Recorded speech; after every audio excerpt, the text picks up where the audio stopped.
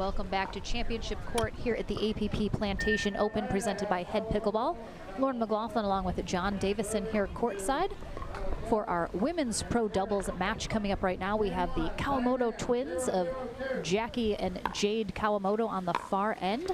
Jackie is the righty, so she's going to be on the right side of your court looking at it right now. Jade is the lefty.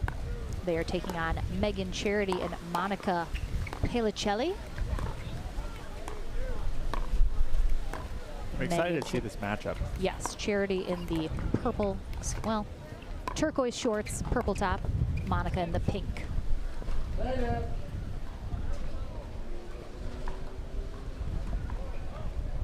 this should definitely be a good match. Again, we love seeing the Kawamoto sisters. Don't get to see it all that often because they both have full-time jobs where they work for the NCAA in different capacities. We have two lefties on the court with Monica Pelicelli and Jade Kawamoto. Same as last match, we had two lefties. The lefties are taking over pickleball, I'll tell you what. This is a semifinal matchup here in our women's pro doubles bracket.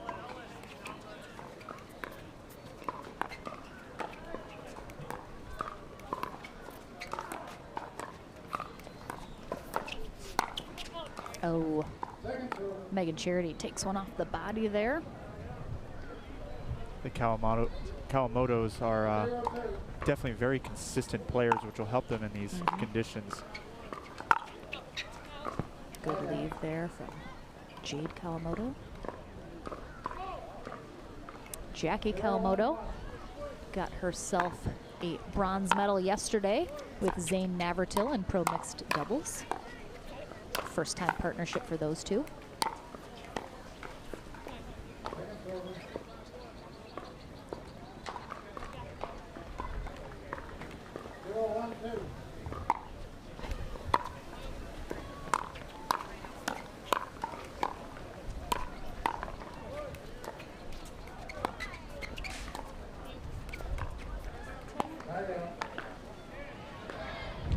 Just a little unforced error on the paddle with Jade.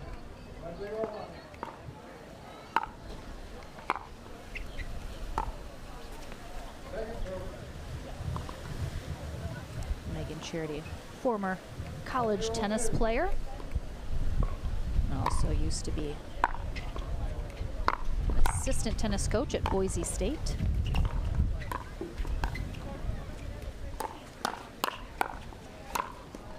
Yeah, you don't really want to get in the hands battles with Monica.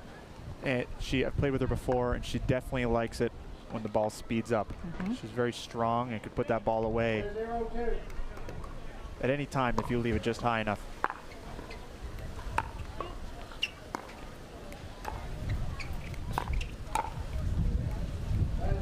Actually got to see Pelicelli play for the first time at TOC in 2019. I think probably then she was maybe playing 4-5 or so, but awesome to see her game continue to grow and evolve, and seeing her here now hanging at the pro level.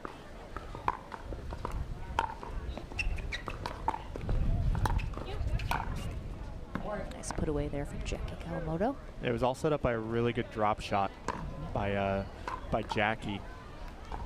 The backhand of Meg Charity here.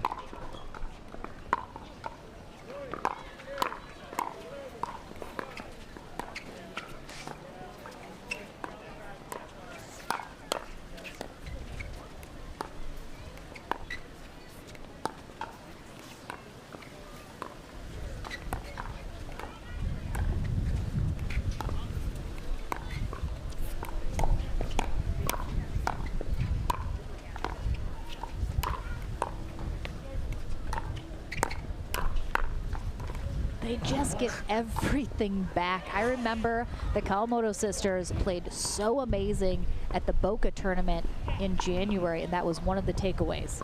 Just everything was coming back. Yeah, and there, you had some pretty big offense by Charity and Pelicelli, and you're right, they just get everything back and everything lands in the kitchen. Yeah. So you have to just be very focused and composed and make sure you're not trying to go for too much. Yeah, Megan Charity with a beautiful two-handed backhand put away there with a nice angle on that last rally. Tied at 2s here in game 1.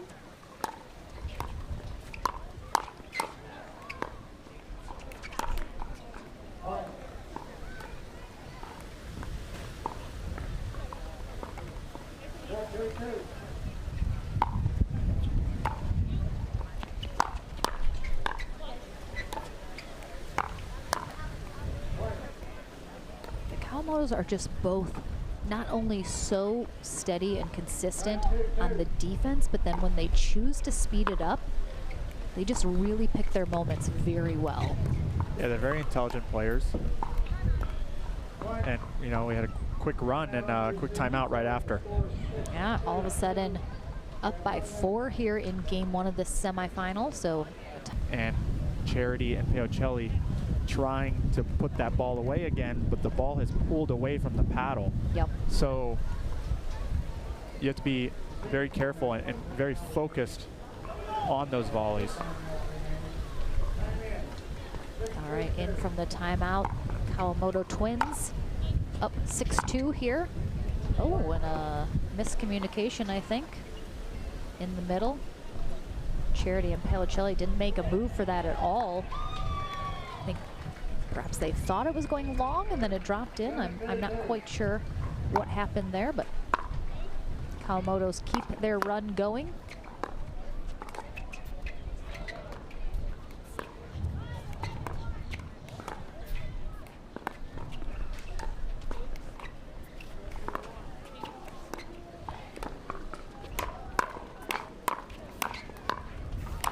Ooh, yep, a little overdid it there.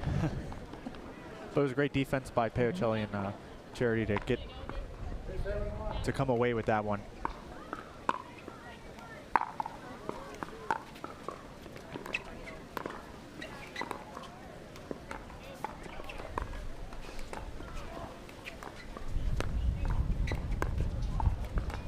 You'll see a lot of balls going right over the middle of the net, right? So it gives you a little more margin with these conditions. Yeah, absolutely.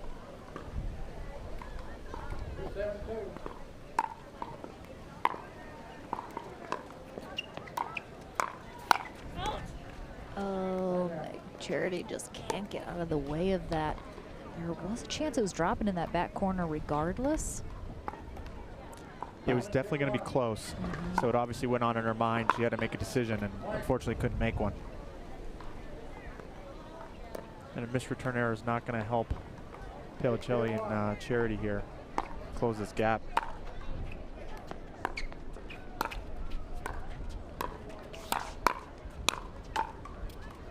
I like to think the times that I have not been able to get out of the way of a ball or get hit, I feel like what happens is your brain tells you to move, but then your body is like half a second behind, and it just doesn't happen quick enough. Like, you know you want to move, but it happens so quickly. Right, sometimes you don't have time to get out of the way.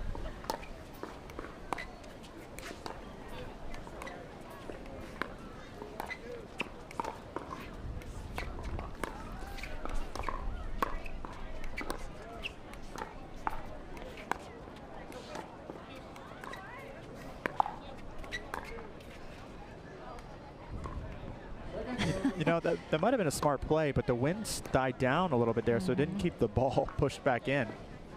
Jackie looks at Jade and just says, I don't know what I was thinking.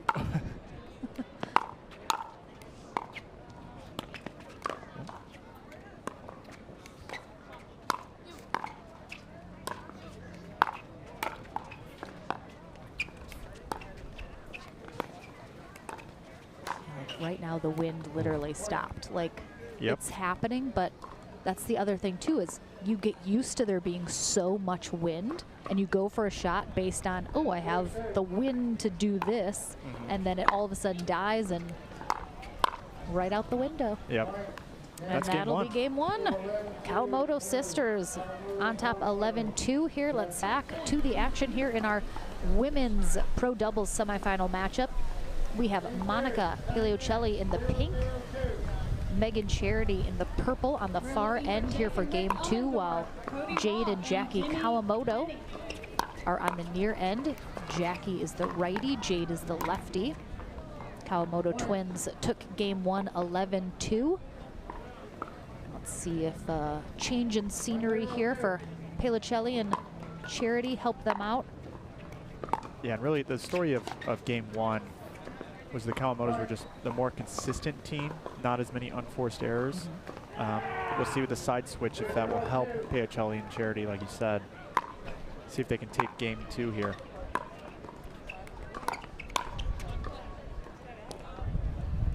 I believe Monica saved that ball. I think that ball was sailing out. That was going out indeed Yep. as well. As she's asking Charity if it was.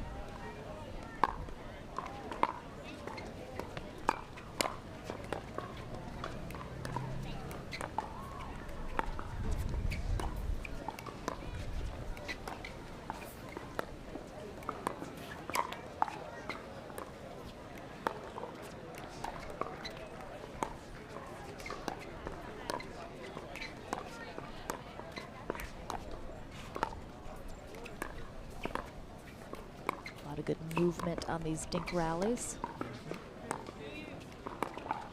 All 4 players moving the ball around nicely.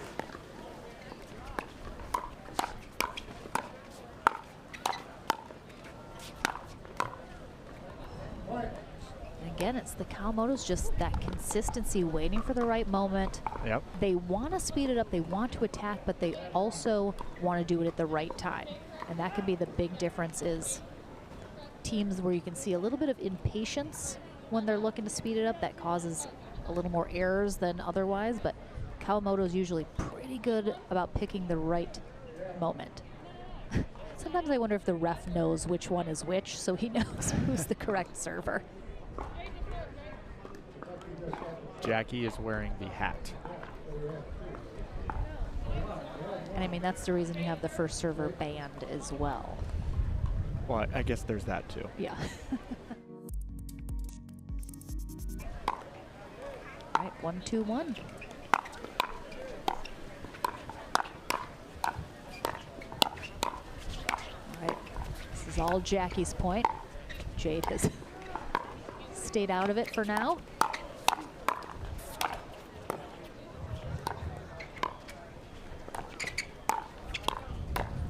Oh, but Jade comes in for the final put away. It was exceptional defense by Pelicelli and Charity to get back up to the kitchen line when they lost control of that point. Unfortunately, it's always the last one when you get up there that you miss. Oh. I think that was a good whiff as it landed out.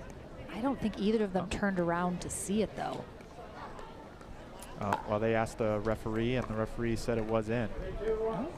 It did look close from where we are, but I wasn't positive.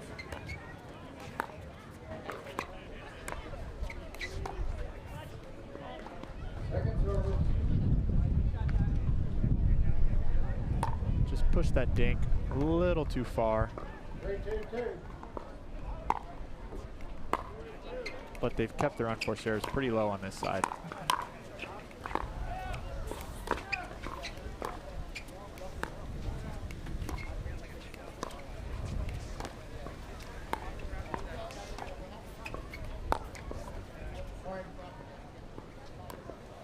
That was definitely a little eager by Charity. Yeah, see, there's the impatience with the speed up. And in these wind conditions, I would just really, I think it's kind of crucial that everybody does have to wait for the right moment, because getting a little impatient trying to rush the speed ups,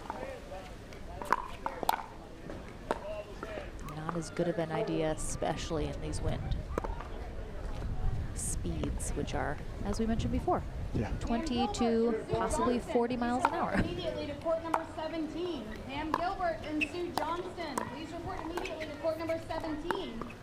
This is your second and final call. That was a great step in by Jade. She kind of left the middle open a little, just a tad, as you see here. And Monica saw it, but Jade just closed right in. Really good heads-up play by Jade.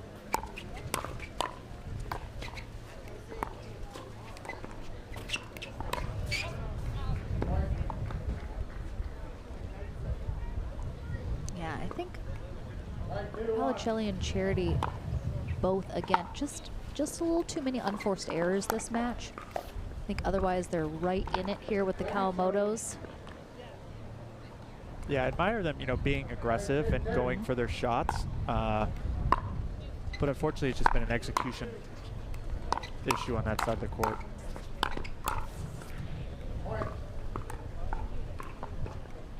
Yeah, I can see the Kawamotos, they often will take a couple steps off the kitchen line when they know it's about to get sped up or they want to speed it up. Yep. Because it just gives them just a little extra room to be able to get a good swing, get a good paddle on that ball. Yeah, it gives you just a little more time.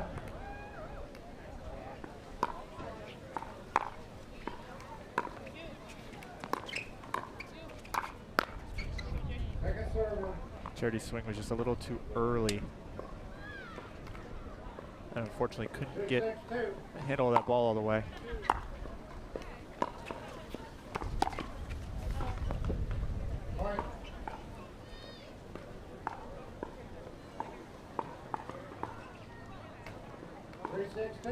Jackie Kawamoto definitely seems to be the more aggressive one of the two in this match. Agreed.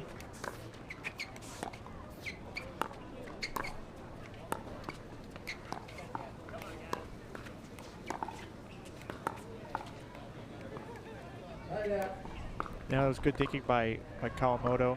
She pushed Charity off the line a little bit and found the feet deeper in the court. Beautiful spot there. I think we might see a timeout here.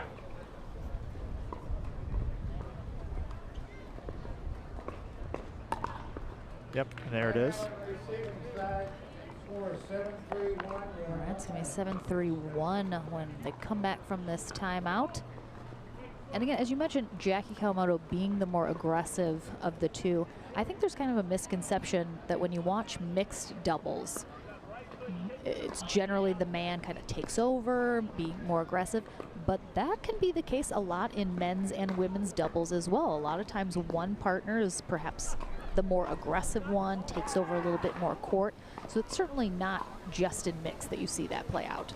Yeah, for sure. It's all about pressure. So, you know, if Jade Kawamoto is getting a lot of balls, if Jackie can apply a little bit of pressure in the middle, then the other team has to be a little more selective with their shots and be more careful. And yeah, you do seem to find that a good team will have someone who's nice and steady and the other one goes for a little bit more.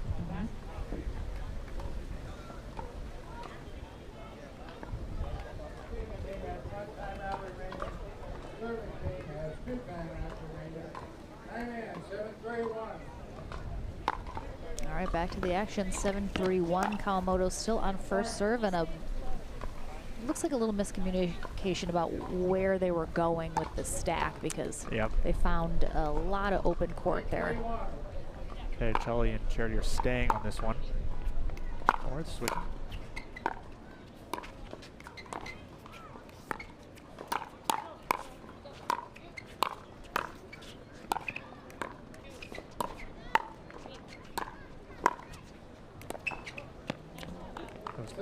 That was a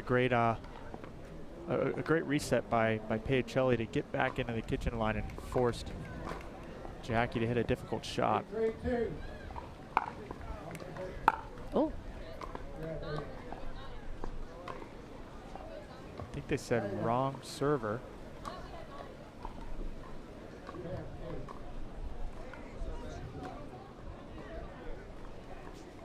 All right, so we have an incorrect server call,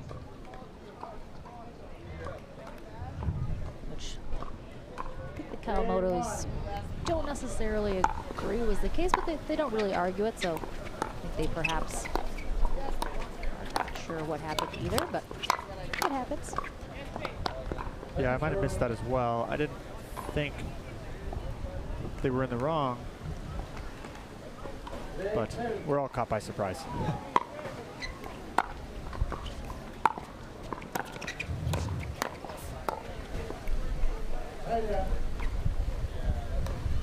And not the side out that Paocelli and Charity would have wanted, not getting more points on the board.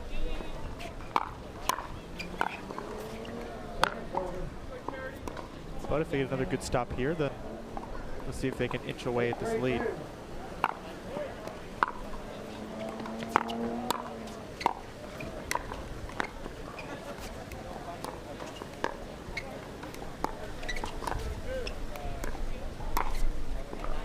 Little net cord, but stays in.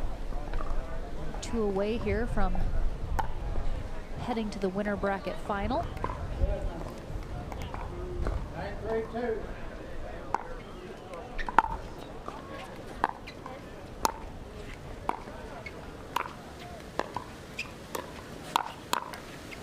Colorado's both just do such a great job getting down on the ball. They get a lot of topspin, they get over it, and they're able to get that nice angle.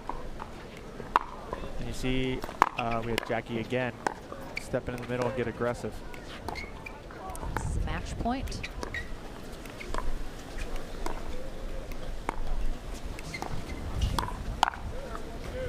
And it stays in because of the wind. Monica kind of throwing her hand up to the sky. What can you do? So Jade and Jackie can match while Auburn and Long on the near end.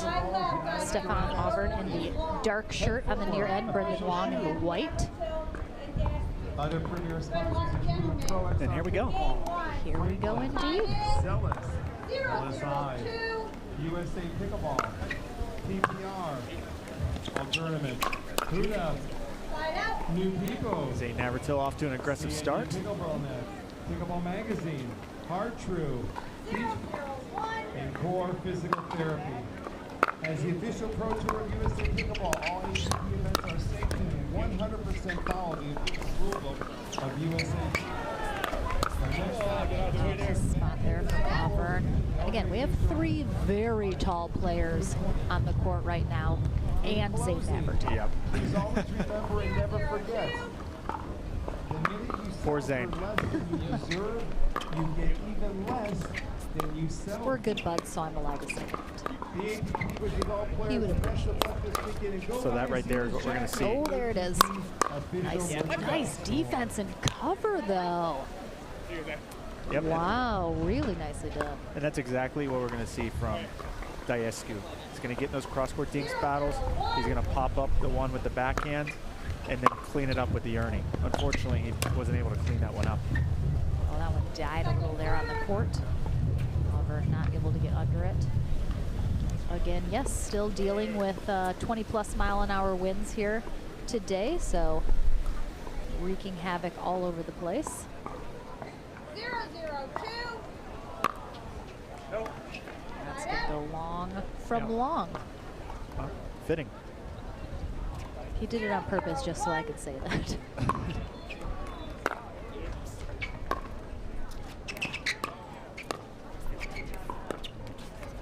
Point.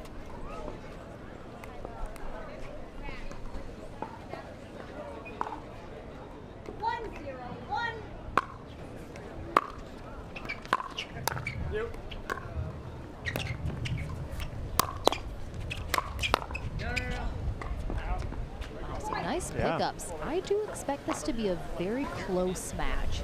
I don't think, especially with the wind, as we mentioned, it's a big equalizer between teams. So I think neither of these teams is going to run away with it. Yeah, we're definitely seeing a lot of aggression and offensive play, which would make this match pretty exciting. Attention all players and fans, we will be serving Florida sweet iced tea today at 1 o'clock. Florida iced tea will be served at 1 o'clock to all Oh, we have a barrier down. Yeah, that. I caught it, guys.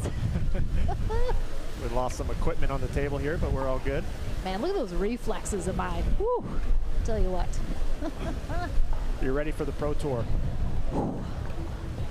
Definitely almost lost a computer monitor, everyone.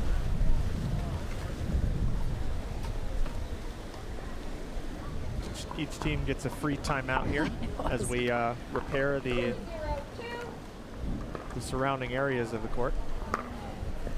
And now we're back.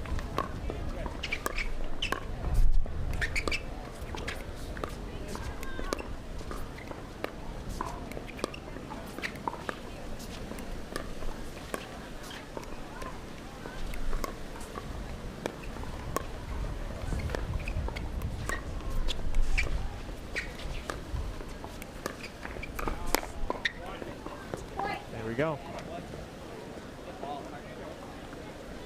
If I'm Stefan Auburn and Long is dinking cross court with Andre Daescu, I would just take a step back off the line because you know it's coming.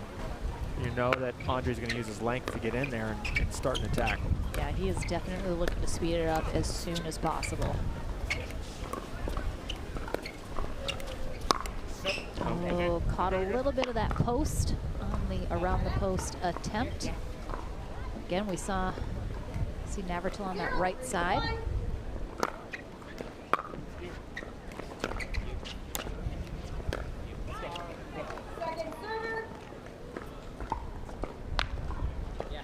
Seen a couple of missed drop shots here early from Auburn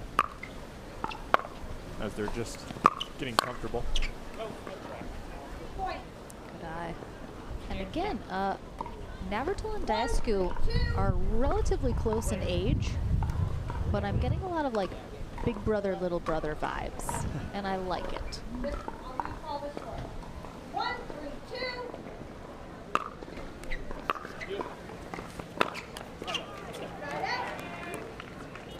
Auburn just needs to settle in here. You know, he's missed a few from the backcourt. Expect to see him get dialed in.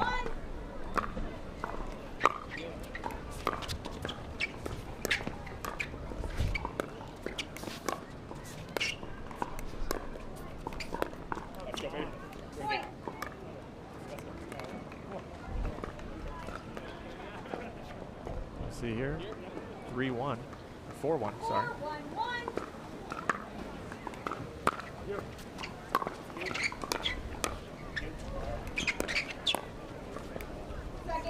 Good speed up there, catching Navratil a little bit in that transition zone. Yeah, he missed his split step a little bit and got off balance. 4-1-2.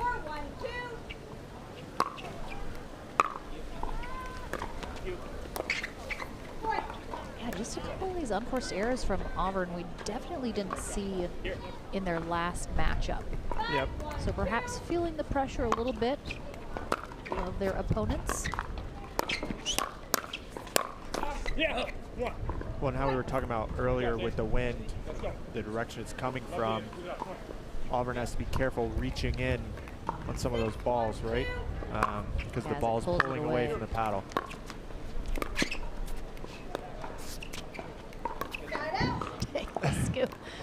The look on his face just missing that dink is fantastic. He is a very emotional player. You will never not know exactly what he's feeling.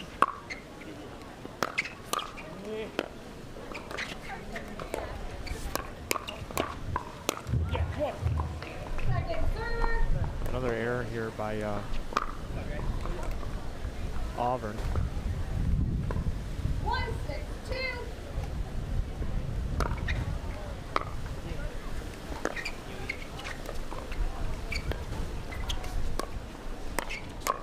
Yeah, great job, Dan.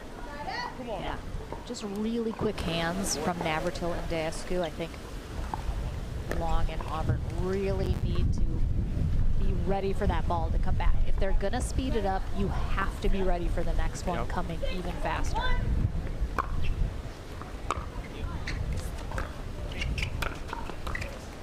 Oh, very, very awkward looking attempt there from Daescu, but again, put it in a weird spot, add a little wind. They did not read the trajectory of that ball correctly.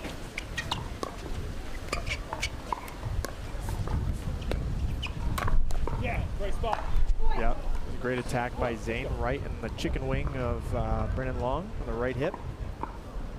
Long couldn't get a good looks paddle like on. they're isolating Auburn here just a little bit. Long not able to get into as many of these rallies. I'd like to see him insert himself if he can a little bit more. We'll try and take the pressure. Off of Auburn, yep. Auburn has had a few more mistakes this match than we've seen earlier. Go, come on. And you can see the frustration on Brennan Long as missed that volley. Receiving team is calling timeout. The score is And again, 8-1 cheerleaders. he was ready for it to come back. He had his paddle up, expecting it. And you just have to wonder just how much the wind up. On the, in this game as they were earlier. All right, and from the timeout, 8-1-2, and Auburn just really gets a hold of that. 9-1-2.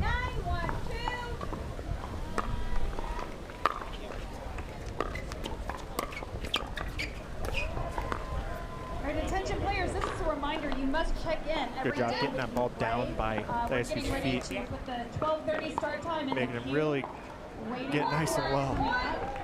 Don't forget, whether you're playing in pro Let's gonna or sail Long, amateur and that is brackets, exactly what please make Long sure and that Auburn you need. Yep. report They directly need to some the court. momentum on their Receive your side. text They'll take the message 3 for your points. court assignment. Yeah, it's a sense of Report relief directly to for the Long court. and Auburn to get off Text one. message for your court assignment. Thank you. Again, the wind just stopped that ball in its tracks entirely. 2-9-2.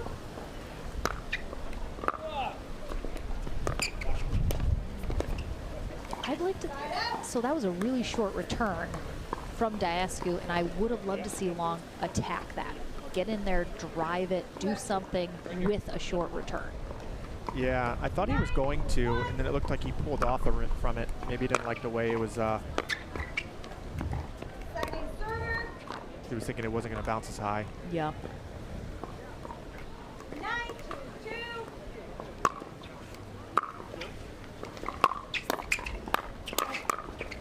Yeah, whoa.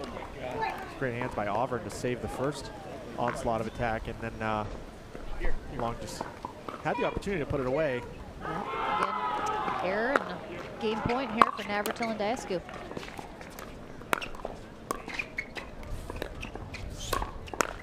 Oh, nice hands from Long.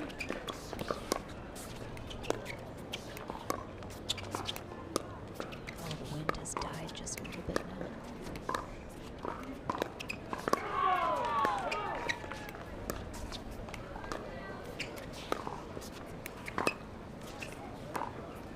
Oh. Why am I getting out of that truck? And they're able to hold him off for at least one more go around.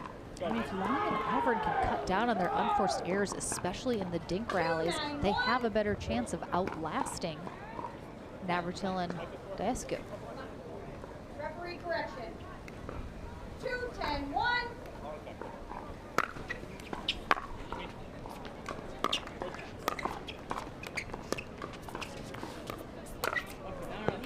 Ooh, that was close.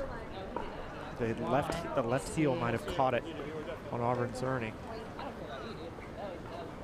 Yep. It did a little bit of shot. Again, Michelle can't see that. She literally can't see that little tiny piece of his shoe. So again, we have the benefit of the replay.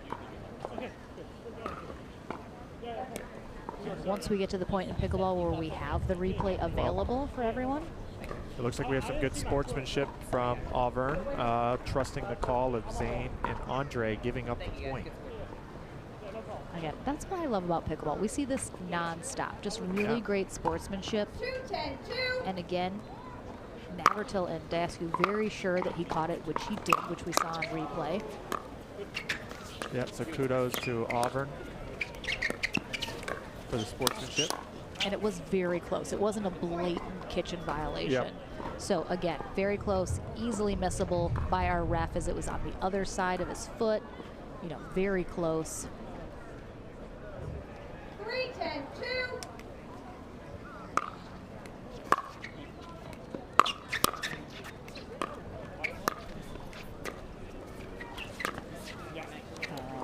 Auburn lets that go by. Yeah, Andre just didn't put a lot on it. Yeah, I think he definitely thought it was coming faster. You can see his face as he realizes, oh no, that was very in. You saw Diascu load up on it, just took a, but he ended up taking more pace off. Another game point opportunity here for Navratil and Diascu.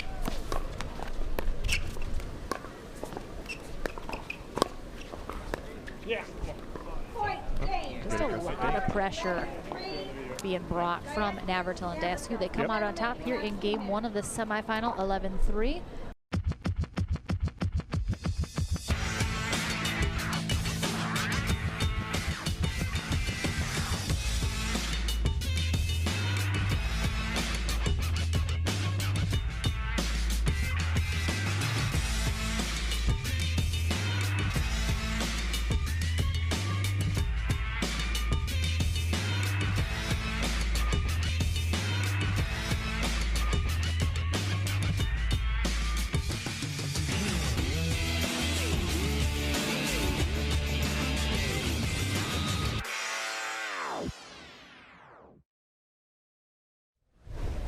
Welcome back to a blustery Saturday morning here in Plantation, Florida, at the Plantation Open presented by Head Pickleball.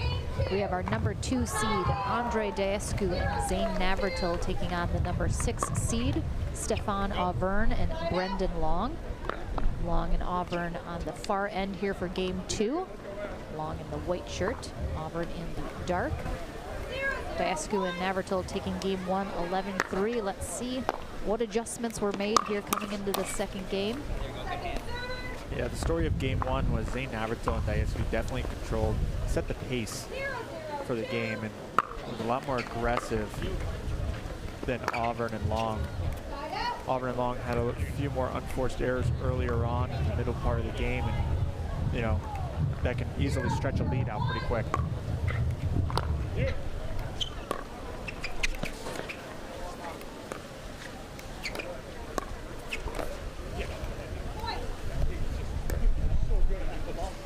Zane is having a lot of success cross court with Stefan, finding Auvern's right foot.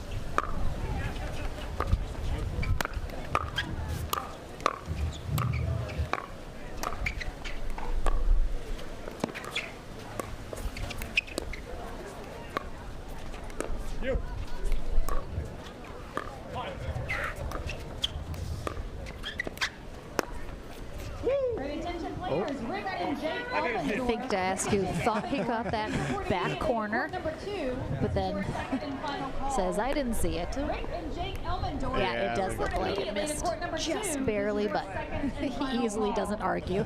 He's like, I didn't really see it. Sometimes it just feels good off your paddle. It did look like it was going to come in, but it trailed off.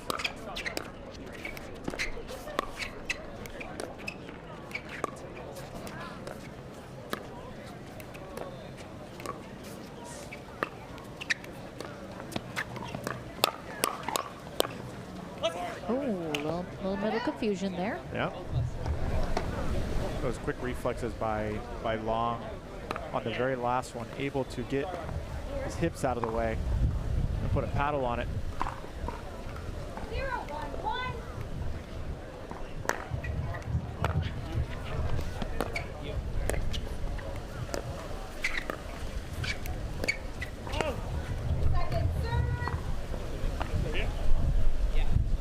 Do you want to see him just go to the middle more instead of trying to cross so far over there with the angle? Because I feel like that is a lot of his errors are when he's trying to go with that angle a little bit too much, Well, yes, given the wind. Especially, you know, when he's been cross court with Zane Navratil.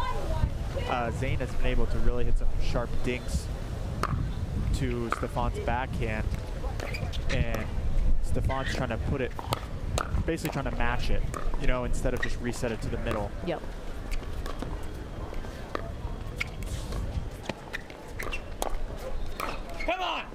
That was good offense by Brendan Long, and that's what we saw earlier from him. It was a lot more offense created, and I think we saw a little bit of that towards the end of game 1, and now he's carrying that over into game 2. Yeah, I think they realized they needed to be a little more aggressive.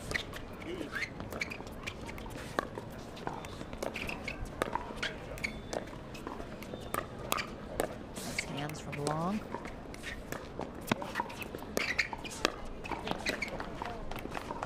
Ooh, nice get from Daescu.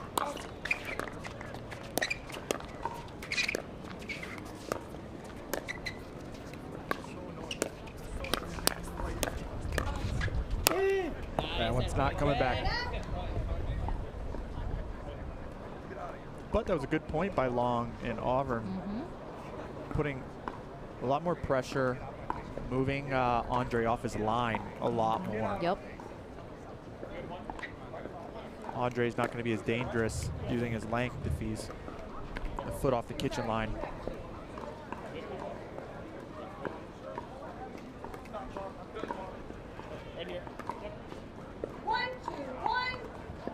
And Long and Auvergne have the first lead of this match so far.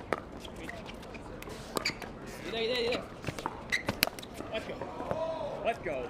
That was a great reach by Auvergne. I don't know if he crossed the plane of the net or not. No, he did not. Yeah. Yeah, he made sure to get outside the kitchen that time.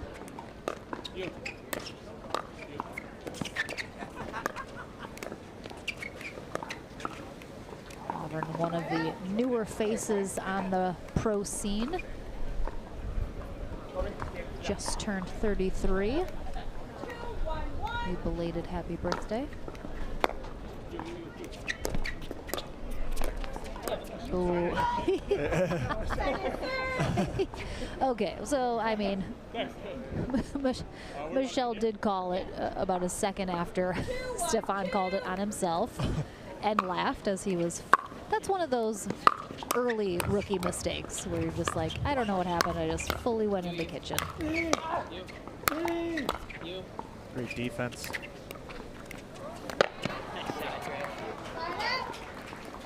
A nice, lovely drop shot there by Diascu, bringing him back up to the kitchen line. Unfortunately, couldn't get to it in time. We're seeing Auburn start to mix up his dinks and go a little more straight up with Andre.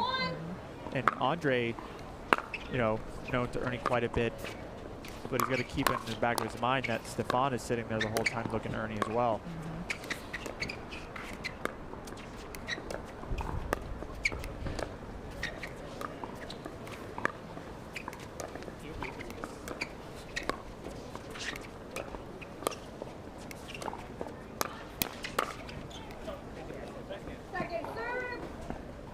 Who tries to mix it up, block that cross court. Gets it just a little wide. We have a much more even match here in game two. Both teams going a little back and forth. I think Auburn and Long have gotten a little more comfortable in this matchup, making it a lot more competitive of a game. Yeah, I definitely think they made some good adjustments. Cut down on the unforced errors here. Great hands by Brennan Long, being able to hit down at Zane's feet. Zane had to take a few steps back. Unfortunately, couldn't get it over the net.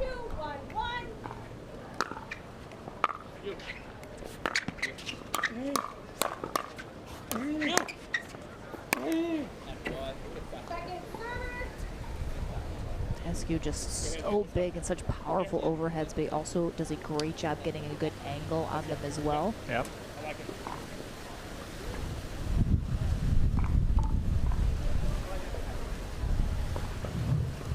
Leaving a ball high to Andre is definitely not ideal.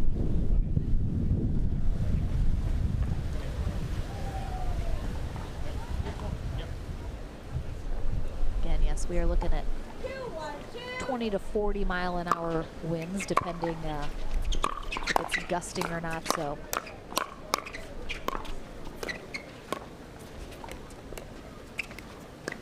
Just catches that sideline. Ooh, good hands there from Auburn and Long. Yep. Definitely, as you mentioned, being a lot more competitive this second game. 1-2-1. Yeah, Auburn's looking for the Ernie quite a bit. And Diascu starting to notice it, so he just threw one at him. And he caught Auburn off guard. Spot there from Long. 1-2-2.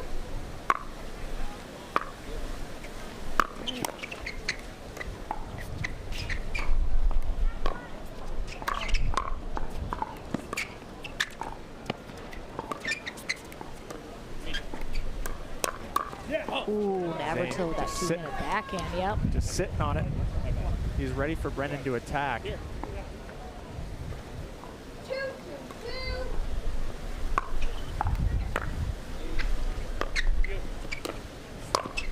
Oh, too good from Navarrete, right up the middle. I kind of like seeing Zane on the right side of the court.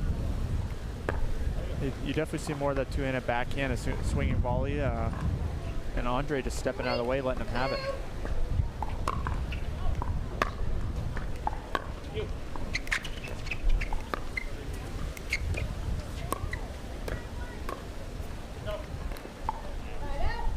Zane just trying to force something.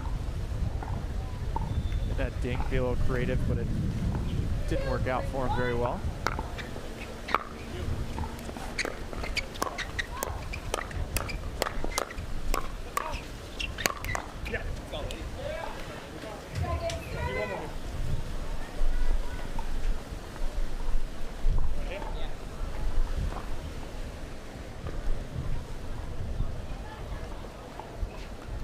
a lot more competitive, game 2. Yeah, I feel like this game has been going on forever, and we're only at 2-3.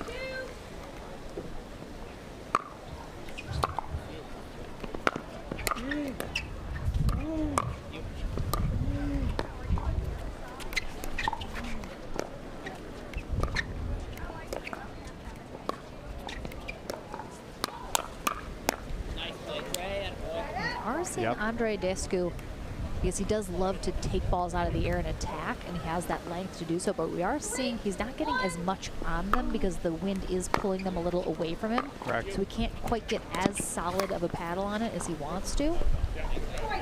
Yep, but he knows it's going to come back, so he immediately just gets ready to clean it up the next time, which we saw 2 points ago from him.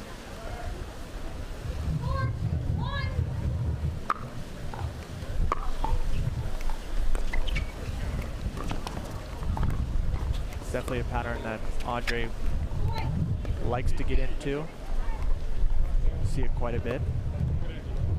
With that, reaches in with the backhand, flicks it at the person in front of him, cleans it up with a forehand.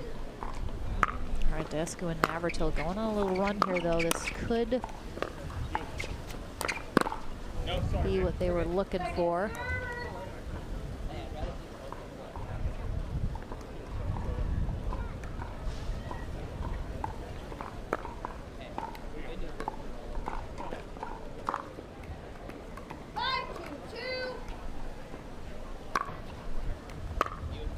Players, Scott Tingley, Bob White. Scott Tingley, Bob White, please report to court 17. Just exceptional hands by all 4 players. Final call. But Brennan Long comes out on top as he gets Zane. It's up on 1. That's all it takes.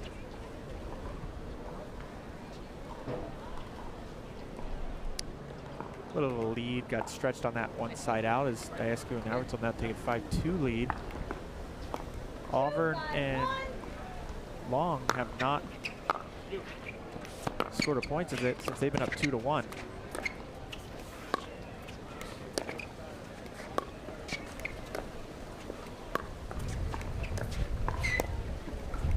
Well, there we go. They just needed you to mention it, John. Usually helps get him over the hump. 3-5-1. Auburn is definitely finding more comfortability in his dinking right now. Second server. This is moving it around a little bit more, 3-5-2. not creating as many errors as he did in game 1. That's just too good. Short, Nice all caused setup. by a short return. And Auburn able to step in and rip it at Zane. 4-5-2. Let's go. Side out. I feel like every time Auburn tries to drive it, he's just leaving it a little low. He's just a little flat on them. 5-4-1.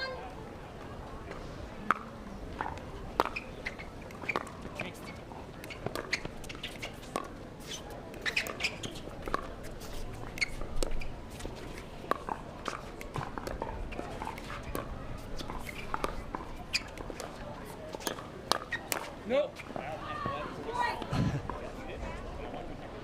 Auburn got what he wanted, but it seems to be like he's just looking for that Ernie so much. He's forgetting there's other options. He's stepping to his right, and the ball is going more towards the middle, and he can't Well, that's adjust quick enough. Long. Descu and Navratil back up by 3. And a timeout here called. 1 minute. 7-4-1. 7-4-1.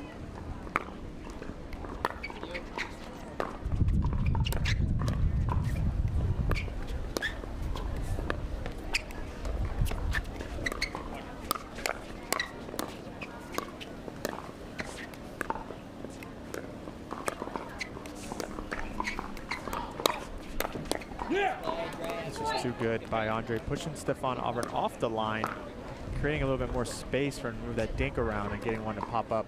8-4-1.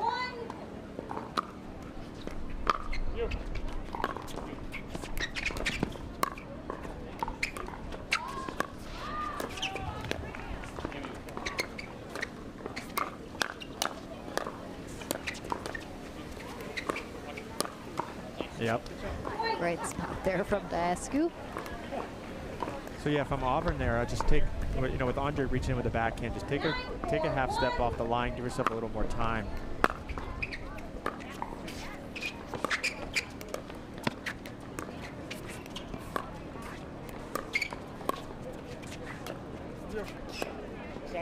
That little miscommunication in the middle.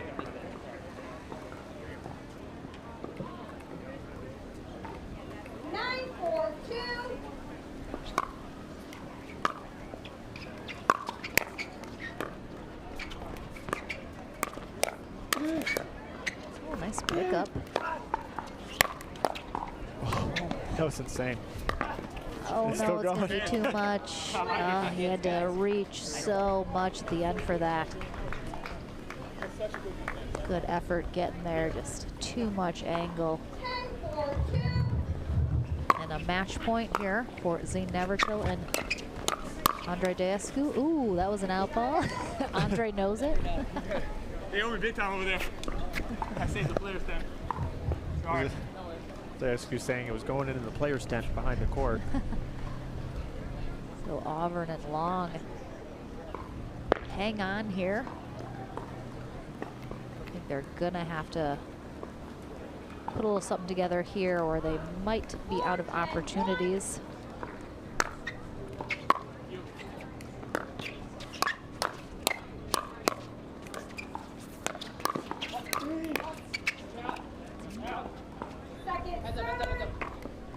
It looks like Brennan Long wants to involve Zane Navratil a little more, as the cross court between Long and Dasku's not working well for their side. Yes, sir. Yes, sir. He tried a little shake and bake there, but Auburn's drive was just a little too high. Zane able to find the feet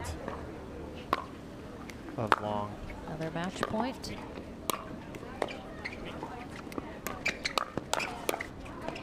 And there it is. And that is gonna be the match. So Zane Navratil and Andre Dasku head to the winner bracket final, while Stefan Auburn and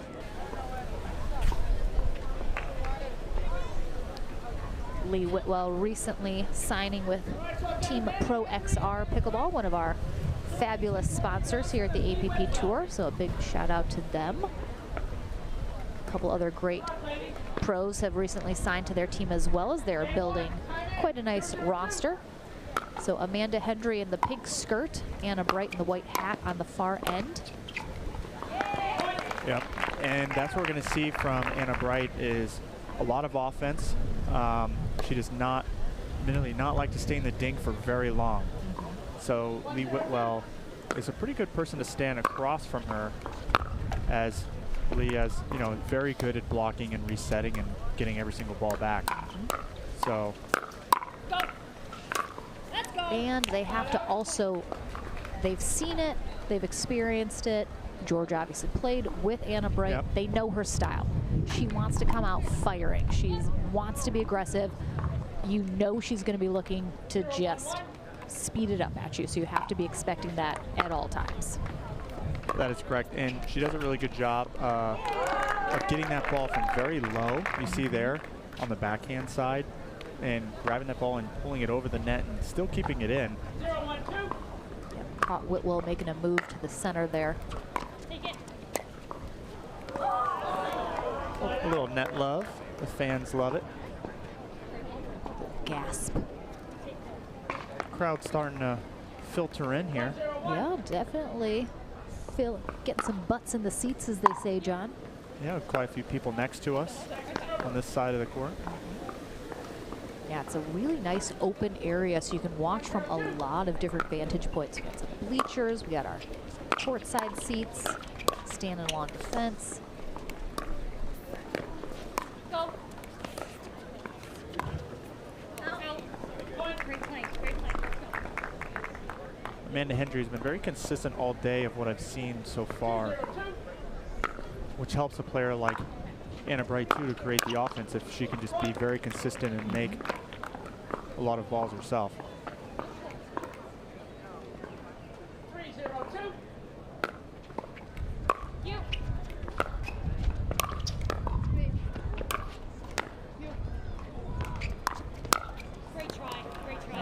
slice there from Whitwell. Gets it nice and low. Whitwell and Johnson just smiling a little bit, getting loose. As they likely have been sitting for a little while.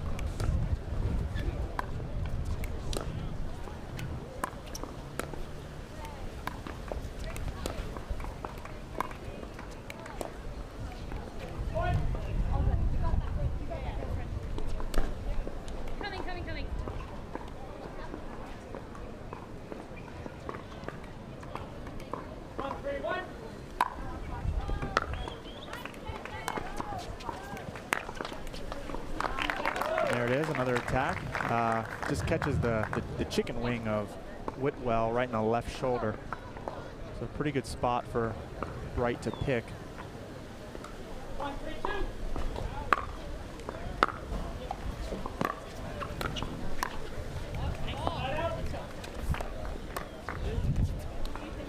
And Bright and Hendry off to early lead here at 3-1.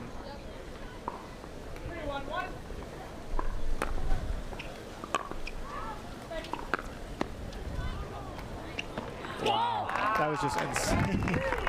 The third shot lob, you love to see it. Yeah, and that was all wind right there. Look at the ball just curl. Yeah, and that was going to go well long. But again, you play the wind. Yep. Once you can adjust to it, kind of expect it, know what's happening. Good lead there from Whitwell, though. You can try and use it to your advantage.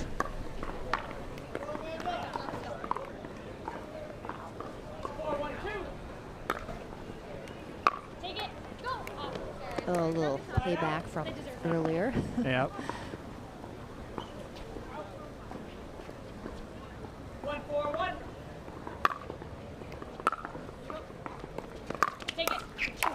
Oh, nice poach there from Whitwell.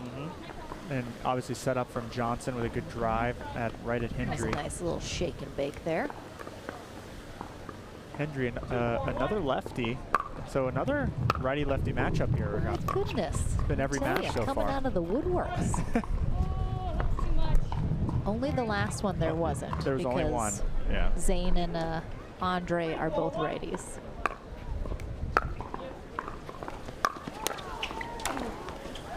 Okay, we're seeing a little bit of a pattern here. She's getting aggressive. Yeah. I like it. We're seeing a pattern here. It'll be interesting to see if Hendry and Bright mix it up by returning more to Lee's side, as Johnson is the one driving, setting up Lee for the poach. Bradley Eugene Stikowski to the tournament desk. Bradley Eugene Stikowski to the tournament desk.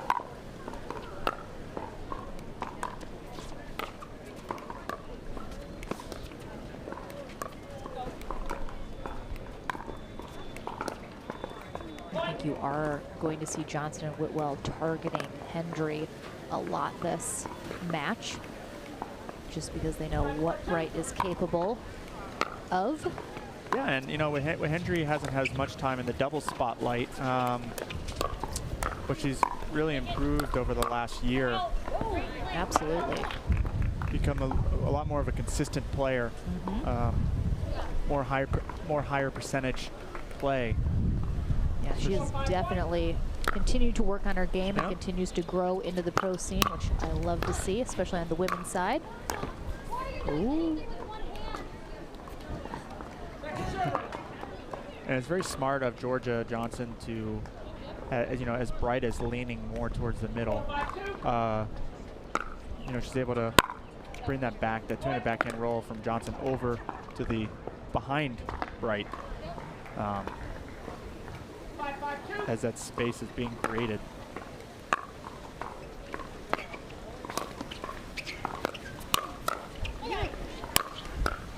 Nice setup Yeah. from Georgia Johnson to Georgia Johnson. Well done. Really good placement in her shot selection. We're tied up at 5s. Ooh. Wow, That was Georgia Johnson. I thought there was no way she was getting that at all. Great And then she athleticism. attacked. That ball was on the ground and she attacked off of it. Who does that? That was impressive. I don't think Hendry was ready for that to come right at her chest. 6-5-2.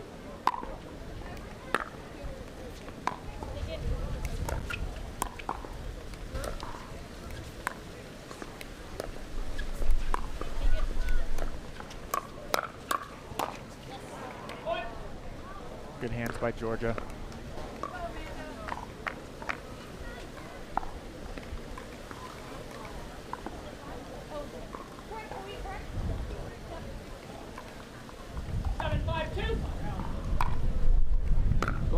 Wow.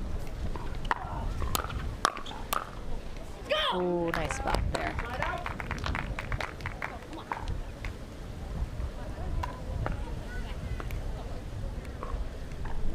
And earlier we saw Hendry and Bright take a lead, but now Johnson and Whitwell have stretched a little one of their own. Yeah, they definitely made some quick adjustments. We talk about all the time how important it is for teams to make those adjustments on the fly mid-game.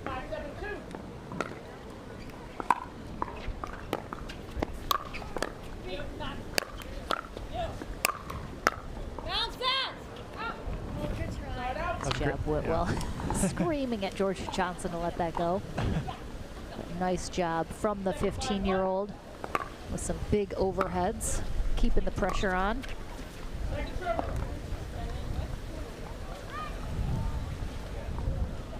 Thought Johnson was going to continue to keep driving the ball.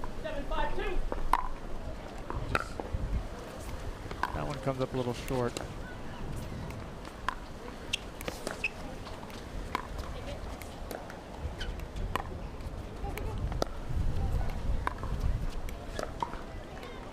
See, Hendry really likes that two-handed dink. Yep.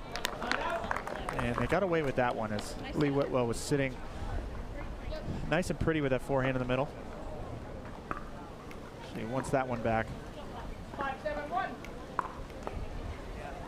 5-7-1 here in game one of this semifinal match. That was Ooh, nice, such a so nice low. and low drive by Anna. 6-7-1.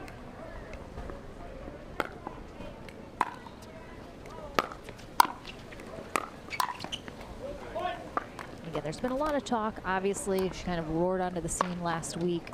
And there, of course, are things she's going to need to hone and work on in her game. But all the raw talent is there. It's just a matter of kind of harnessing it in the right way. Of course, she's fresh off her college tennis career. Just graduated in May. So there'll be an adjustment period to kind of shed perhaps some of the tennis things that she no longer needs as much here in pickleball. Yep. You know, you see here some of her attacks are a little predictable as, you know, Lee and Johnson have started to pick up on it. Where earlier in the match, she was able to find some holes.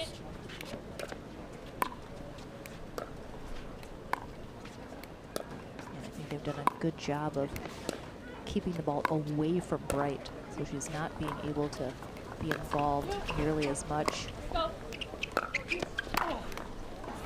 But I love what Lee did there. She rolled one right behind Bright to keep her honest.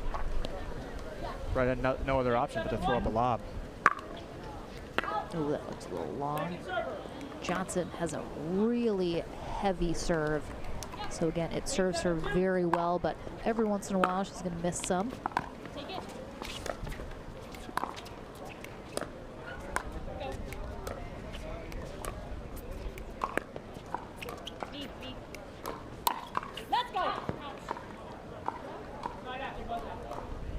Couldn't tell.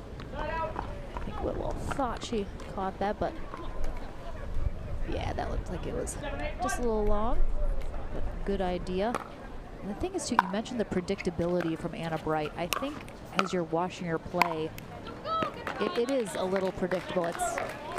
You almost can guarantee she's looking to just speed it up or drive it at you.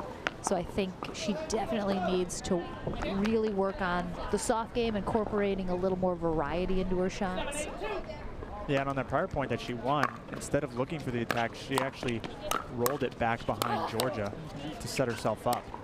So she realized she needed to mix it up as well, and it worked out for her. Yeah, I definitely think her default setting is a drive attack. Which, again, as she gets into the game more and learns the intricacies of pickleball versus tennis, that'll continue to improve. Obviously, she's already making waves just into the pro scene. Yeah, and the crowd here is definitely favoring this near side of Johnson and Whitwell as they come on a little run here. I mean, Georgia Johnson, this is kind of her turf from Delray Beach, so not too far away. Oh, we have a timeout at game point. All right, so again, Hendry and Bright came up. And I mean, Bright and Hendry have been right in this game the entire time. Yep. It's just been the stretch at the end here.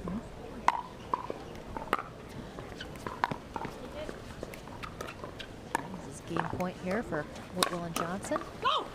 And an attack from Georgia Johnson will get the job done here. So game one going to Georgia Johnson Chip Court and this women's pro doubles semifinal match. Game number two about to kick off. Lee Whitwell and Georgia Johnson on the far end. Amanda Hendry and Anna Bright on the near end. Johnson and Whitwell taking game one 11-7. Lauren McLaughlin along with John Davison here in the booth. See if Hendry and Bright can force a third game here in this semifinal match. Yeah, you know, I think they have the ability because the first game was very competitive up until the last few points. So I think if Bright and Hendry can be a little more consistent and be a little less predictable at times, they could definitely take this game too. Absolutely. Again, this is our second stop on our Florida tour. In 2 weeks, we will be at the Delray Beach Open, so hopefully we will see everyone at home there as well.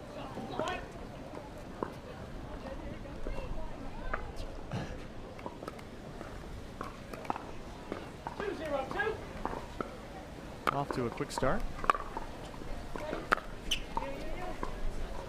Oh, yeah, I was like, Whitwell better duck. And she's there, she has it.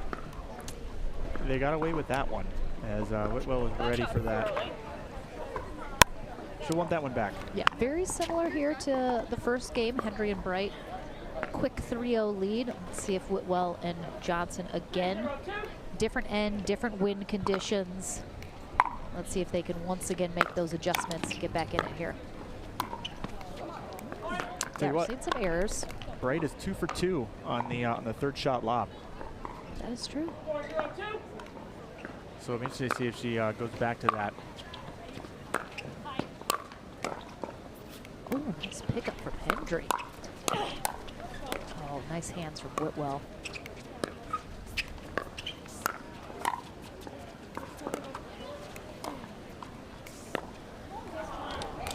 Nice rally all around there. Yeah. Really nice hands. 0-4-1.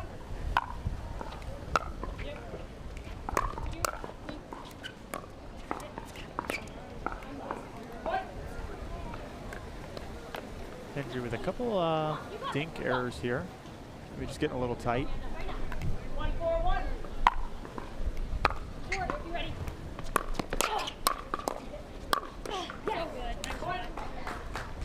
Georgia bringing the heat, bringing it right back to Bright. Heard that Amanda Hendry definitely was feeling the pressure coming into this weekend after Anna Bright's kind of breakout performance last weekend. She was like, "Oh boy, I got a lot to do this week." Well, you know, I think she should keep her head up because she's been playing pretty good pickleball all day long. Absolutely.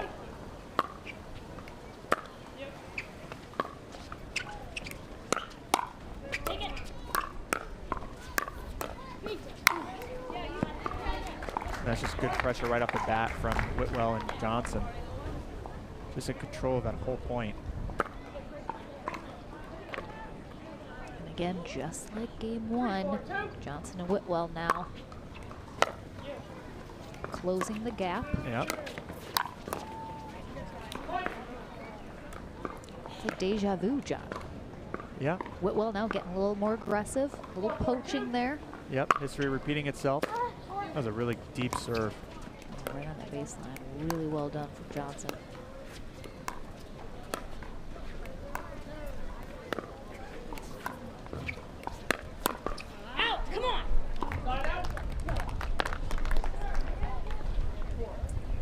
And a good attack by Bright, kind of caught Whitwell off guard.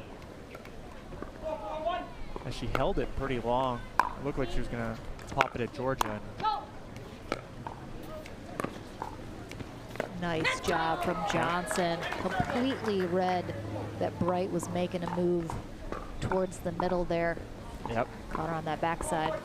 Very heads up play by Georgia Johnson.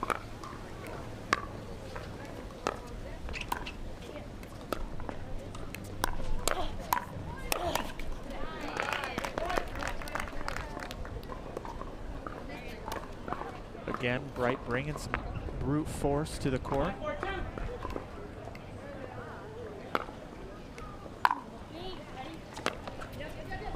There's that lob. So now she's 2 for 3. Uh-huh. Still good percentage.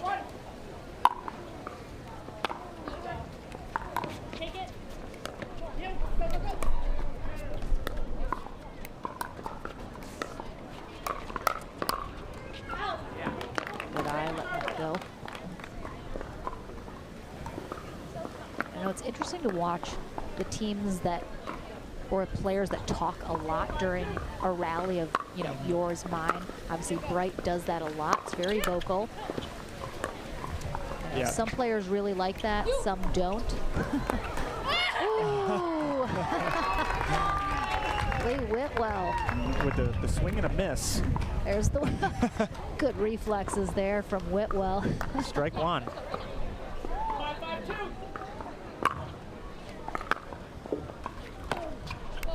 Oh, ball in the court.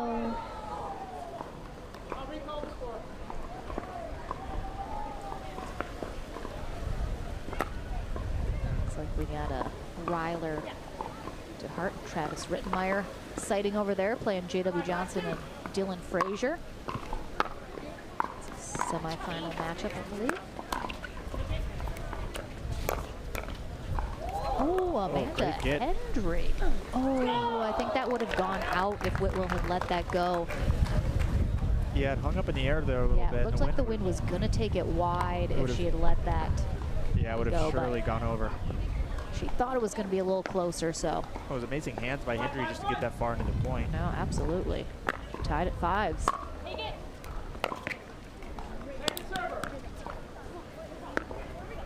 Real tight game here in game 2. We haven't seen a game 3 on center court today yet. We haven't. I'm surprised too, because with the wind, you'd think One side would be favored. one side would maybe perhaps do a little better and force those third games, but you're right, we saw a lot of 3-game matches yesterday.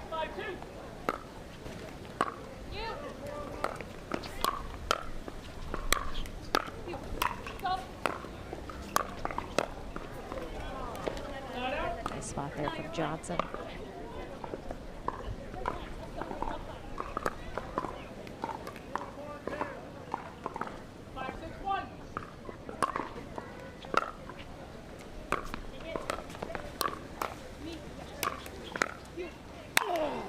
That was all set up by a really good third shot.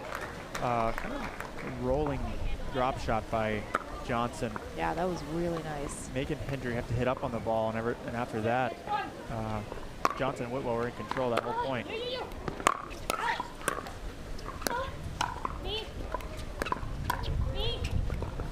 Oh, the wind. Oof.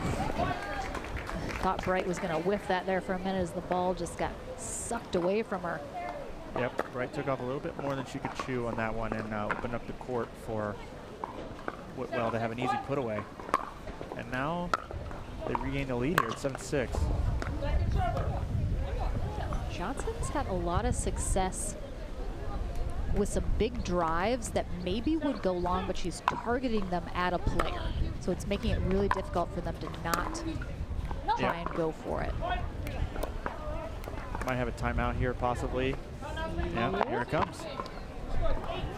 All right, so Hendry and Bright won. It out at the end of each game. Yeah, able to withstand the pressure a little bit more. Yep. All right, and from the timeout, Johnston and Whitwell up by 2. Yeah, that was a good thing by Amanda Hendry, giving it nice and low.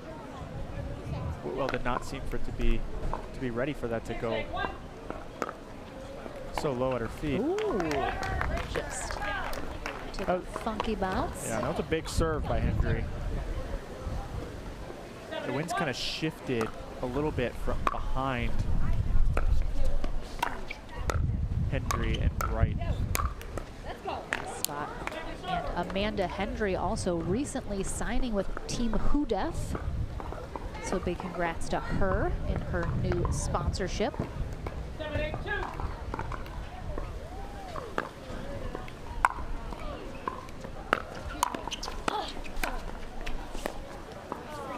Just a little short. Yeah, it's good to see some up-and-coming players get some recognition by some of the pickleball companies out there. Ooh. Oh, that's just so tough. Looks like Johnson's ball might not even make it over, and then sometimes you're overthinking the wind as well. What's the wind about to do? And you kind of psych yourself out a little bit. Yeah, we're just looking at the flags around the facility. It looks like it's the wind's starting to shift a little bit behind the back of Hendry and Wright. Match point here for Whitwell and Johnson. And Whitwell, I think, is gonna... The experience reigns supreme. Yep, turning up to 11 there at the end. So well done, Whitwell and Johnson. Withstand the pressure here. And, the camo with Shiv Krishnaswamy playing against the young guns, William Sobek and Gabe Tardio. We're 3 games away from the bronze medal for these guys, so they have a little bit to go before they make it to a medal round. But some pretty solid teams.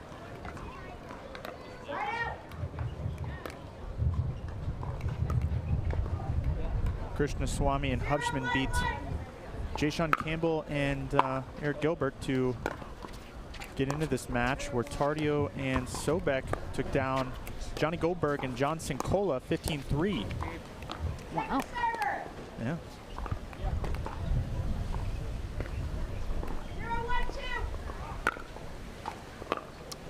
All right, we have another medal presentation of the day. This is our amateur women's doubles 3035 combined bracket. Congratulations to our bronze medalist, Joni Rich Just a little and short there Deborah from Becker. Hubschman. Yeah, Brandon Hubschman is someone that is going to be gold medalist, very creative. Andrea Zucker and Sheila You'll see Simon. a little bit of Great flair place from there, him. ladies. Please head to the Franklin medal stand near court number And Shiv 17. Krishnaswamy Awards. is going to be very solid in the dinking and looking to speed up in the hands battles. Yeah, he partnered with Anna Bright yesterday and mixed. He had a good showing.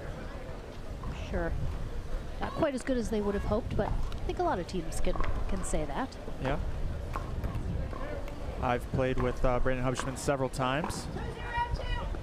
How did that go, John? That doesn't need to be discussed. I'm sore subject. I'm so sorry. I'm just kidding. He's a great guy and a great player. But you know, they have definitely a test ahead of them with William Sobek and Gabe Tardio. Absolutely. Both just studs. Ooh, gorgeous. Yes. William Sobek, 18 years old. Gabriel Tardio, 16. Effortlessly clearing the kitchen there. He gets the earning winner.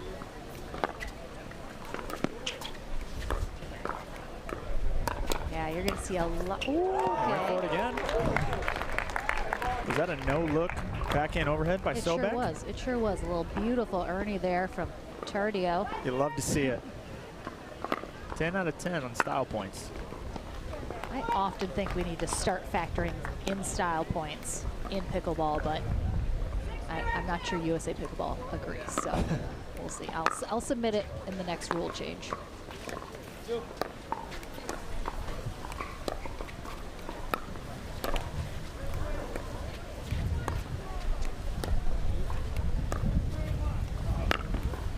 It's a little wide there from Sobek. And again, I think people see the wind affect the bigger shots, the drives, the lobs, all of that, but it's affecting the dinks so much. You can just see the players kind of on edge in the dink rallies because they're just trying so hard to control where they put the ball. Yeah, Hutchman and Krishnaswamy still trying to get on the board here in this match to 15. Looking to stay alive here. Oh, Brandon. A little miss hit there. Hubschman just barely missed that one off the edge of the paddle. And a pretty commanding start here by Sobek and Tardio.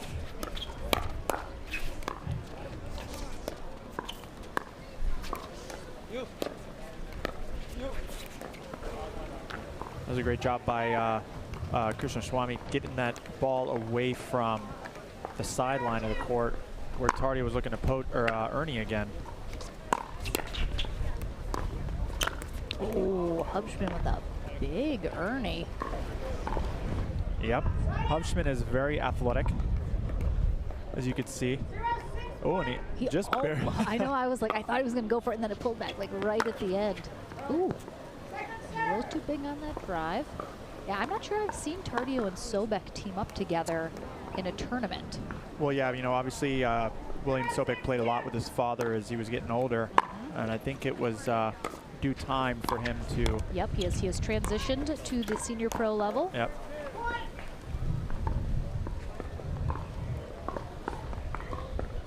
Yeah, we're seeing just so many new young players come into the sport, these two included.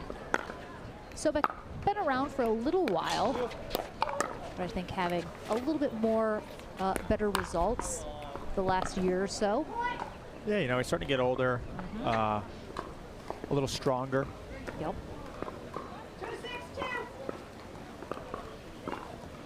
He's not just a kid out there anymore. A young man indeed. Yep.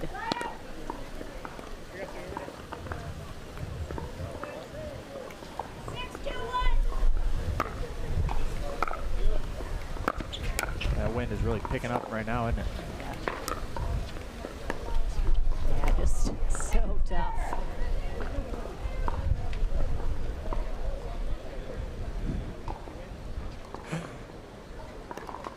Hubschman complaining to the booth about the wind. I mean, there's not much we can do about it. I'll put a call into somebody, but I don't have a lot of power around here.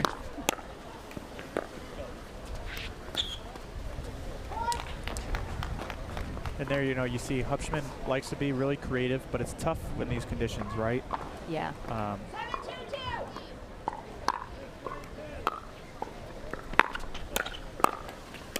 Oh, nice recovery there from Krishnaswamy. Excuse me.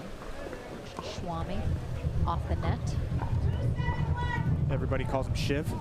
So if you hear Shiv, that is Krishnaswamy.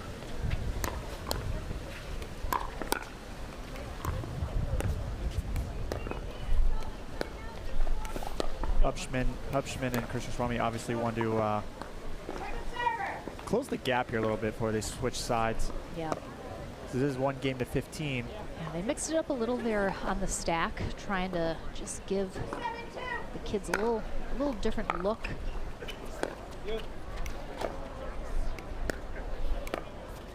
Stay with it. Hubschman on the right side here. Ooh, there's there we go. Another beautiful Ernie. A little backhand smack there. Hubschman and Krishnaswamy also hometown guys, as well as Tardio. So some commentary from the fans to all the guys on the court.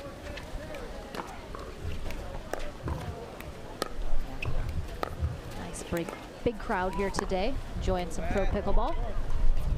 Here we go. They're closing the gap just a little bit. Slowly but surely, it seems that putting Hubschman on the right side of the court is just giving Tardio and Sobek a different look that they haven't just quite figured out yet.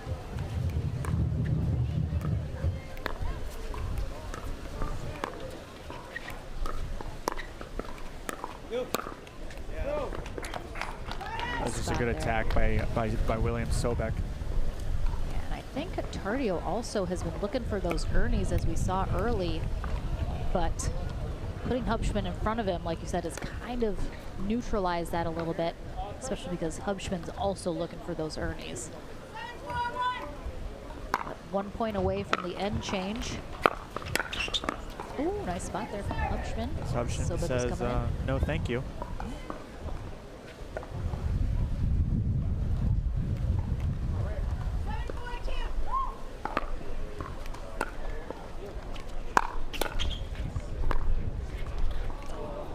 They hold him off.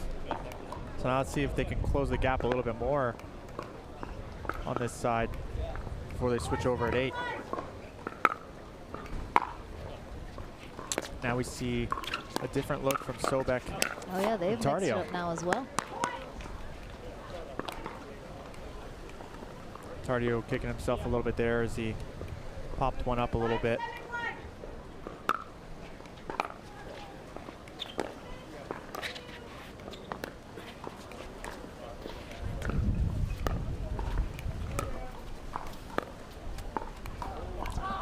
Krishnaswamy, you know, just playing very conservative, moving that dink around very well, letting Brandon Hubschman get all the highlight points. Yeah, they're just kind of keeping the pressure on here. Yeah. Seen him force some errors out of Tardio and Sobek.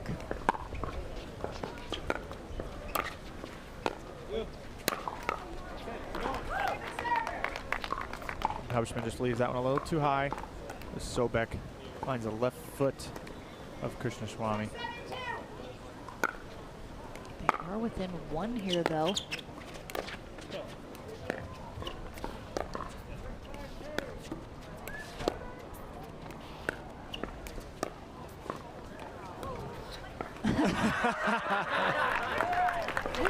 I think what's really funny is, so he blew on the ball. I feel like I heard that you were allowed to do that. I believe you are, but I think it hit him in the. I think Did it hit him in the face? I think he kissed like, it. you're literally allowed to do that. If he hadn't have touched that ball and blew on it, that would have been legal. I'm pretty sure. Someone correct me if I'm wrong. I've seen Kyle Yates do it a couple times. I didn't think he touched it. It looked like he just kissed it. Did it? Yeah. He's gonna have to wash his mouth after that.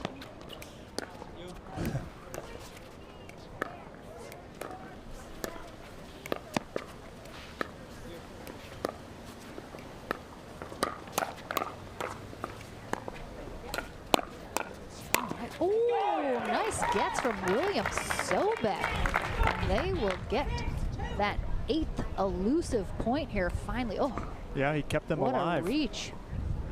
Yeah, so we'll switch ends here. William Sobek and Gabriel Tardio out here just by 2, 8-6 in this match to 15. So Shiv Krishnaswamy and Brandon Hubschman will finish out this match on the far end.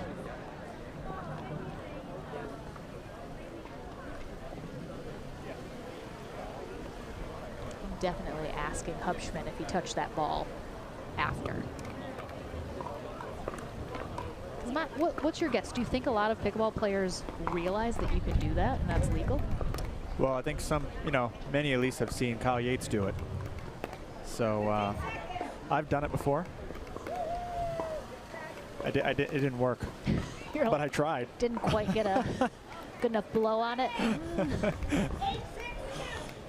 I'm sure I would have appreciated the effort, John.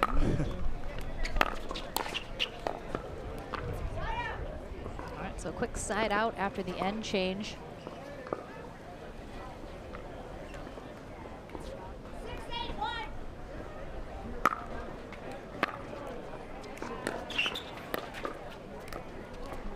Krishnaswamy and Houshman did a good job of closing the gap to just 2 before they switched sides, where they were originally down, I believe, 7-2. Oh, good recovery. Ooh, oh my goodness. Amazing wow. hands. I did not think Krishnaswamy and Houshman were going to be able to stay in that, but nice hands. Yeah, Shiv got really low, allowed himself to get underneath the ball and reset one in the kitchen. Yeah, good eye there from Tardio. He could see Krishnaswamy really Leaning look in middle. Beautiful inside out behind him to get the ball back.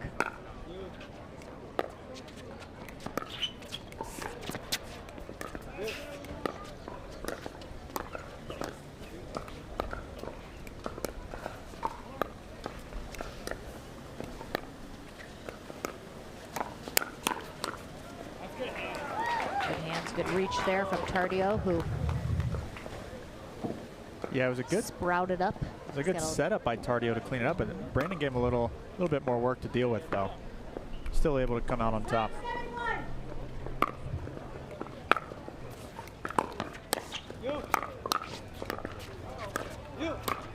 Oh yeah, just a little too high. Yep. Sobek able to take that next one out of the air. Good pickup there first. Yeah, it's a lot of good pressure from Tardio and Sobek on this end.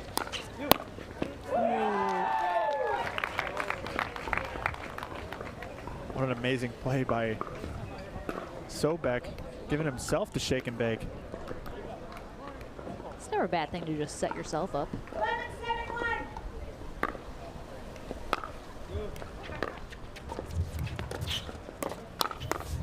Nice hands. Houshman with no-look dinks.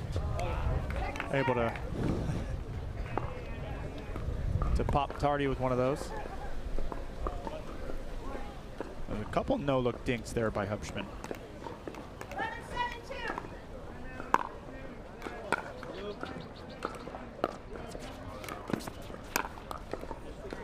You can see Tardio teetering on that kitchen line as he reached in for that dink, but he's got a lot of length on him. Yeah, he's doing a great job putting his paddle big in the middle. Oh, nice cover there from Sobek. That was a very quick Ernie. I think Tardio just did that. Ooh, looks like he might have got that line with his heel, but hard to tell on this side. And a timeout here. So coming out of this timeout, Tardio will be serving. 13-7-2. Houshman and Krishnaswamy looking for a side out, but they don't get it. And a match point. Yep. Big run here by the youngsters.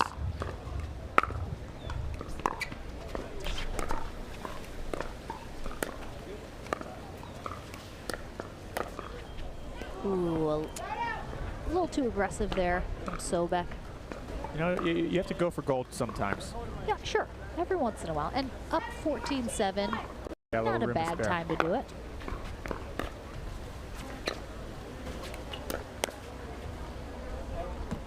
And a good speed up by Houshman off the bounce. Catches Tardio off guard a little bit.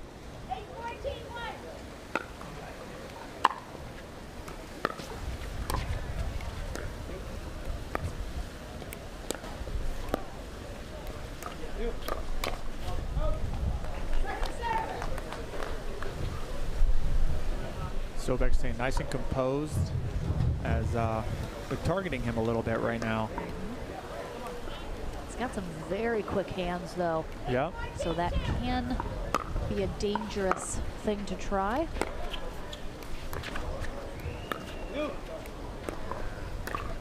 Oh. I'm not sure Houshman thought that through all the way. That lob did not quite work out as well as he was hoping for.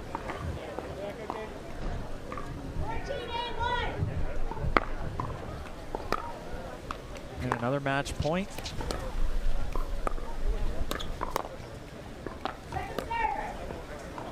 I have really enjoyed this partnership of Sobek and Tardio. I think it's a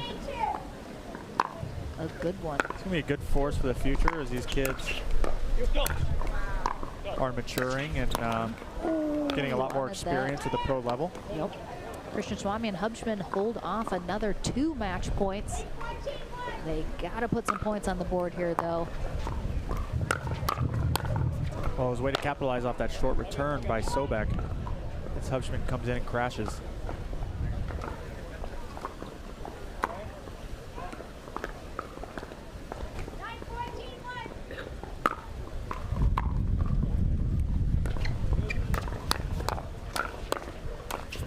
Oh, nice job by Hubschman keeping that one down. Yeah.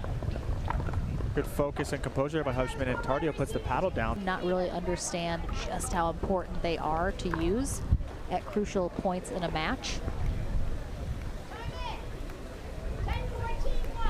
All right, still on first serve as well. And they stop him once. And they get one more. Definitely a very important point here.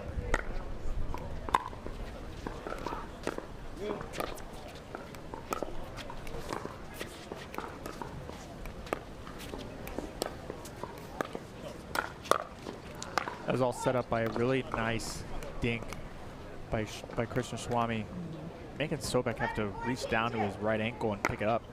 Yeah, he's gotten caught getting the ball on him a little bit.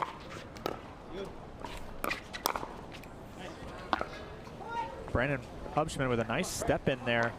He likes, you notice he definitely likes speeding up with that backhand. Yeah, I think Sobek needs to be a little more patient. Wait for those shots to come to him instead of trying to force anything. Yeah, now we have a tight game. Very tight.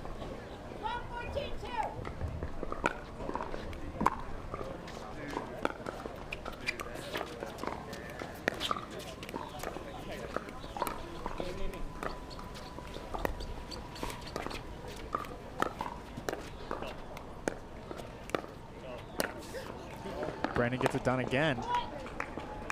As he reaches in there with his length, able to flick that ball through the middle of Tardio and Sobek, and they call another timeout here. Yeah, second final timeout.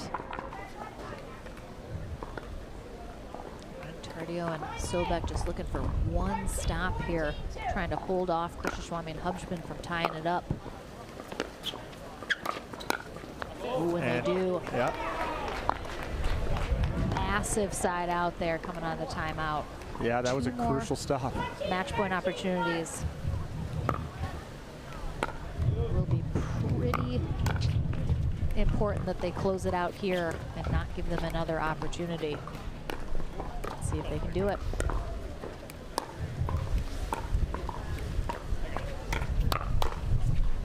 And they do. Wow, they withstand the heat brought from Christian Swami and Hubschman, who Starting to see a little bit more personality from J.W. Johnson lately, huh? indeed, I like it. Breaking out of his shell just a little. Definitely when we see him partner with Lee Whitwell in mixed, I think that's probably the most we see him getting loose and having fun out there, but She has that effect on people. she does. It's weird like that. But last time they partnered up together last weekend in Punta Gorda, saw the two guys joking, laughing out there, so I appreciate it. They're both obviously 19 and 20 years old. Yep. Similar stage of life, creating a good friendship as well as partnership here on the pickleball court, which I love to see.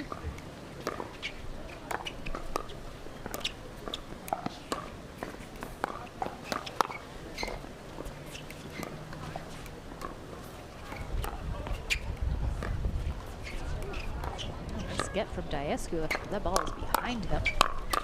Oh, look at, so nonchalant. It's like he's not even trying. They just brushing away a fly.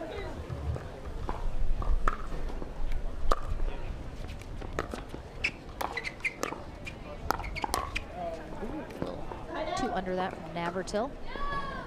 And again, if any of these players are new to you, Navratil in the white shirt on the far end, Diescu in the green, and on the near end, Dylan Frazier in the red, J.W. Johnson in the black.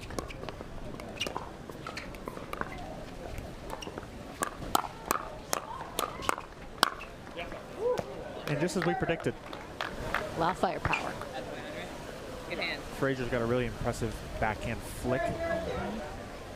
You know, he holds that paddle so loose. Able to create a lot of power with that wrist.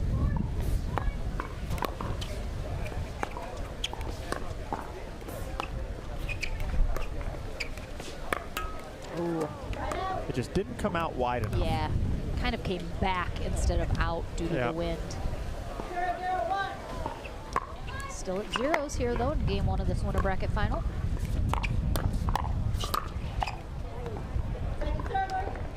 Diascu's ball just still a little long. Good leave by Frazier.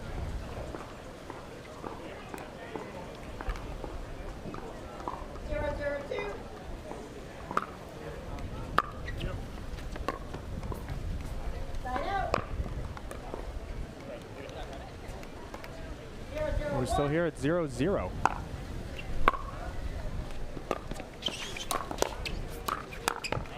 Seems like we've had some crazy rallies and no score. It's going to be that kind of match, I guess. I anticipate this to be a very close match down to the wire.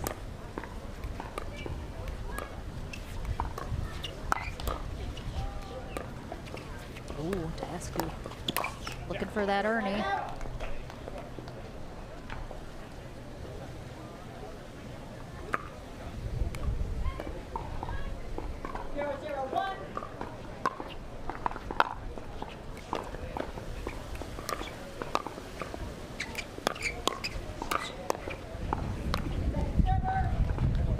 Still no points so far, huh? Again, people have mentioned we've seen J.W. Johnson play with that carbon paddle a lot this year. It looks like he's gone back to the Franklin paddle. He's just showing he can play with anything. Yep, talked to him last weekend, and he is hoping to lock in a paddle sponsor this year. I know a lot of people have wondered why he hasn't gotten one yet. He's just being real choosy, real selective, so I think he's hoping that that will happen this year. I have no doubt he has many offers. Andre Diascu is a never till the first on the board, and now up 2-0.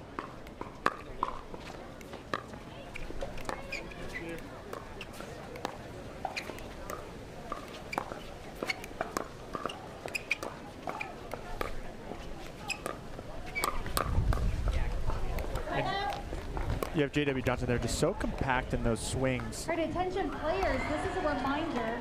When you receive your text message with It your allows him to assignment, come out on top of a lot of hands battles because he doesn't have a lot of backswing in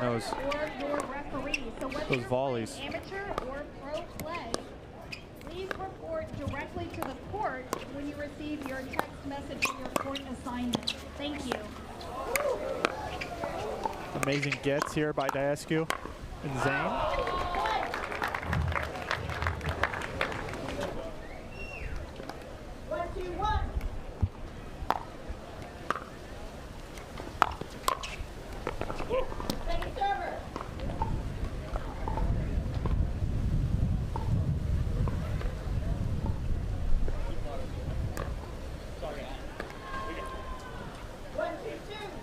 A 1-2-2 on J.W. Johnson's paddle. Deep serve. Allowed him to step in there and hit a big third. Not only might this be a very close match, it might be a very long match. It appears it'll be that way thus far.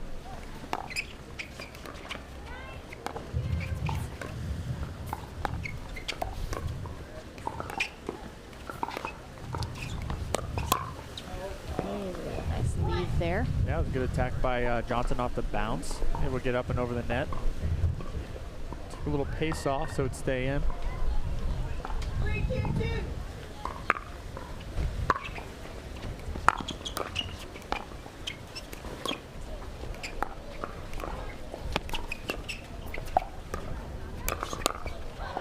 Oh, just long. I thought that was maybe dropping in. J.W. Johnson's having some success in stepping in the middle of the court and speeding up at Andre.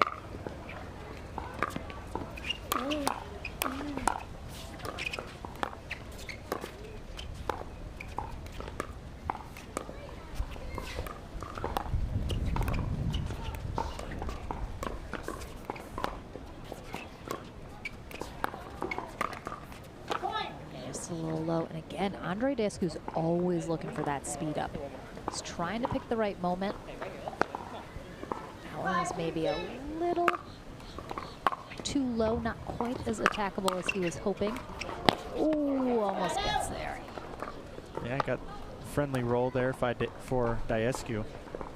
But you know, we had a good stretch there for Frazier and Johnson as they get a 5-2 lead.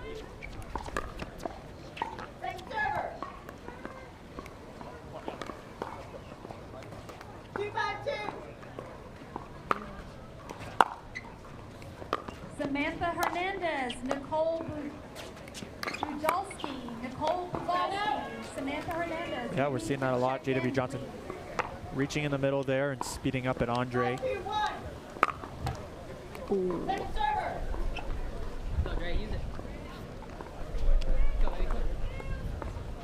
Here, Navratil talking to Dascu a lot.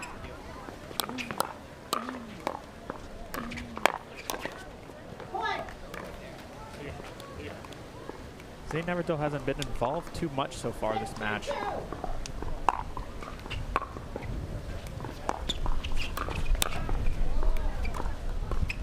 Johnson just closes that gap so quickly. Ooh, recovery of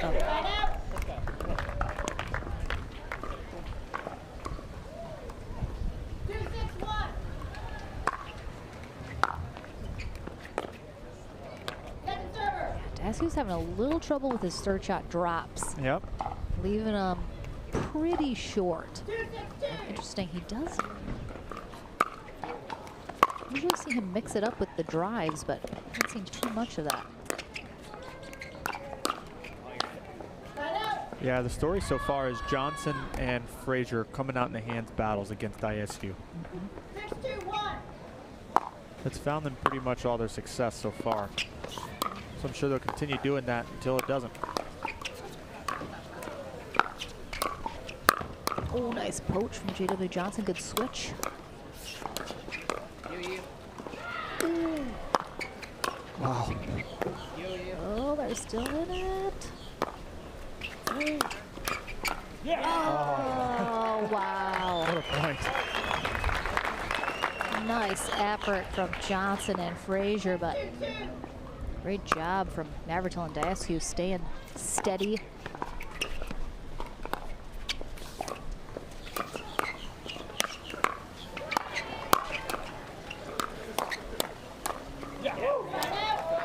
Again, I don't think J.W. Johnson moved his feet at all, like during that entire exchange.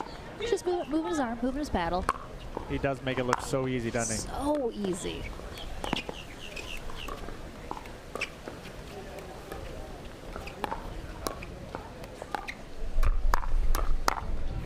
That one going just long from Frazier.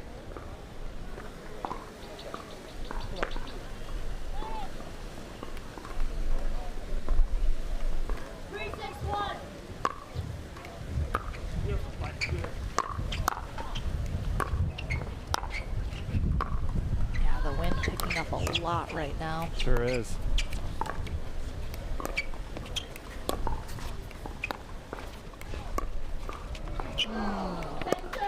Yeah, that's rough because Navratil and Dascu had the wind pick up right at them. So they really had to put a little bit more on those dinks to make sure they went over. Barely rolled I know, that I one was like, over. ekes that one over.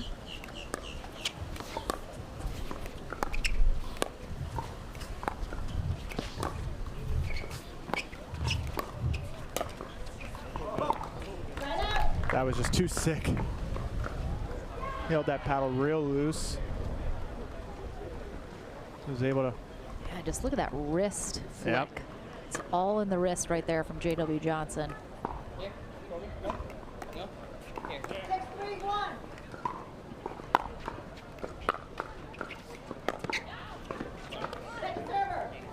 A little bit of a miss hit off Johnson's paddle as that one barely makes it to the net.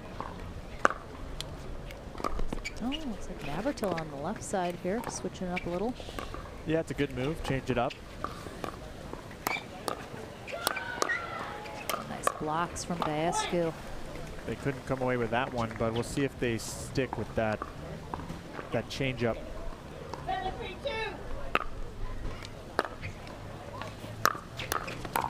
Does not last long. Worked out though. Yeah. Nice spot there, catching Frazier on his way up to the net.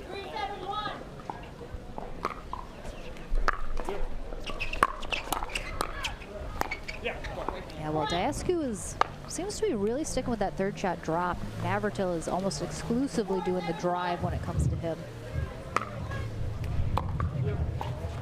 Ooh, wow, that return really picked up. Yeah, Frazier didn't put a whole lot on that, but it just sailed. Yeah, we have a little bit of a run here for Diascu and Navratil. Unfortunately, that one goes a little long.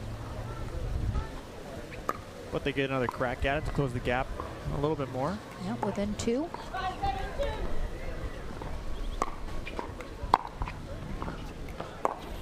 Wow. Wow. I did not think that was staying in.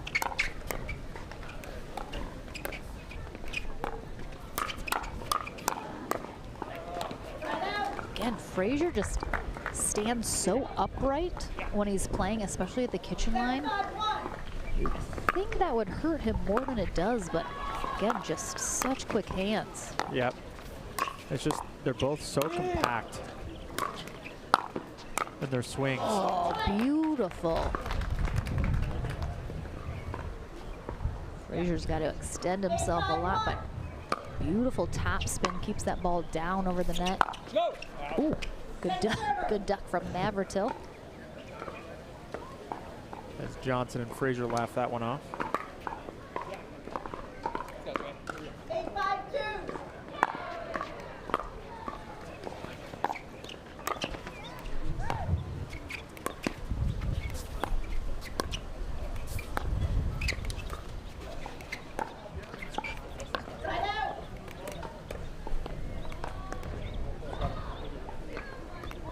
Extended their lead by 1.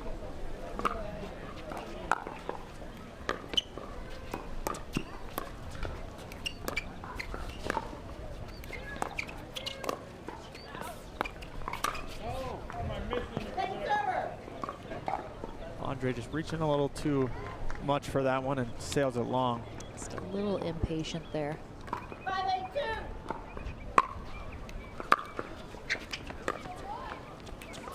Does seem to have fixed his third shot drop issue though. He's found his touch a little bit. Oh my gosh.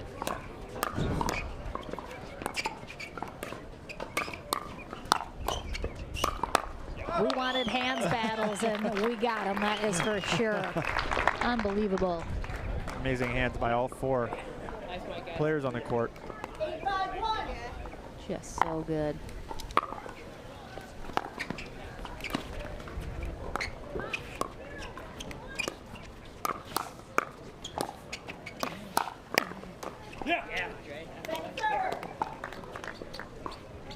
We're able to stop him once here, see if they can stop him again.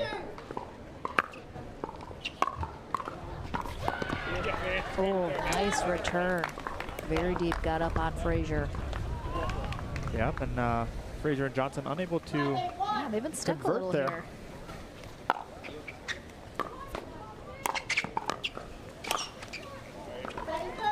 Diascu just leaving that one a little too high, and Johnson made easy work of it.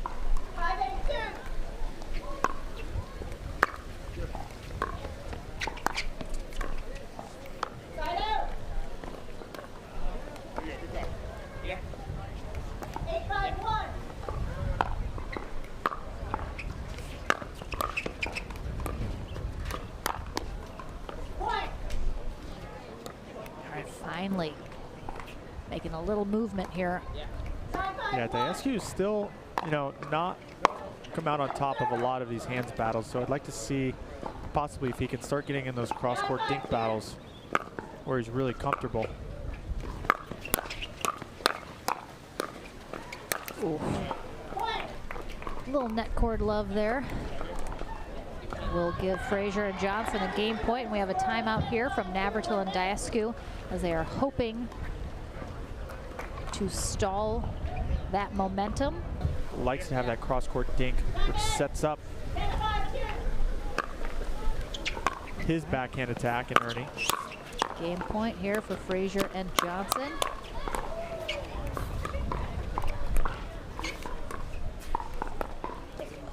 That was a good timeout. Couple really quick hands, and then Frazier just kind of dumps the quote easy one at the end. Johnson was ready for Navratil on the first speed up. I almost don't think he was ready for it to come back the second time. Yeah, certainly ready for that first one. Really great spot from Navratil, though, right on the right hip of Johnson.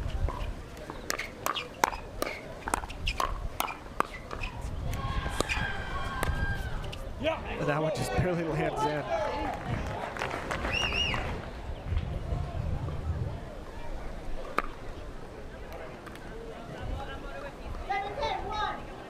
Couple points here.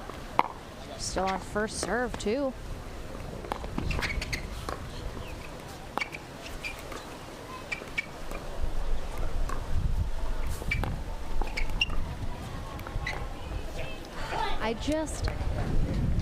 I know Frazier stays so upright, and I've mentioned this before watching him. I would like to see him bend his knees just a little bit or start to learn to do that. Because I think he does just leave some of those dinks just too flat when he just needs to get under him just a smidge more. Yeah. Oh, beautiful spot there from Navratil. Amazing. Yeah, it sure does help to be in a little more athletic stance. When you are standing pretty upright, especially when they dink it low at your feet.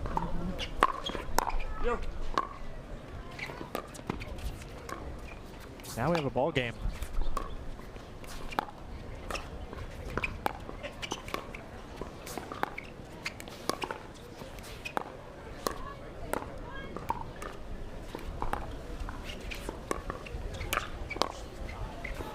Nice little wrist flick there from J.W. Johnson. Again, reaching in there. Looking for a big stop here. Diascu and Navratil looking to tie it up.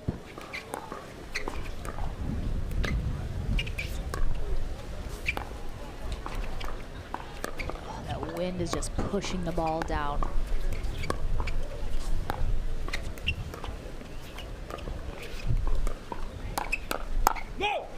Oh, it's dropping. Wow. I knew it was dropping. I could tell from the wind.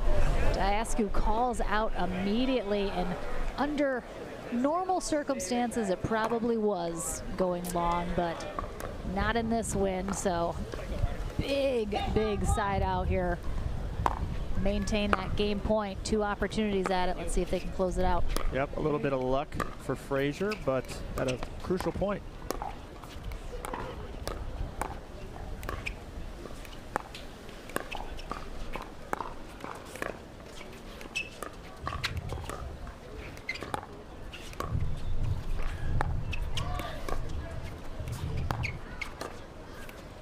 Looks like they're really dinking to the middle area, moving it around a little bit, not really going too far to the sidelines.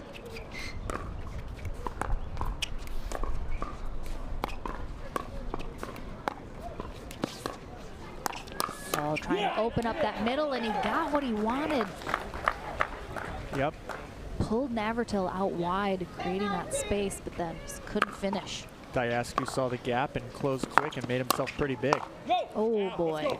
And what a big stop that was. That was a huge hold right there. So Frazier and Johnson have had 3 game points. They have not been able to close out here, and Diascu and Navratil. They have a chance.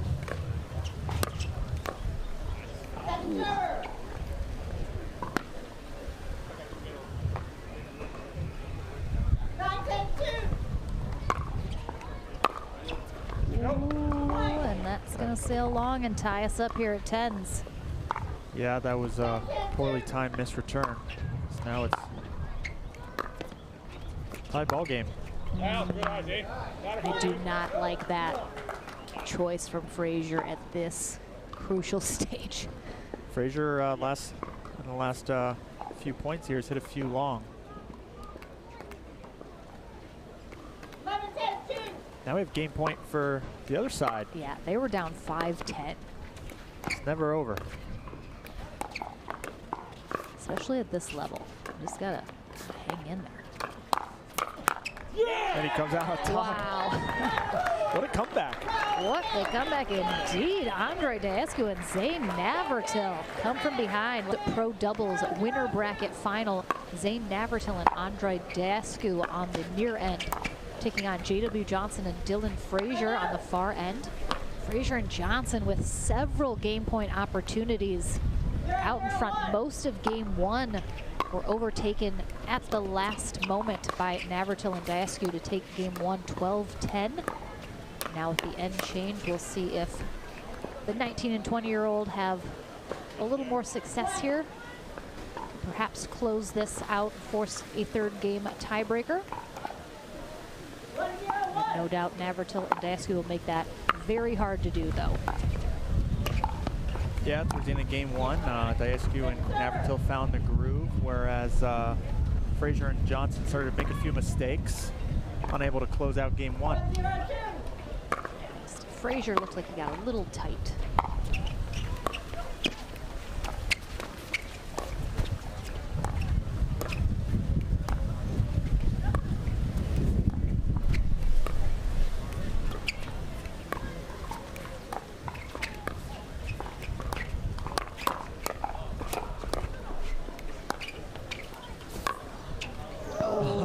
Almost gets it.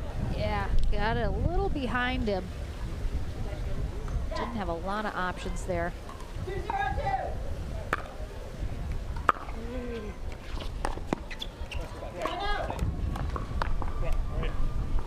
Frazier and Johnson off to a 2-0 start here. Game two after dropping the first one.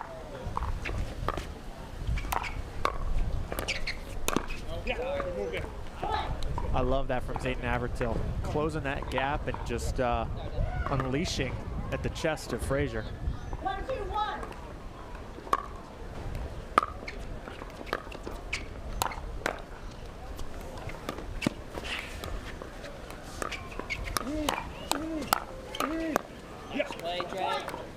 We do talk a lot about how when a team has an opportunity to close it out and they can't, and then lose, the mentality going into the next one can be a little hard to overcome.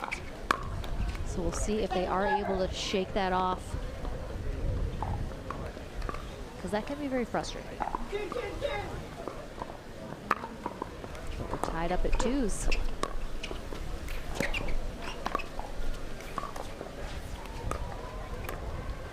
Oh. I think again that might have rolled over if we didn't have the wind we have right now.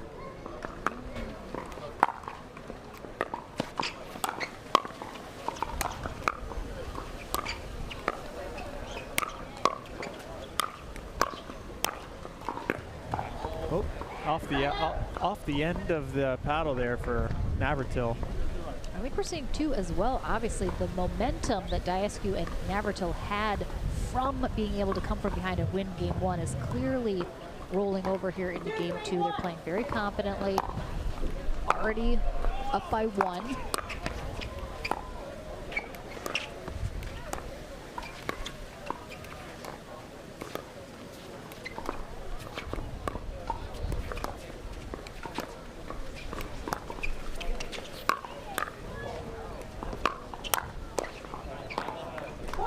Impressive get for Navratil, showing his athleticism.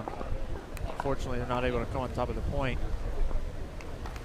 But Frazier and Johnson tied up here, 3-3.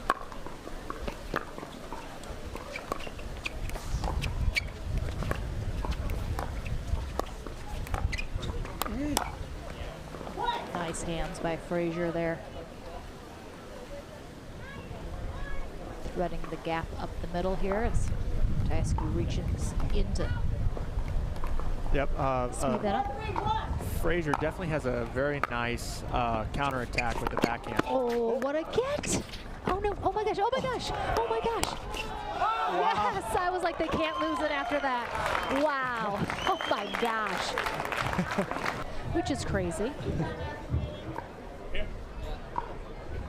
Again, winner of this match heads straight to the gold medal match, while the loser heads to bronze.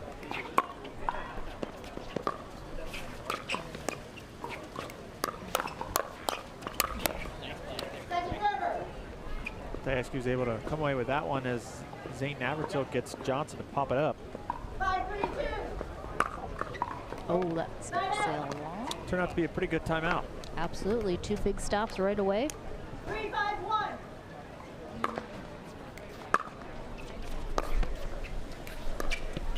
Oh, that was, he committed to that well before he was anywhere close to the net. He was like, I don't care what happens here, I'm going for a net. He luckily had a little help from Zane. He was already, right, he was just like, oh, well. Yep, good cover from Navratil.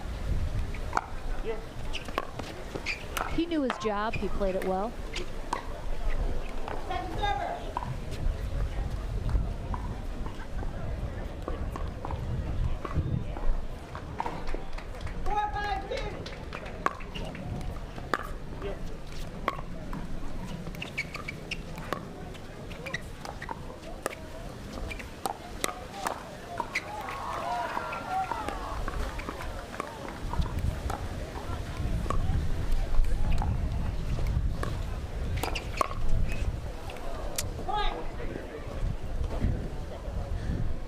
J.W. Johnson showing a little unusual emotion over there. He's definitely, you can tell with his body language when he is definitely unhappy about something, which he was there.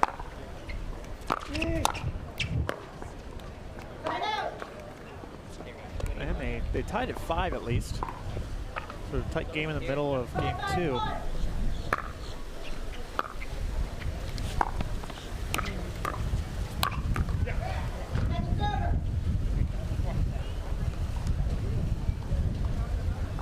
I would say easily wind at, what, 30 miles an hour right now? At least. But these guys are showing why they're pros. It doesn't seem to be affecting their game too much.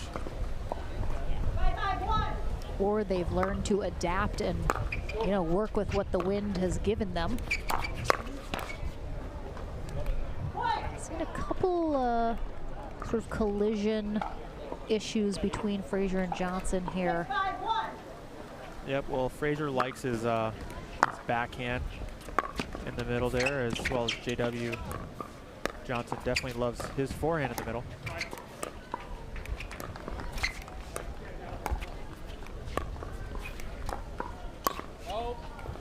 A little ambitious there by Navratil. Yeah, didn't get over it enough. Keep that down. So they do take a 1-point lead here, hoping to extend it a little more.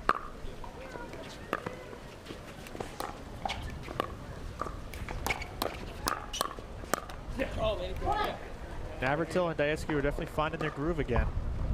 They're coming on top of these hands battles, where earlier in this match and earlier in game 1, they were on the losing side of them.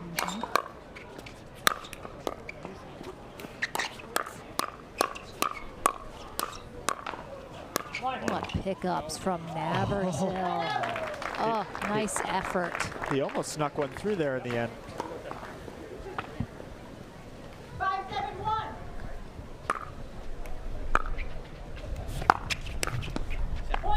Good spot there. Frazier catching Diascu as he's switching on the stack. 6-7-1.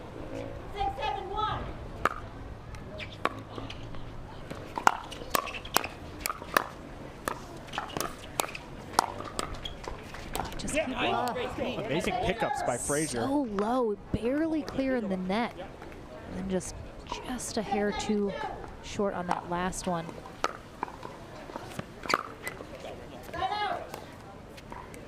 J.W. Johnson definitely showing some frustration on his face.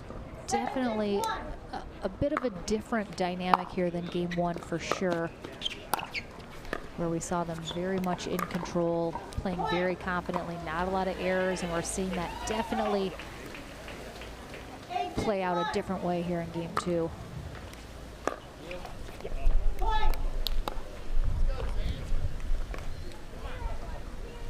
Again, I'd love to see a timeout. Frazier and Johnson sometimes can struggle a little calling the timeout when they now we need have a to. match point here.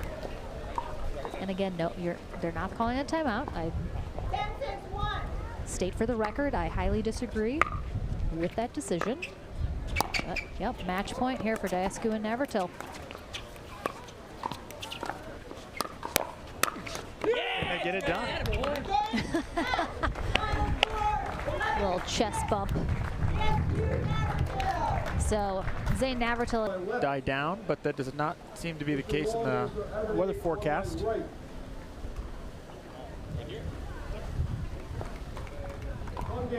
And here we go. Althoff Merchant is going to take us away in 1 game to 15. I got Laura McLaughlin next to me. Pleasure to be here, Jim. Thank you for having me.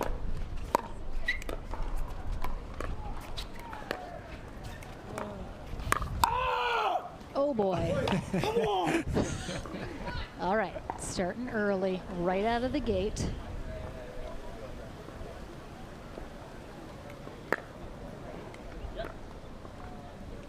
Yes, Althoff Merchant told me beforehand that he was bringing He's the about to heat. get crazy.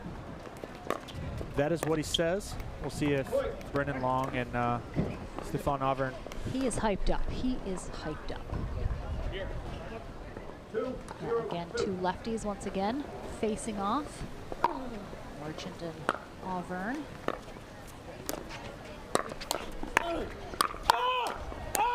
Ooh. Hands, baby! Come on! He's feeling riding the high of his last victory. It's hard not to laugh with him, you know? I mean, Or at him, depending on who you are. that's true, that's true. Joey even cracked a smile there.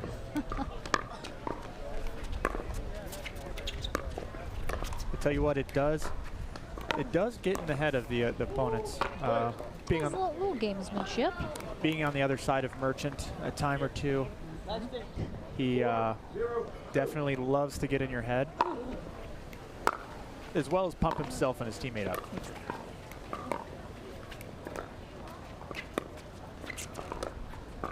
He's just living life. Again, you see Auburn like pushing Merchant back. Come on, baby. Yeah, Merchant Ferris had a big win over Ryler DeHart and Travis Rettenmeyer, 15-10 to get into this. Again, final match of our consolation bracket. Winner of this heads to the bronze medal match to take on Dylan Frazier and J.W. Johnson.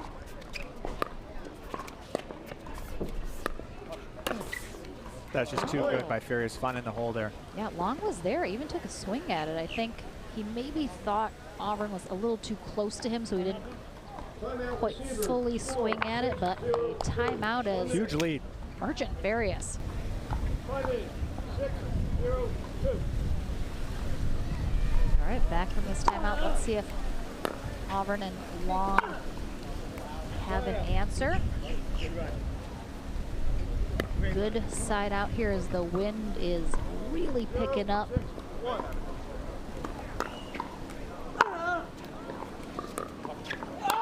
little high there from Long, but good recovery to get back in it.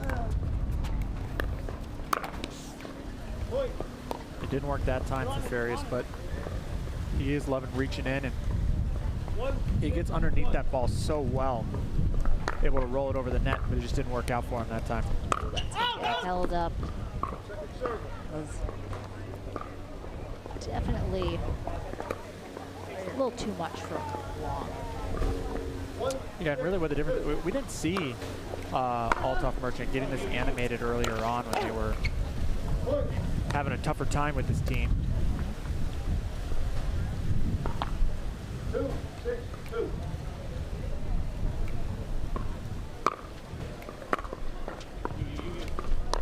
Let's go. Oh, beautiful. Yeah, that was amazing. That's what they wanted. Nice deep serve there from Long, created the short return from Farias.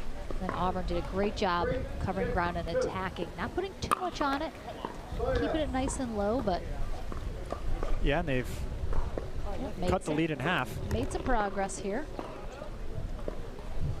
6-3-1.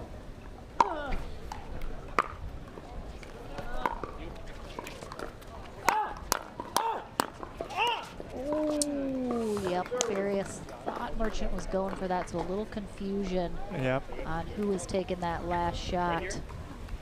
6-3-2. Farias almost had it.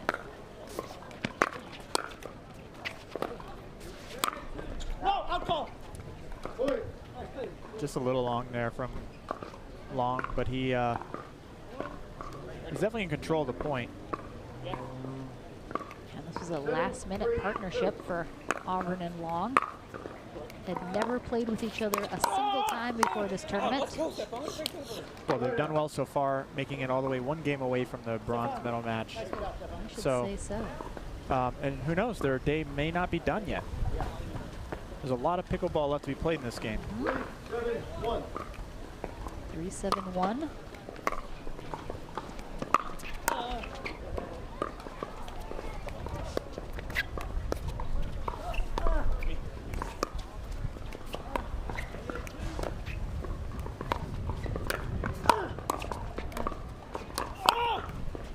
Althoff was all over that one, but it was good to see him actually get up to the line again, because sometimes he gets caught back a few steps off the line, and the dinking puts himself in trouble, but he was able to close it.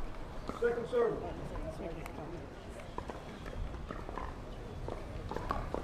4-7-2. Oh,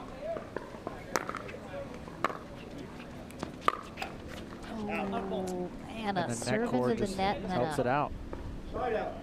pop off the net there from Long. Let's see if they can hold off here one more round, or Merchant and Farias are going to get that end change here with one more point.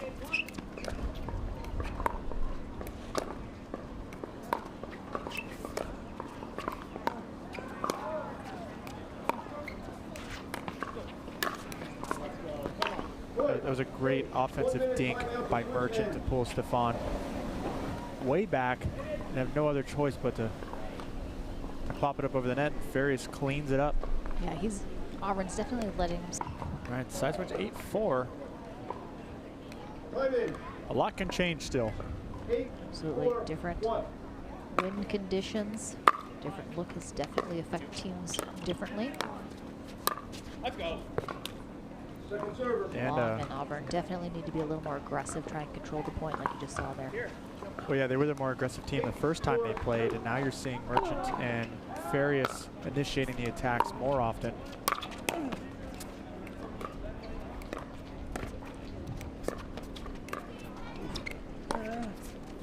Again, Auburn getting pushed way off that line.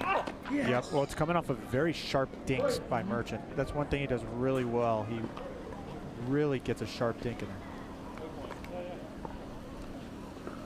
Oh, kitchen violation there from Althoff on a volley earlier in that point that got missed.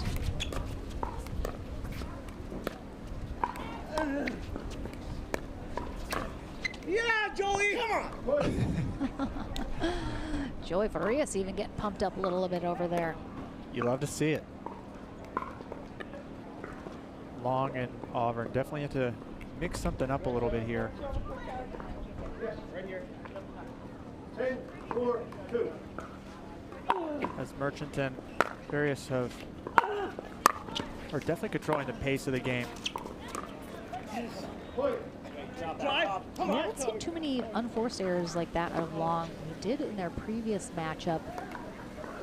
11-4-2. So far, I've kept it to a minimum here. But as the pressure starts to mount here for them to do something that can force. Yep, and there you see it. Merchant and Farias trying to be the first one to attack the ball.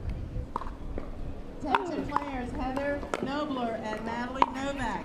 Heather Nobler, Natalie Novak, please report immediately to court number 7. This is your Stefan second and Auburn. final call.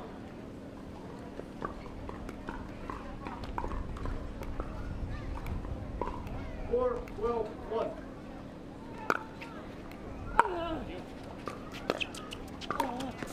I would have liked to see Long get in there and try and poach that. That was Long. He definitely thought about it. Althoff confidently claiming that was in, but it was sure close. I thought that was definitely Long, but again, when you don't turn around fast enough to see it. He sold it. Could have been in, but just couldn't tell.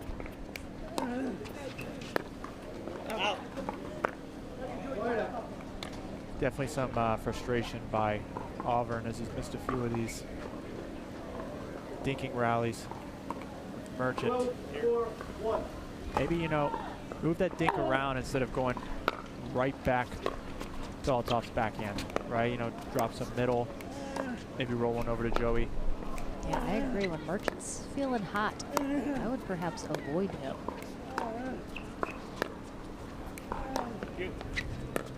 I would definitely mix it up going to Joey a little bit here. Where you at, Loon? Where you at?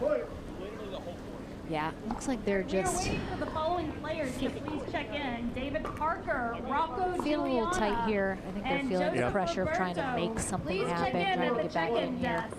It's going to start to create those errors. Giuliano, Parker, And obviously please Long check in at the trying to check-in support his desk. partner a little bit. He's getting targeted and just got a little too ambitious. Yeah, see, I want to see Farias get a little more involved here, or make them get him involved.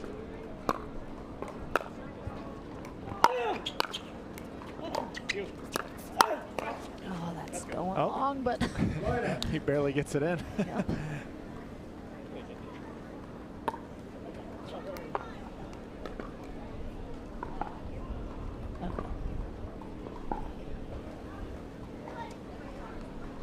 As Brennan Long towels off here, takes a little bit of a free timeout. 13-1.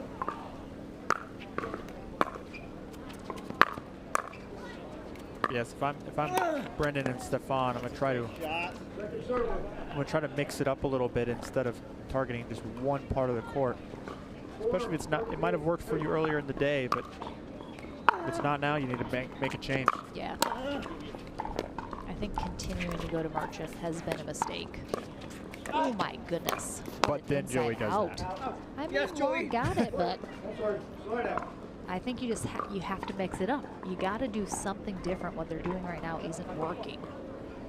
Yeah, that was a crazy inside out though by Joey. Ooh, oh, that might have been going long.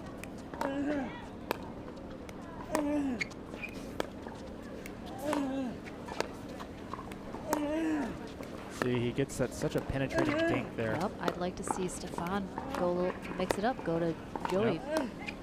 Go straight up. Don't get locked into one thing. Merchant's first one to mix it up here. Yeah! Merchant trying to get the crowd involved here. All right, and they do have a match point here. Quick little towel break. You know, it's always good to get a little towel break. Gives you a free timeout.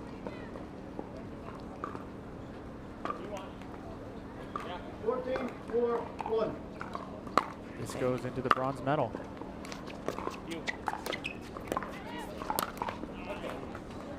Haven't seen too many of those from Auburn. Yeah, it's a little bit harder for him to do that, Ernie, with when he's cross-court dinking with Merchant, who's keeping the ball nice and low, going through the middle of the net. Get one more hold here. Oh, jeez. Good recovery.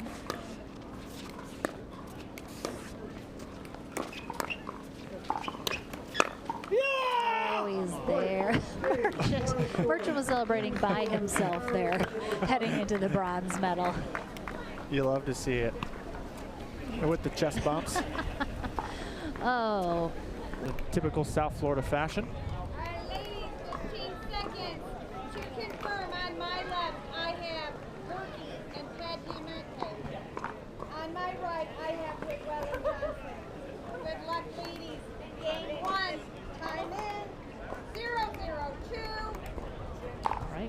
Gerke starts us off here in game 1.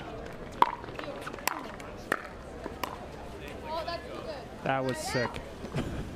All right, so Lee Whitwell. Off to a creative start. I mean, being so rude right out of the gate. 0-0-1.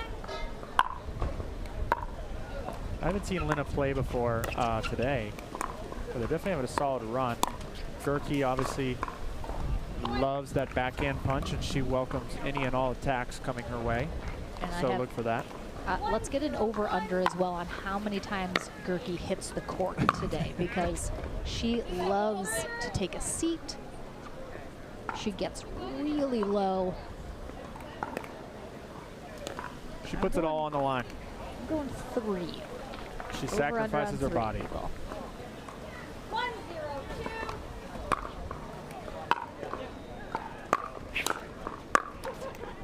Side out. So Whitwell and Johnson first on the board here, but not more than that as Gerke and Pedigamete take over.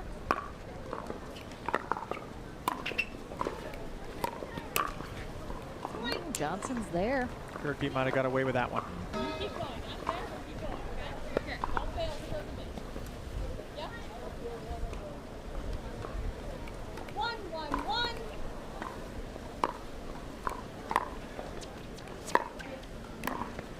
Nice drop there from Gerke, barely clearing the net.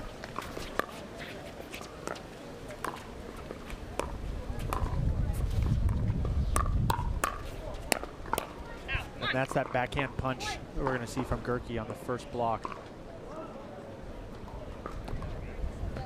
She almost welcomes it by dinking straight forward a lot. She definitely wants you to hit there. Yep. She's going to try and sucker you into it. Ooh, just misses that baseline. A good start here by Gerke and 3-1-1. Pedigamete. No. I got her wrong. I apologize. It's like a hard D. Pedigamete. Bounce it. All hit. Pedigamete. Pedigamete. All right, attention. We'll get there, Lauren. We'll get there. It's a learning curve. Whether you're playing pro or She said to say it like a amateur, song. we receive your text message with your I don't know what that means. assignment.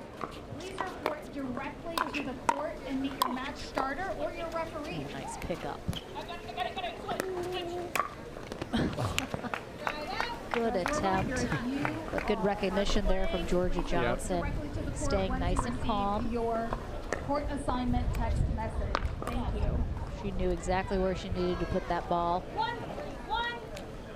Sandra and Pedigamete out to an early lead here.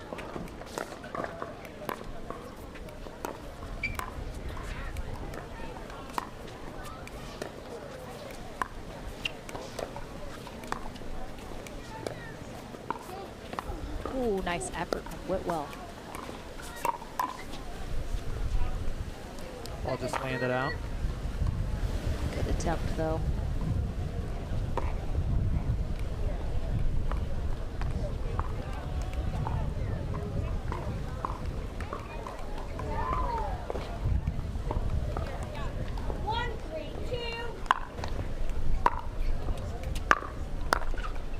Nice drive there from Georgia Johnson.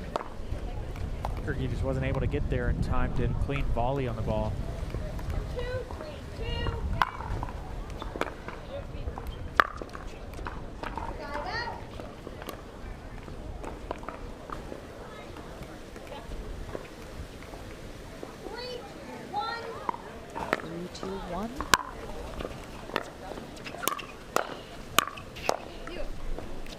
I like that. Georgia Johnson getting big in the middle. Coming over there. Lee Whitwell more than happy to let her take over.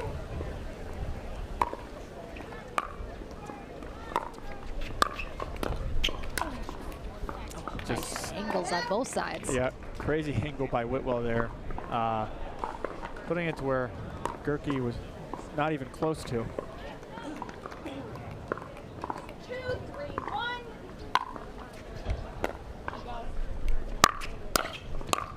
Ooh. A little too much there from Georgia Johnson. Probably Probably should have let that second one get taken by Whitwell.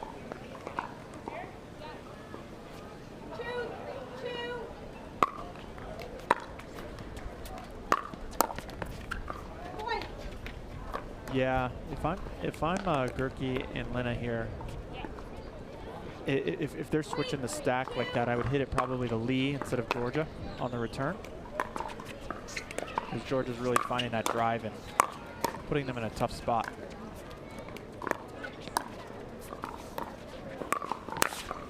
Oh, nice recovery from Lee.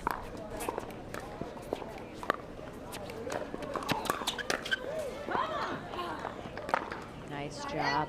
Georgia Johnson just does such a great job of taking balls from a really low position and really getting on top of them and rolling them.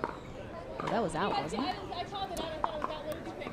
We thought it was good, but it's your call, Lee. Nope. I mean, I thought it looked out. Well, some sportsmanship here from Lee Whitwell. Well, really on both sides. 3-3-1. All right, attention players. Tied at Joel threes. Signer, Michael Krieger, Clark Benassi, and Jim Spot Kronberger. there right up the middle from Georgia We Johnson. need the clipboard back at tournament operations. Kronberger, Benassi, Krieger, and Tickner, please report to tournament operations with your score sheet, basket, and clipboard. Padigamente is definitely trying to make herself big in the middle, showing the length. Trying to attack as much as she can there with her forehand. That one just barely catches Cassandra's arm, it looked like. Yeah, just clipped her just ever so slightly.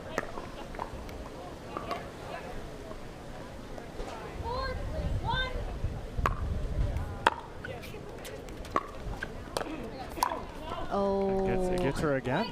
Yeah. Same spot, right in that right shoulder. Yep. Nice spot there from Whitwell, because I was definitely going long, but I, of course, don't think she was aiming for Gerke, just happened to get a piece of her. Well, they're definitely picking the right shoulder as Gerke holds that paddle backhand. It's harder Yeah, to get she that. certainly favors that side. It's hard to get that paddle up to her right shoulder. 5-2.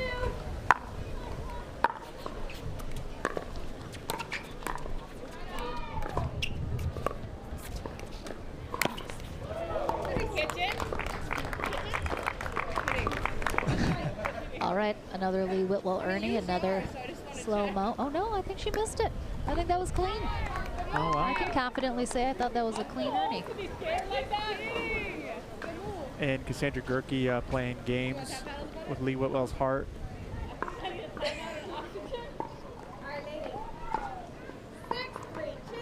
And Whitwell and Johnson have definitely regained control of this match. Again, we saw that from them earlier. They just kind of withstand. Yep. And then they get into their groove. They might start a little slow, but they get there. And they just stick to what they want to do. They keep playing the game they want to play, find the right moments, and again, they've partnered together. That always helps. You know, what if you're getting targeted, which side would you be more comfortable on, etc. All right, back from the timeout.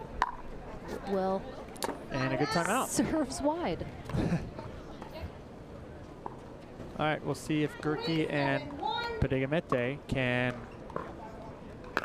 Regain a little momentum here. Yeah, there's a perfectly timed timeout.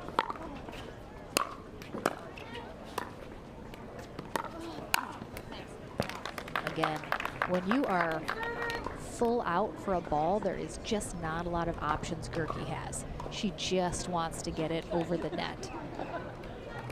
Yeah, Lee Whitwell does a really good job with that backhand overhead, creating that sharp angle, making you run all the way up to the net again just to pop it up. There we go. Again. So good. Yep. It's a killer instinct right there from Lee Whitwell.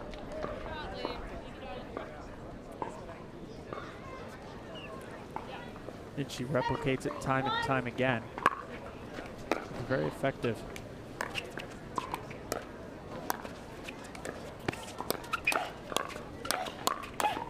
Oh, nice hands from Georgia Johnson.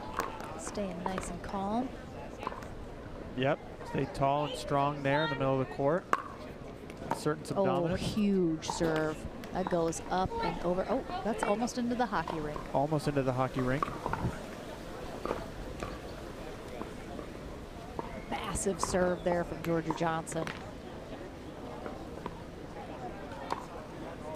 Puts him 2 points away. And on first serve, looking to close out game one in this bronze medal match. All right, players and spectators, it's time for another medal. Again, nice attack from Johnson. She's feeling good. She's feeling loose. I can see it. She's skipping around, hopping around up there. Yep, both players on that far side are playing very loose. Oh my goodness. That was a filthy serve from Georgia Johnson. Yeah, that really spun off the paddle well. Gerke did not, that hit right on that sideline. Gerke just could not handle that at all. Bronze medal match here in women's pro doubles. Game number 2 about to be underway. Our number 1 seed, Lee Whitwell and Georgia Johnson on the near end. They take game 1 11-3 over Cassandra Gerke and Lina Dagamete.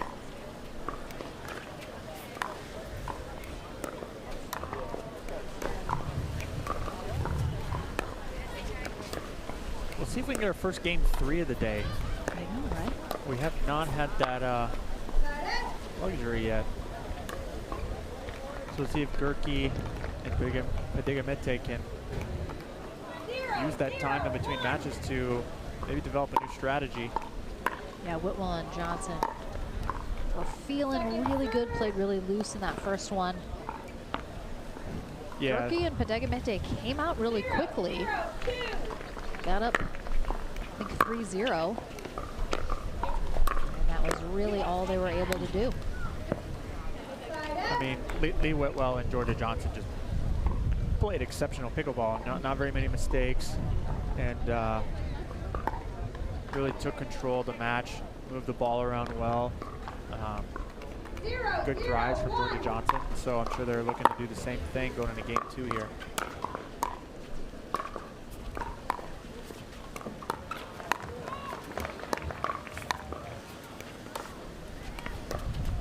You see there, Gerke looking to set up that backhand punch. Yeah, she hasn't been able to get one of those, and that is She's looking for it now. she loves. You'll see it more when she starts to dink straight ahead. Ready? Second server. Good job working that dink rally. Winner of this does head to the gold medal match to take on the Kawamoto sisters of Jade and Jackie. Oh, nice poach there from Whitwell. Just not quite as ready for that next one coming back. 0-0-1.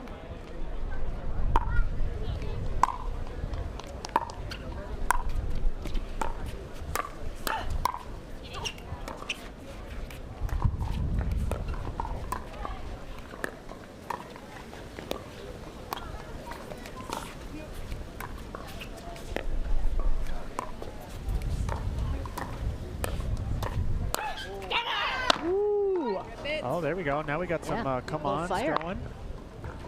And as we saw from the last match, that can really turn our game around, can it? Sure can. If that is your style, if you want to be fired up and emotional, your opponents definitely are going to be looking to avoid that. That return. That was gorgeous. That return had a lot of pace on it. Definitely, they thought that was maybe going long. 1-0-2. Again, Gerke and Dagamete are. And there it is. That What? She same didn't angle. even look. She didn't even look. That was a no look. Look at her. Look at it. Look at that. You love to see it. 10 out of 10 in style She's points. just- God, Lee Whitwell, everybody. She's just having fun out there. Round of applause for Lee Whitwell. Just making the game of pickleball that much more enjoyable.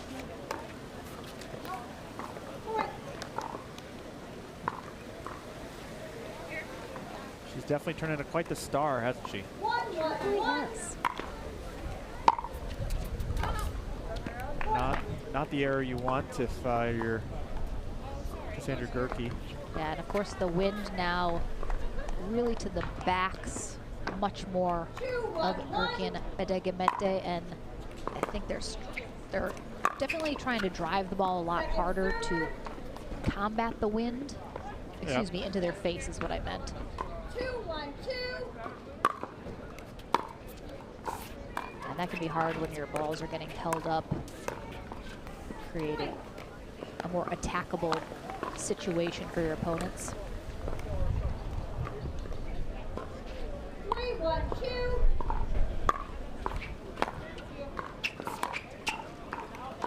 Right up.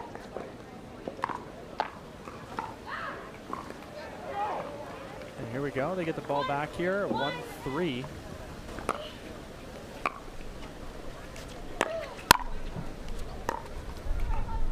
Second serve. But they're having a hard time converting when they have the serve. 1-3-2. Safe.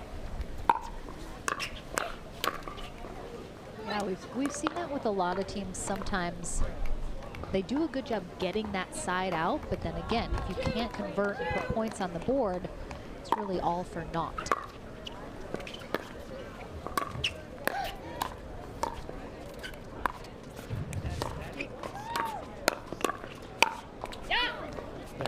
There's that backhand of Cassandra Gerke that we all know about.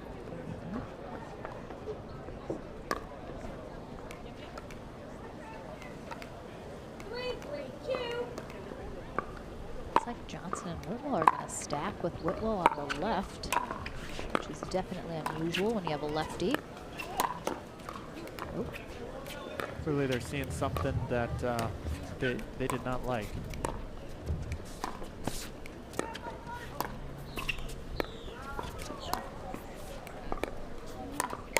Ooh, beautiful little inside-out flick there from Lee Whitwell.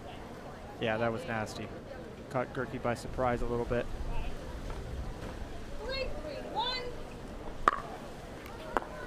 3-3-1. Ooh, again. Georgia with a huge serve She just this has game. such a massive serve. I think people really underestimate that she has probably one of the most aggressive serves on the women's game.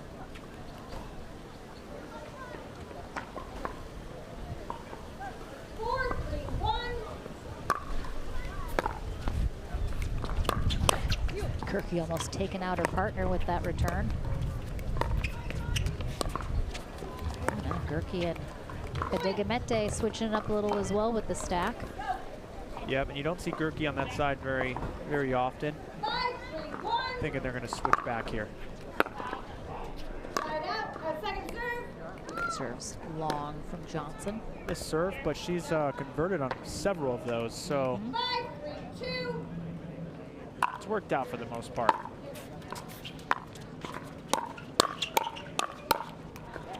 Definitely one of those risk-reward situations where it is worth it.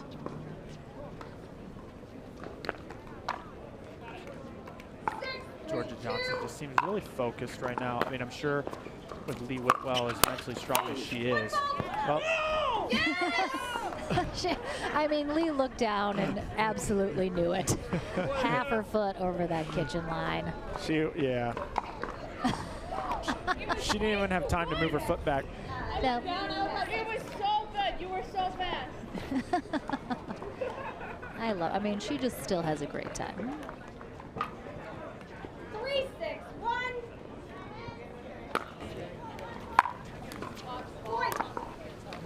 But a little too much laughter there. I know, gotta refocus up right away.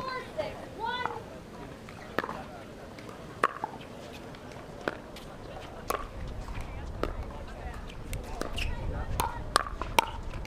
Oh, nice spot there from Gerke.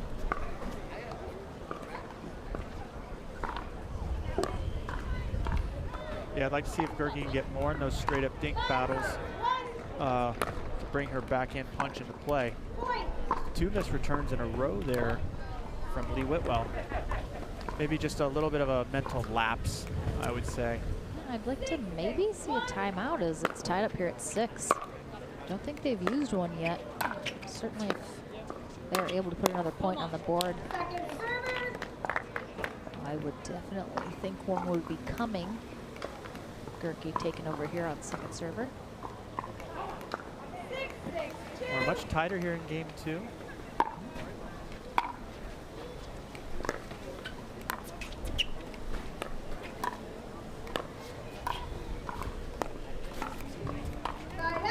Whitwell working Padigamete on that sideline there. It looks like she's got mentally checked back in after a couple points. You know, she's so mentally strong. She's usually a very consistent player. It's got to be a good influence on the younger partner, Georgia. Yeah, Johnson lets that one go. Thinks that is going wide, but easily in the court there. See the disappointment from Johnson's face as she turned and saw that drop it in.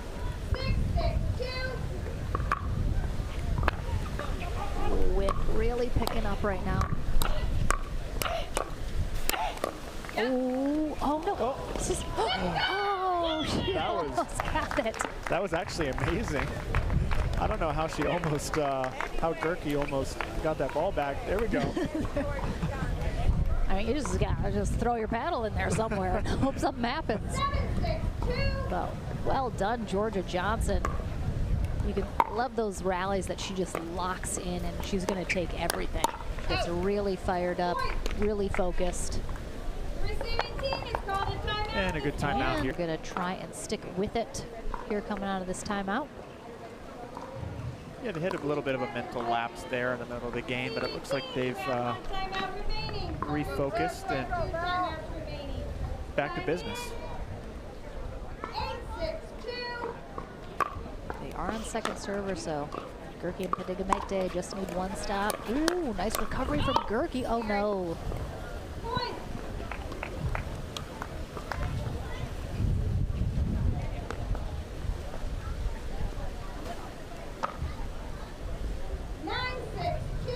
They're just 2 more points away to move into the gold medal match. Ooh. Good eye.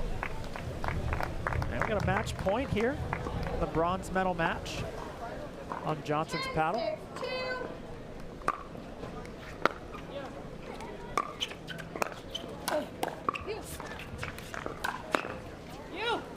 Nice pickup from Padigamete. Wow. And a second one. Staying in it. Wow, really well done. Impressive defense. Gets Yeah, really this low. pickup and then from, Lets that one go. yep. This is their time now. They got to do it now or never. They might not get another chance if they lose this serve.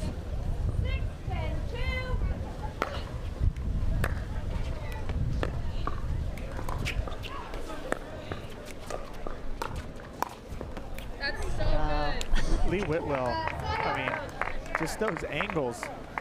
I mean, you could hear Gerke goes, that is just so good.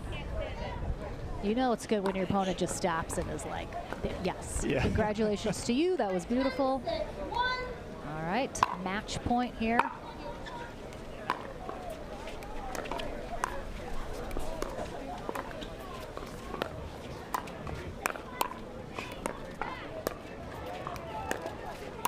A little high there, There from it is. Padigamete. Oh, it helps her out of the kitchen. That's what Georgia Johnson's there for. Keep Lee Whitwell out of the kitchen. She was teetering.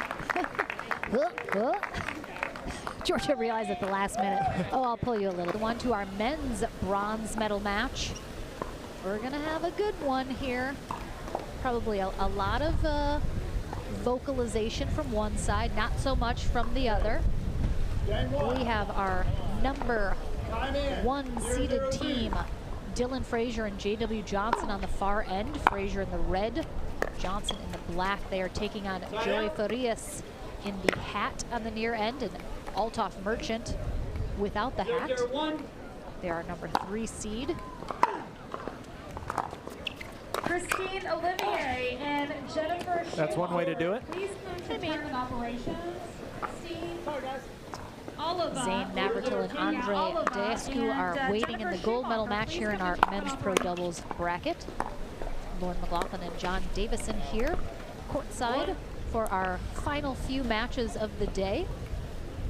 102.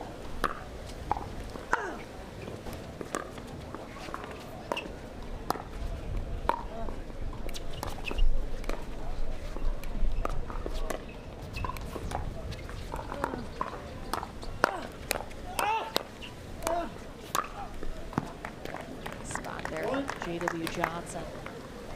We haven't seen Merchant yell yet so far, so He's a little grunty so far, but they're coming off a big win in their final consolation bracket match to get back into this bronze medal match over Brendan Long and Stefan Auburn. Women's Pro Doubles. Right now, Frazier and Johnson up quick 3-0 here in game one of this bronze medal match. Please report to the tournament desk.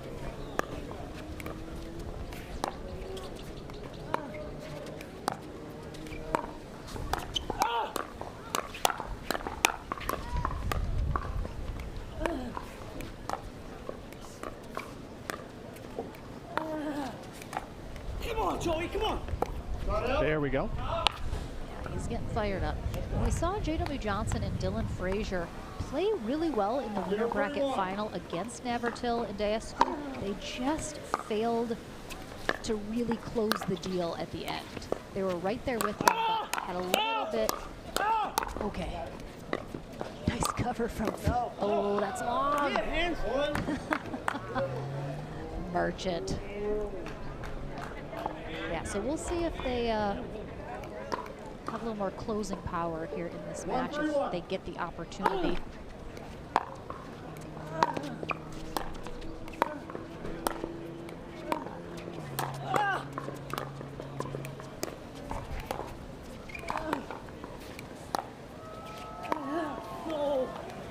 See, right there is one of those times where, you know, we talked about earlier, he backs off the line and doesn't get back up to the line. And it makes that dink so much harder to hit.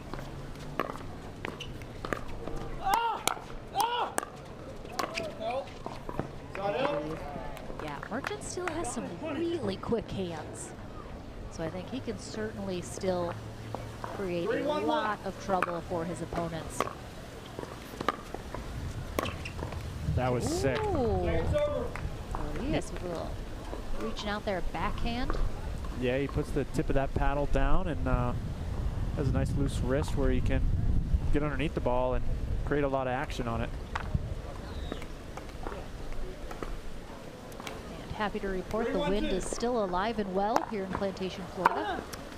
Not quite as much as it was earlier, but that's not saying much. Wow. Nice gets all around. Oh, come on! Come on, Joey! We got some animation on the court Nice here. hands. Come on! Ron Ponder is our USA Pickleball Certified referee for this match. 1-3-1.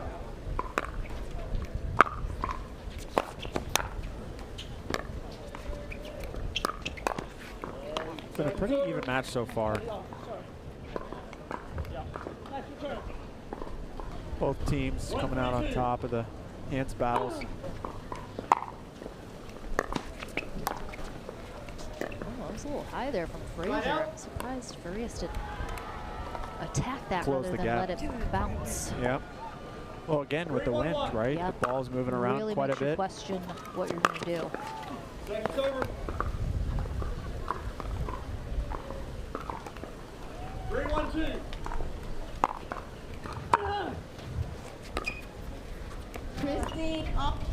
Christine Oliva, please report to the tournament operations tent. And that one is, you know, it's usually what Joey's looking for, Yeah, it looks like it was there. but the ball is just hanging up a little bit in front of him. 4-1-2.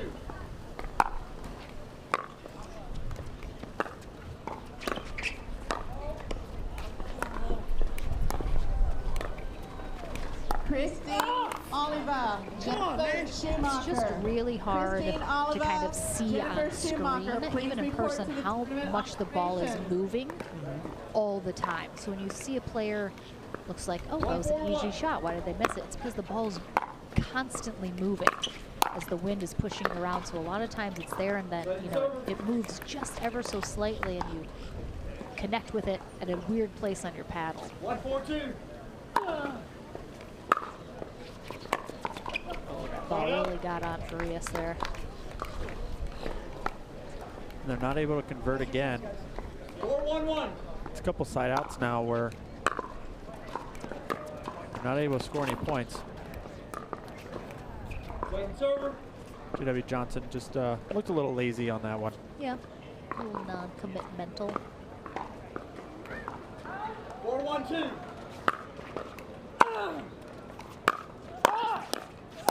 Men's and women's pro Come on, man, doubles. let's go. Brandon Long still on.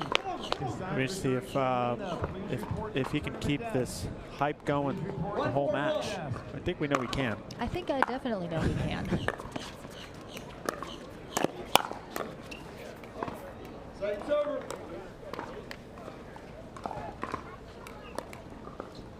Farias is getting the shot that he wants, but he hasn't been able to execute it effectively. Time and time again here in this early on in this match. And again, look how far off the kitchen Merchant is trying to hit that dink. Completely agree. He lets himself get pushed way too far off. He's got to really hold that line much better. It makes it a lot harder to hit that sharp dink. Gregory Michael Woodsum to the tournament desk. You have less room to work with. 5-1-1. I'd like to see him get back up to the line, but unfortunately he just misses a return, so now we have 6-1 on the paddle Dylan Frazier. Nice drive there from JW Johnson, nice and low. And again, he's catching Farias as they're switching. 7-1-1. Coming in, which is always a good strategy.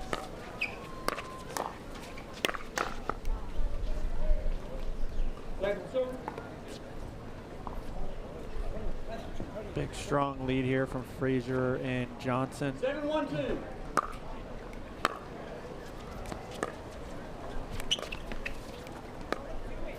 They've just made a lot less mistakes One. than Farias and Merchant.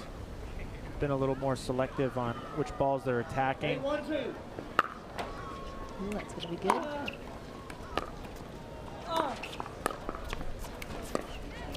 Oh, such. Holy cow. Oh my, I literally was like, I was already praising Joey on that amazing shot right there that I thought Johnson had no shot at it. Go gadget arms out there. And a beautiful just placement in that back corner like it was nothing. Where'd this kid come from? Yeah, I think Farias thought that one was a .1 for himself. Back into our bronze medal match here in men's pro doubles at the APP Plantation Open presented by Head Pickleball. We have #1 seed Dylan Frazier and JW Johnson on the near end. They took game one commandingly 11-2 over Althoff Merchant and Joey Farias on the far end here for game number 2. Winner of this heads to the gold medal match while Andre Deescu and Zane Navratil are waiting. Frazier and Johnson are hoping for a rematch of the winner bracket final. And if game number 1 is an indication, they very well might get it. 0-0-2. Yeah, Farias and Merchant just haven't been able to find their groove at all this match and find their rhythm, where Frazier and Johnson have just been pretty solid, playing high percentage pickleball, being patient when they need to and being aggressive when they get the opportunity.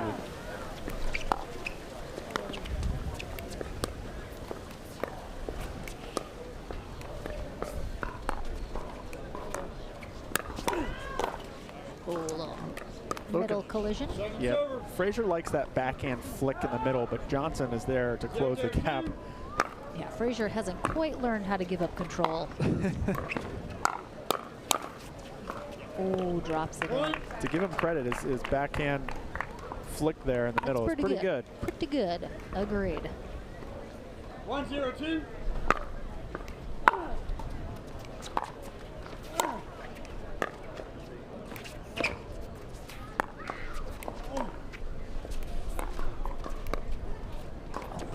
And for everyone at home wondering, I did ask JW Johnson in between games why he is back to using that Franklin paddle, and he gave me a nice little smile and said, just something different.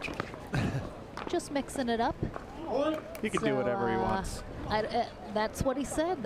That's the answer. And again, he's not committed to any paddle company, so That's the official answer straight from the horse's mouth, everyone. Well, it seems to be working for him so far. Fraser playing well, but seems to have, you know, some mental lapses here and there. Yeah. He struggles occasionally with being consistent. Now we Merchant and Furious are on the board. I'd love to see a game 3 here, Lauren. I would not mind it either. We haven't had too many game 3s yet here today, at least on championship court. And again, you mentioned, you know, Merchant and Furious not being able to really find a groove. They are, I think, first-time partners here for this tournament, and I don't think it's mentioned enough, but some partnerships just don't work. They're not going to be long-term partners. It might be a one-off thing. Sometimes styles just don't mesh together, and there's absolutely nothing wrong with that. It's a feeling out process. You know, some work much better than others, and you know, that's why you see certain people stick together and other people don't. Yeah, very could well be, but definitely first time. You know, you never know. But it looks to me as if the intensity has just died off from that side a little bit, where they were performing really well when they were bringing just a little more intensity.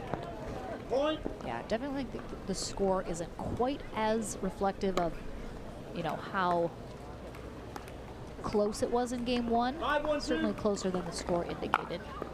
But yeah, Merchant and Furious definitely have a bit of a steep hill to climb here in game number 2 if they want any shot at that gold medal match, because right now Johnson and Fraser have hit their groove and they're just rolling here.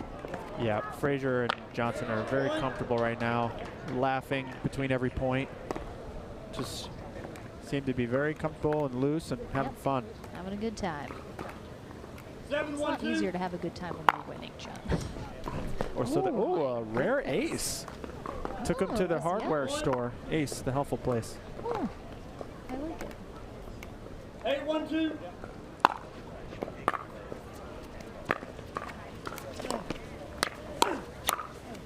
Yeah, it's too much right now. I don't think Merchant and Furious are going to find the answer here in this match.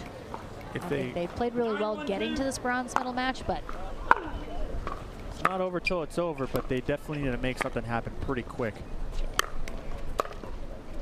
I think really, you know, they struggled with just execution, you know, so far this match. And, you know, when you have the right shots and it doesn't seem to go your way, it can really take a toll mentally. 10-1-2. And now we have match point. And he gets it. Too good. So no execution issues on the side of Fraser and Johnson here. It's a shame we didn't get to see this match earlier. It's definitely, you know, our top 2 teams, as you can see where they're seated. I expect this to be a pretty good contest. So looks like Jade Kawamoto is in the pink and Jackie in the blue on the near end to start us off here in game 1. And a quick first point.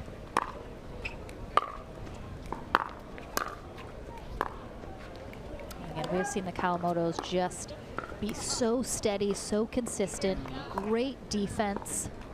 Jackie a little bit more aggressive.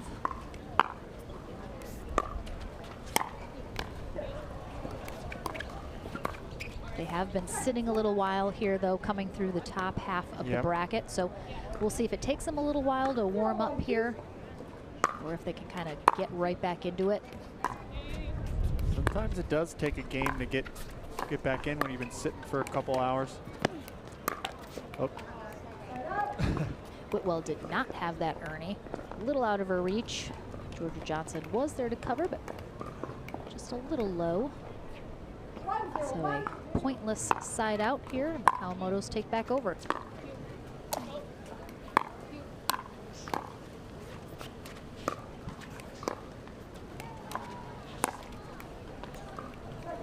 A little too ambitious there for Jackie.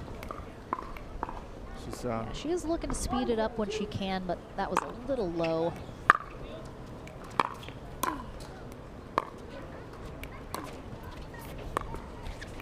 Just great angles there from Lee Whitwell. Hitting a sharp ding. Making Jade really get underneath the ball, but couldn't get under it enough.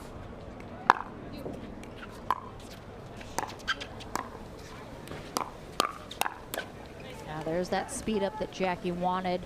Set herself up for the pop-up put away.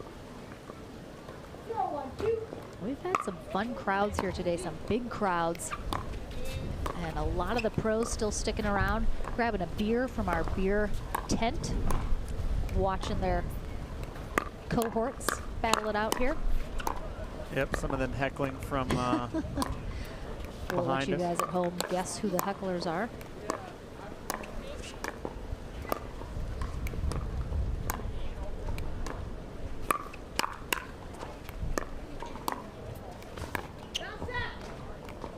Oh, it hits the stays in. baseline. Oh, nice job. Georgia Johnson gets back into it. Oh, oh wow. And these are the Kawamotos for you. Oh no. Everything comes wow. What a great rally. Yep. Well done from Georgia Johnson, keeping them in there. They got pushed off the line.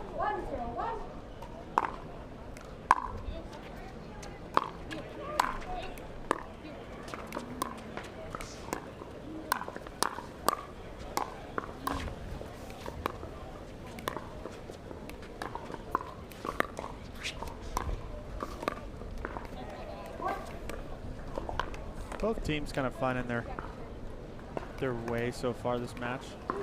Pretty competitive.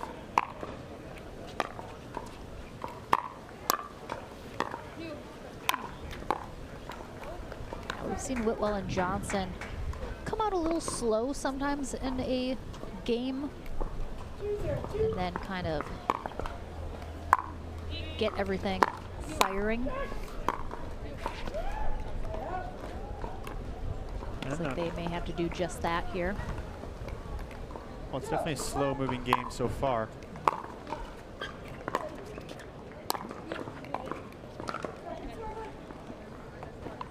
I mean, I expect long points from in this match from both these teams. Again, I mean, the Kawamotos just get every single thing back. Yeah, just so steady.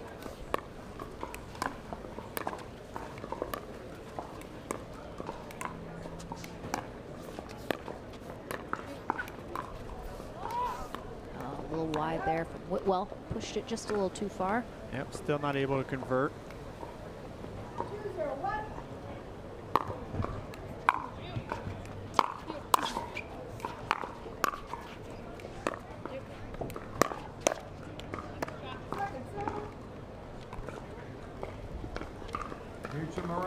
Please report to the tournament desk. Mircea Marariu. And the Kawamotos are also stuck on the same number here. Oh, Both teams playing so well defensively. that one took a really high bounce. As Whitwell got a good angle. Jackie was not quite able to handle that one.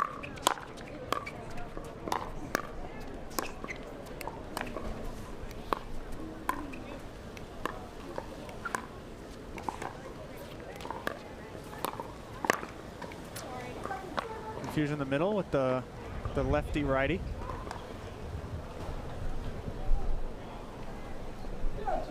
Always causes some problems. It really does. Oh, And it just lands in. And that net cord love gives Georgia Johnson a point. yes, on the board here in the first game of our gold medal match.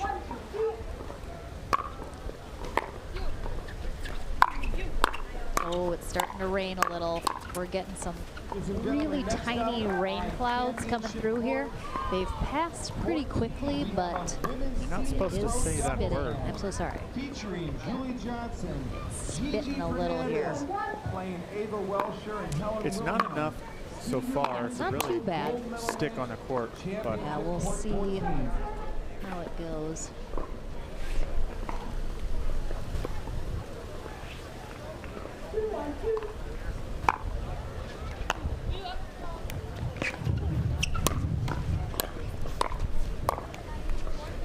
little bit of a slip from Jackie as she is looking at the ground. Seems to be willing to play through it at the moment, but we'll see if any more drops start to come down. Yeah, I think if anything, this will be a very brief intermission if there is break, if there is a rain delay called. Rick Whitskin, Dan Greneau, all Owen and Barry Waddell. Please come to tournament operation.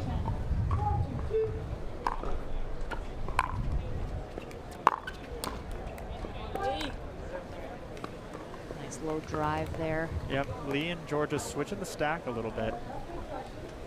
See if they can get some, give the combos a different look. But back to regular here. Yeah, I think that is where they are the most comfortable. Just a little unforced errors here, I think, early on here in game one, as the Kawamotos now are pulling away a little here.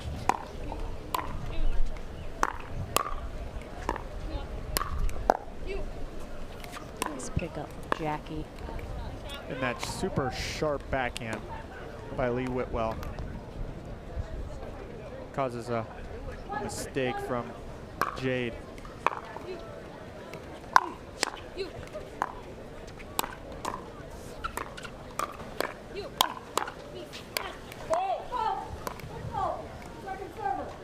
We have a foot fault on Lee Whitwell. Right here, I guess. Yeah. Yep. Yeah. Ooh. Did her right foot actually touch? I think it did. I think just briefly.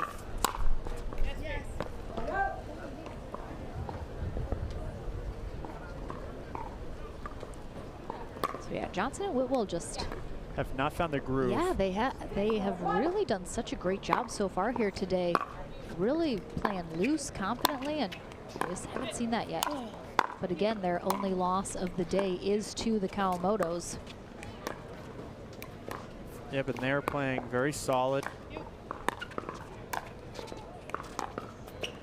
Moving the dink around a lot. That's what they do really well.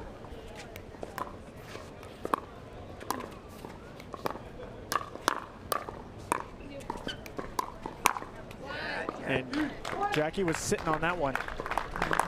Yeah, Whitwell tried to mix it up a little down the sideline, but get a little too in the middle, right to Jackie's forehand. Easy put away. I would imagine we would perhaps see a timeout here if the Kawamotos keep rolling. Ooh, nice spot there from Whitwell. Good angle from that left side, which they switched it up a little. Yeah, we'll see if they keep this reverse stack here. And there's the timeout from Georgia Johnson immediately after that return into the net. So it looks like our wind is a gustin'. Kawamotos do a really good job of getting the play into their game. You know, they move the dink around so well. But it keeps Lee and Georgia on their back foot.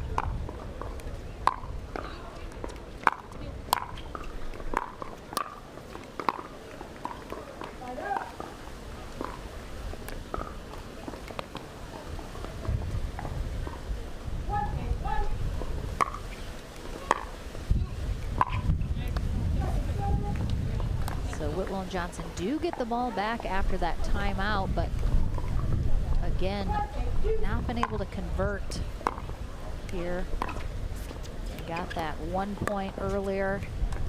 So far, that is all that the Kawamotos have allowed. Well, misjudging the trajectory of that ball. I think she thought that was going out and then it landed in.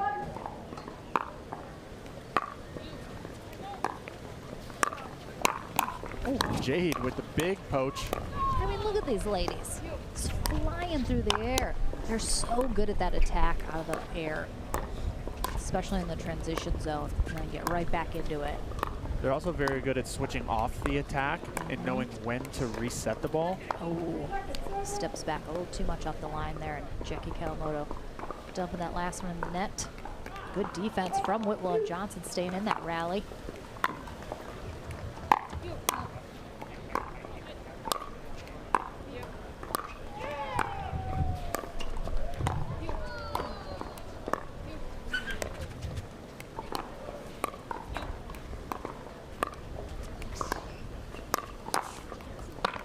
Jackie read that off Georgia's paddle. It was a good attack from Georgia. Surprised the Kawamotos a little bit as Jackie was a little late to it.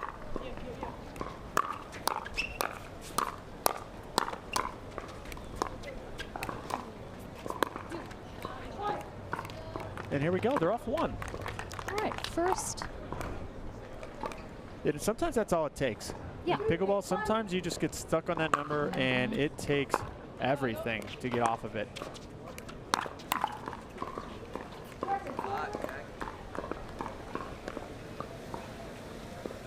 So we'll see if they can keep the points coming.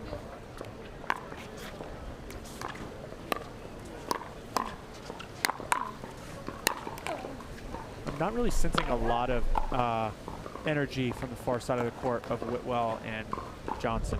Yeah, I think it's very similar to our men's bronze medal match that we just had previous to this, where, you know, J.W. Johnson and Dylan Frazier just, everything was working for them. Right. And it was really hard to find any answer to that, and I think that's kind of similar here for Whitwell and Johnson. Yeah, when you're playing a team like the Kawamotos, who are just so solid, great anticipation, great shot selection, you really have to be very focused, right?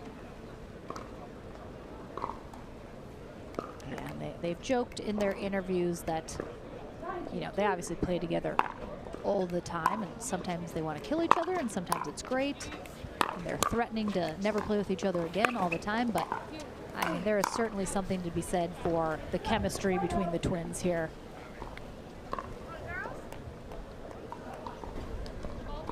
Yeah, I mean, it helps they know each other very well. They know each other's tendencies, and they can anticipate them.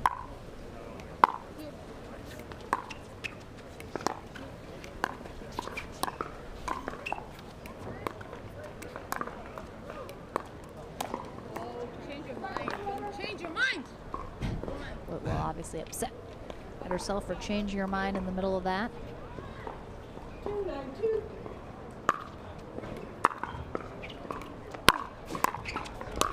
Oh, nice! Oh, nice job, Georgia Johnson. There we go. Oh no! And that's the defense of the Kawamotos. Yep. Georgia Johnson against any other team gets engaged, gets dialed in, and she's coming out on top of that exchange. Yeah, I was very unlucky for Georgia Johnson on that one, but it was nice to see some energy being displayed. Just everything's coming back.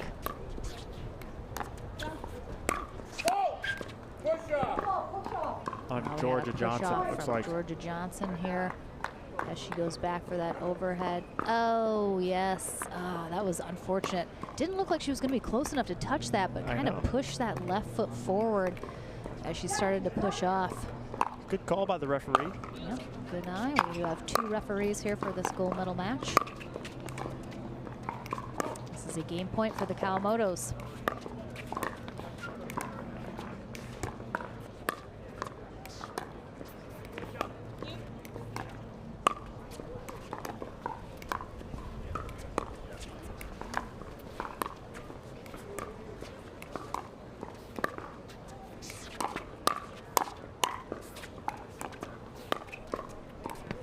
Rolled over. And that's game one. Lee Whitwell says, hit it. So Jackie and Jade Kawamoto find their groove, and there is no knocking them out of it here in game one, coming out on top 11-2. We'll head into the second game of this women's pro doubles gold medal match right after of our women's pro doubles gold medal match happening right now. Melody Woodson kicks us back into the action. Lee Whitwell and Georgia Johnson will be on the near end, while Jackie and Jade Kawamoto will be on the far end. Jade now in the black, Jackie still in the blue. Kawamoto's in control and dominant in game one, taking it 11-2. Let's see if Whitwell and Johnson can find their answer here. Yeah, no, you've heard other players on the women's tour just call the Kawamotos annoying, right? Because they just get every single thing back. And it can be very annoying. Very frustrating.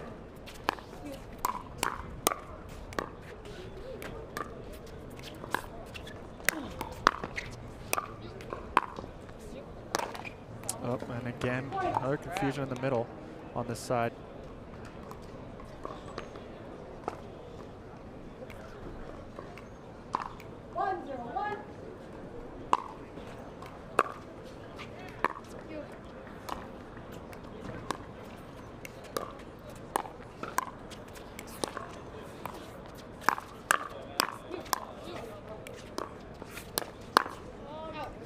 Good move by Rare Georgia. Mistake from Jackie Kawamoto there.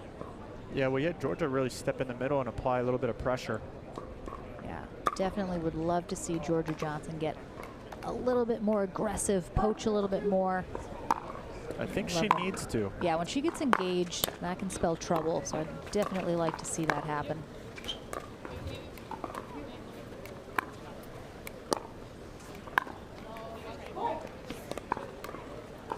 Yeah, they need to up the intensity by a couple turns, you know, so they can get back into this match.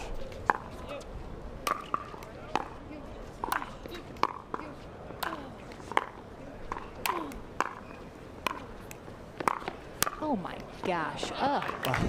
Good get there from Jade.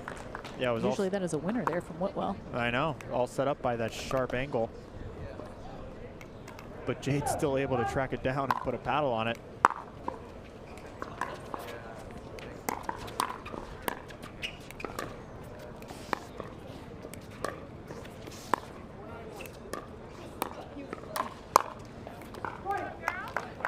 Kawamotos are two players that really show sort of textbook expect the next ball to come back. Yep. You almost never see them be surprised Yeah, by a ball that comes back. They're rarely out of position. They have good anticipation. And they're also not getting surprised very much because they're playing a lot of safe balls, right? Moving the ball around well. So Yeah, they're not necessarily super flashy players. nope. Again, just very steady, grind it out, go from defense to offense so flawlessly.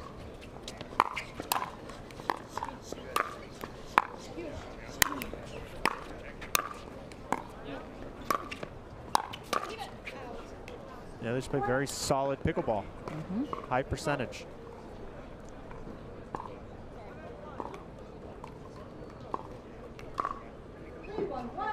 When you can keep that consistency across of a whole day, that's how you end up in the gold medal match. They've found a lot of success lately.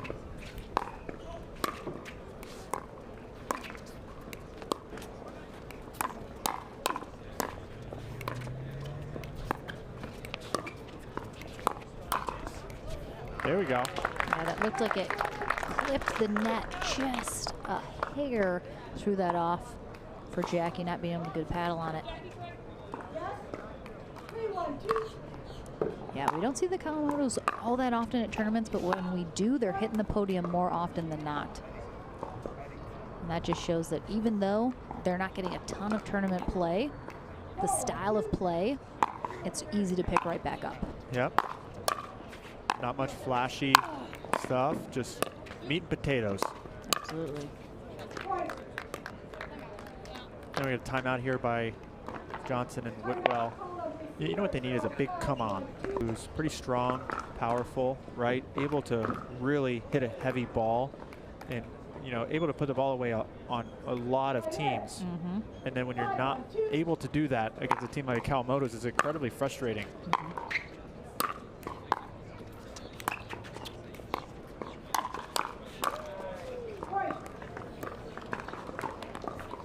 And I believe that's all that is so far this game, is just that not being able to put the ball away and just kind of a lack of energy.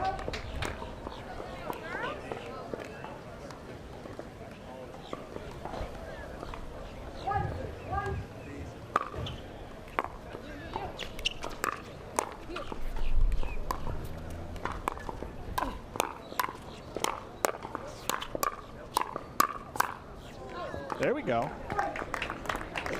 Oh, and we get a little bit of life out of Georgia on that one. So maybe that was a pretty good timeout. Whitwell was able to... Good pep talk. Yeah. Oh, that one sails just long, unfortunately, after the net cord there from Johnson. Yeah, but she needs more of that, right? Because they're not out of it just yet. Still a lot left in this game. Nice spot there from Jade Kawamoto down the sideline. And again, we see it sometimes. A really great team just gets outplayed. Yep.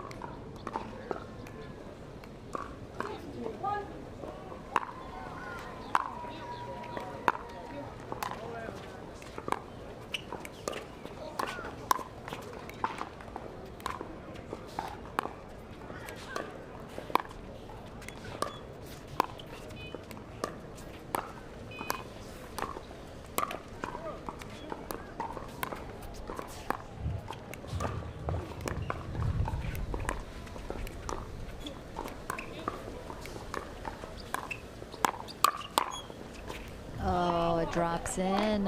Whitwell just with a smile.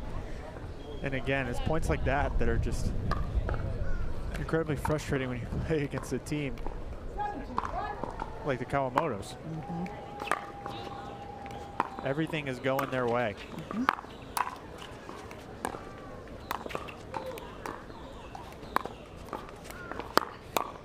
Oh, nice ATP there from Jade Kawamoto. Yep, recognizing that Whitwell likes that sharp angle and anticipating that and hitting it around the post. And long there from Whitwell. Kawamoto's 2 points away from a gold medal here, undefeated through the day.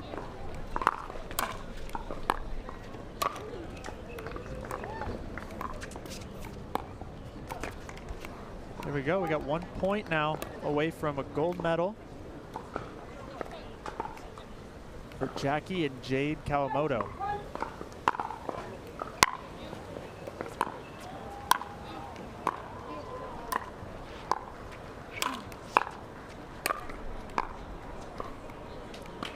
Not yet.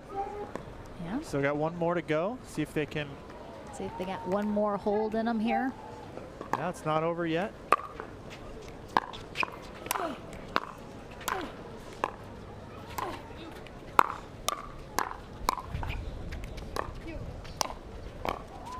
And no, they're still alive.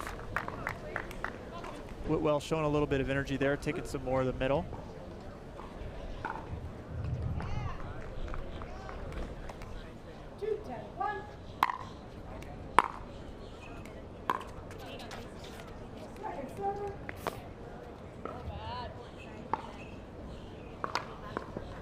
And it another chance here to try to get a comeback, but unfortunately it goes back over the Kawamotos, who get 2 more opportunities to close this gold medal match out.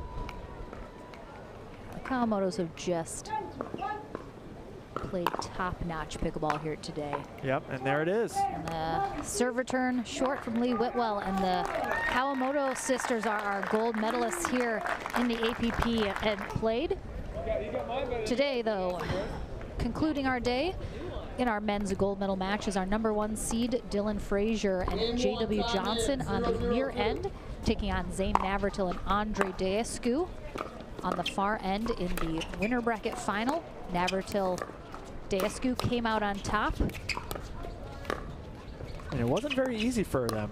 Yeah, it was a bit of a battle. They were down 10-5 in game 1, able to come back, win 12-10, and then I believe won 11-8. Yeah, so we'll see if, I certainly think Frazier and Johnson have it in them to give them a better run for their money here.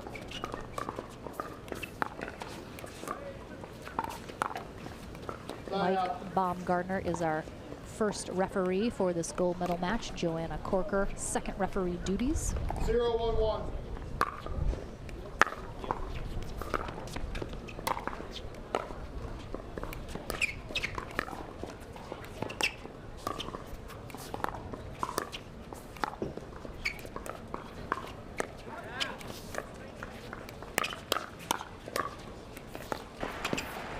hands there from Navratil.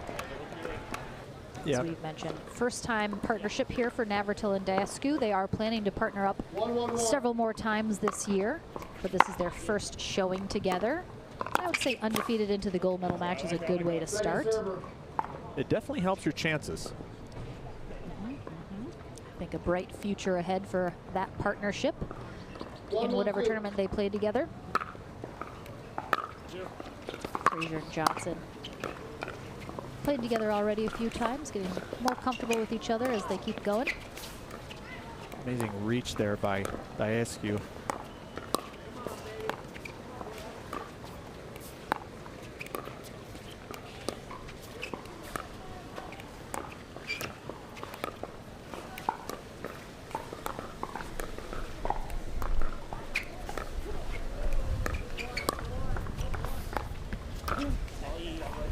And even though Fraser and Johnson didn't come out on top last game, they found a lot of success speeding up with the body of Daescu, especially J.W. Johnson coming into the middle and grabbing the ball off the bounce. And Fraser helping clean it up. Yeah, and I think we saw, correct me if I'm wrong, I think Fraser and Johnson really targeted Daescu a lot during that matchup. Navratil didn't get a lot of action in that match. It looks like they've already switched up the strategy here, going more to Navratil. Yes, so far you are correct. But yeah, they targeted Daescu a lot, and you know it took Andre quite a bit of time to get settled in the first game of last game, which they capitalized on. But unfortunately, it didn't close out game one. Second server. That game one loss, bit of a heartbreaker, seemed to haunt them into game two. 2-1-2.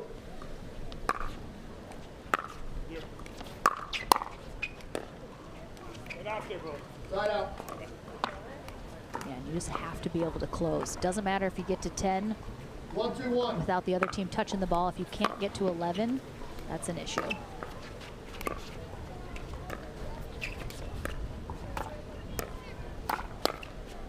Oh, and that one just landed in. But Fraser got the ball he wanted, and he likes that backhand flick right here.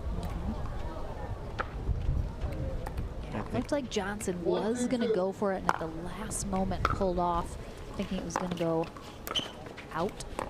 Fortunately, did not. Side out. And there you'll see what Johnson wants to do, to step in that middle and grab that ball and throw it at Daescu, but it was a little too low on that last one.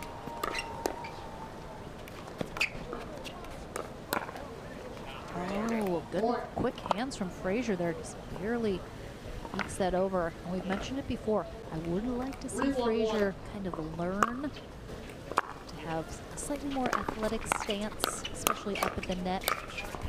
Bend those knees a little more, get a little lower. Yeah, his hands are just so fast and so compact, he might not feel like he needs to. Yeah, I think he just leaves it, sometimes he gets a little too flat when he goes for those shots.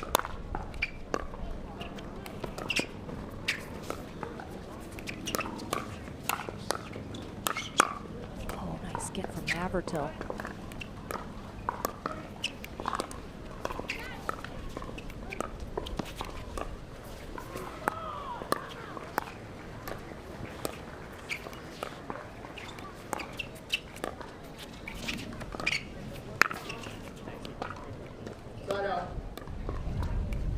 Daescu really wanted that one, but he just a little too far in front of him. 1-3-1. That's hard to do given how long his reach is. He can almost touch the net with the paddle. Just like that almost. Yeah, such an advantage when you can really reach into the kitchen, take those balls out of the air, especially do something with them. Yep, so you know, if I'm Johnson and Fraser playing into this team, I might think twice about dropping the ball into Andre, as he can really put a lot of pressure on you with his fourth shot. Yeah. 3-2-1. Navratil and Daescu take a 1-point lead.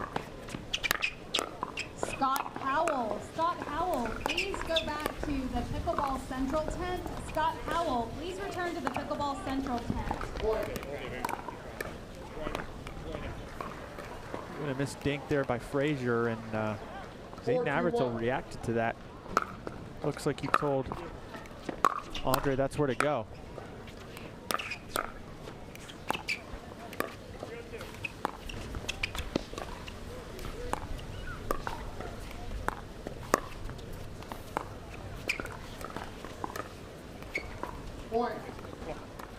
And again, just a little too nonchalant on that. I think every once in a while we see both Frazier and Johnson a couple times just kind of get a little too relaxed. Well, it is almost hard to tell if that's just their nature. Exactly. Not a lot of difference. 5-2-2.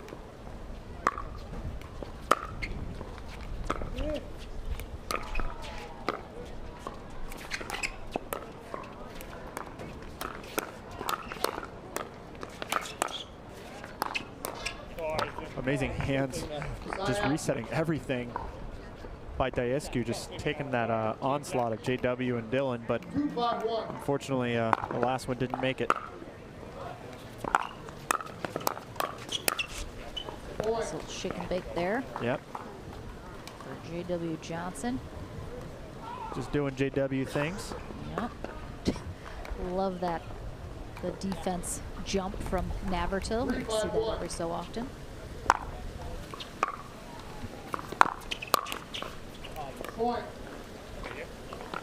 Yeah, that was a good ball for Navratil to attack, but 4-5-1. took a big swing. Didn't make the right contact on it. Second server. Good hands by Frazier there too, but 4-5-2. just sailing a little too long. Tie it up here, and they're going to do it with JW Johnson again, getting big and aggressive in the middle. I'd like to see them do more of that shake and bake. Yeah. Dylan drives that ball really low, and JW just immediately crashes middle and takes over.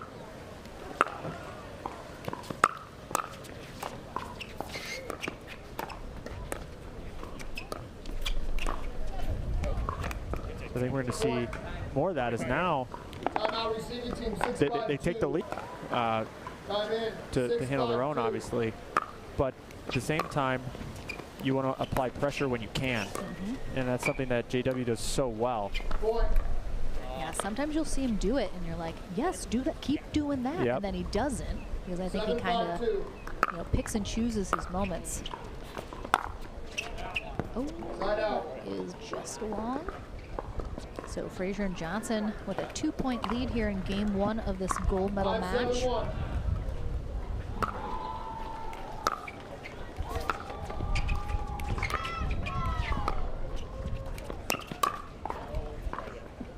Second server.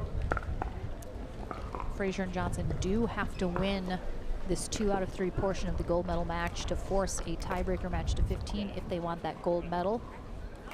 5-7-2. A lot of work still ahead for them.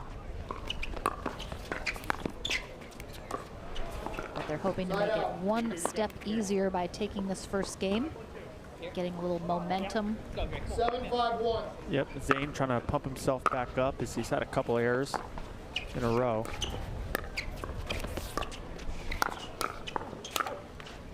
And then, yeah, unlike with the net there, but Frazier did a good job pushing pushing Zane off the line, creating that opportunity for JW to attack it. 8-5-1.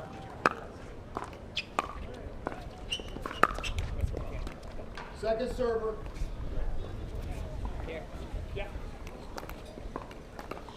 8-5-2.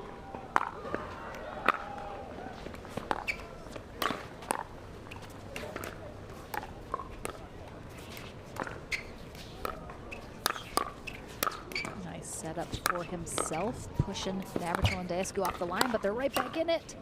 No! Oh, body shot. Right to the heart. It was great. It was a great adjustment by Frazier really staying composed when that ball hit the net and popped up. Didn't rush it.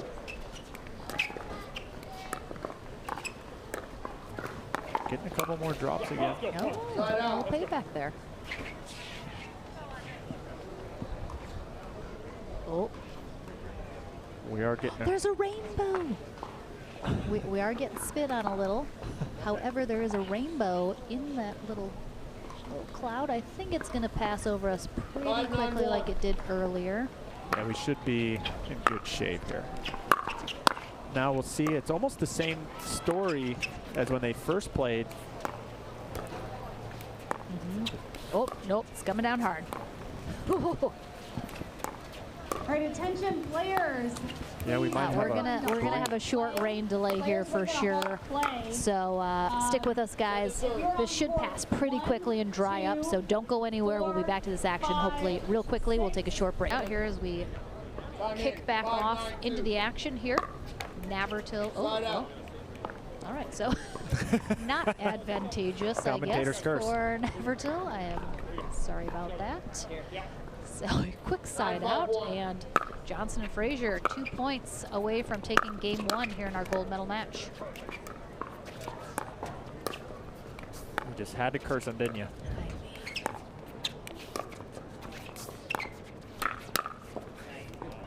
Oh, look at it. He can get nice and low. Look at, he's still got some good knees on him, I'll tell you what.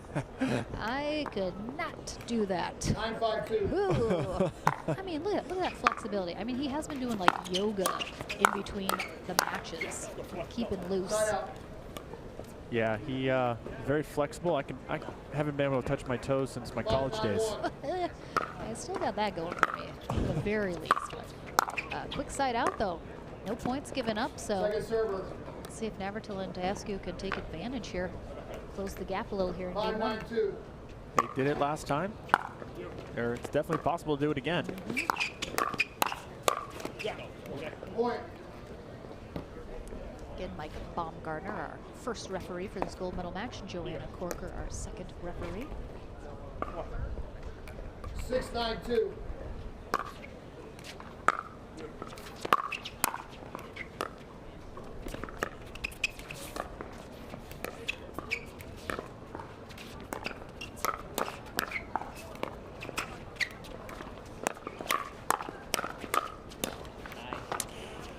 Yeah, he was a little late to react to that Diascu. But a good hands battle. Johnson almost always seems to come out on top of those, especially Frazier as well. So it's not a very fun team to get in those battles with. Point. And again, see the same thing. And now we have almost the same score as the last time we had game 1 here. Now let's see if Frazier and Johnson can actually close out this first game here. It is almost exactly the same situation, and they do. And they get it done. All right, so the curse of the winners bracket final, our final match of the day here in our live streaming coverage of the APP Plantation Open presented by Head Pickleball. Game number 2 underway. Andre Diascu and Zane Navertil on the near end, taking on Dylan Frazier and JW Johnson on the far end. Navertil scrambling here in the first exchange of game number 2. Gets a paddle and it almost curls around, had an opportunity. Game 1 was won by Frazier and Johnson 11-6. Oh, is he losing his balance? Sick. What's happening? Hopefully not. It's going to make for an awkward stream. 1-0-1. But Johnson and Frazier got knocked down in the winners bracket final by Diascu and Navertil, so they have to win this 2 out of 3 portion of the gold medal match, and then a tiebreaker match to 15. So they're on their way to doing so here.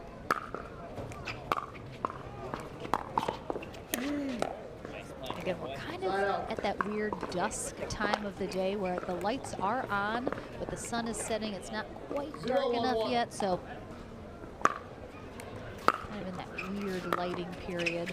Thankfully, the way this is set up, there's no players really looking into the sun. Yeah, exactly. Or the sun sets, so.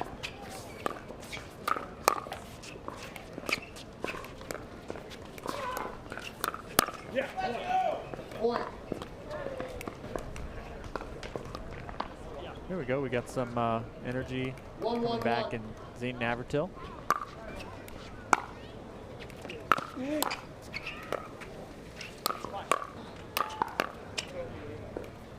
Second server. But JW's put-aways were just too much for Zane to keep defending.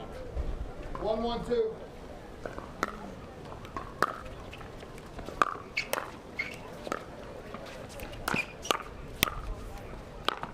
The wind has died down a little bit here. It's still breezy, but I would say it's closer to 10 miles an hour maybe. I was gonna say Gusting 20 to 15.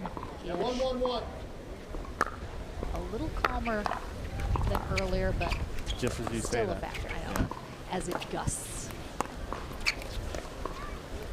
Point.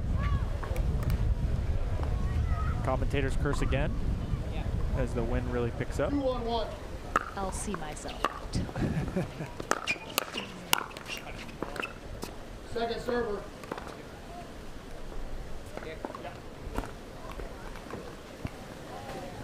Two, 1-2.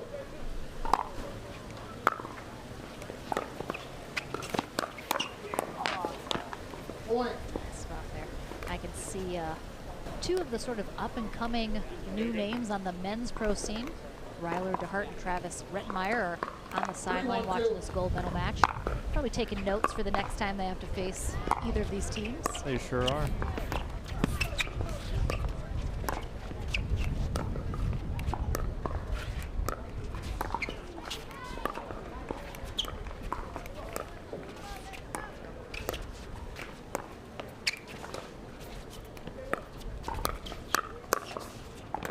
Oh, I really would like to see him let that bounce and recover just a little bit more. Yeah, his weight was really forward, so he just reached in there.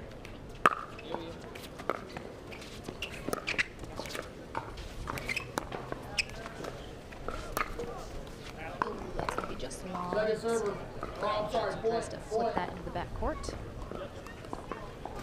Desco and Navratil just trailing by one here in game 2.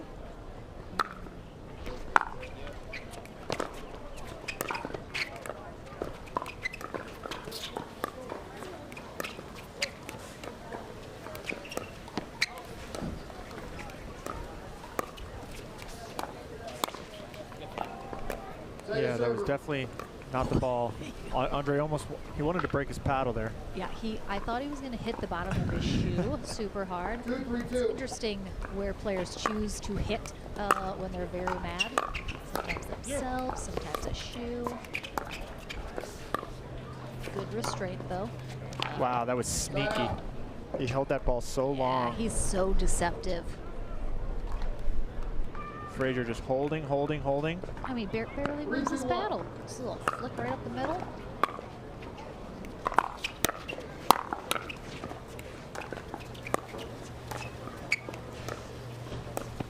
Oh, JW reaches in again a little too much. But yeah, Frazier really does a good job at holding that paddle to the very last second and choosing where he wants to put it. Side out. 2-3-1.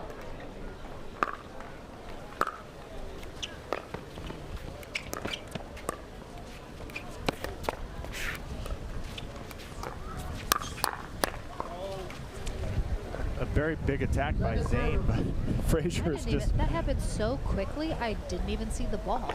Frazier is just too quick. Maybe I'm the one struggling in this low lighting.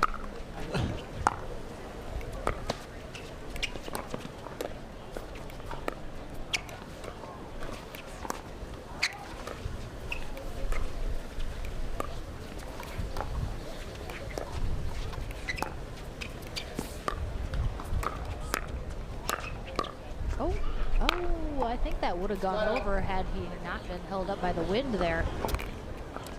This is quite possible. I think Zane wanted that one. I think but Andre coming over. Zane was sitting on that two-handed backhand. Yeah, I mean, Navratil got pulled off the court, so it was a good cover from Diascu. Right foot. Point. Who on who? Foot fault on, it looks like Andre. Oh, yeah. got momentum right there, drug that right Ball foot. throughout the strike. Point. He does like to argue. Four, He two, does one. like to argue. Hey, I'll well. give him that, which he's doing a little bit here, but we have video confirmation that was the correct call. Second server. It's going to have to shake that off. Yep, unfortunately, there's nothing he can do about it now. 4-2-2.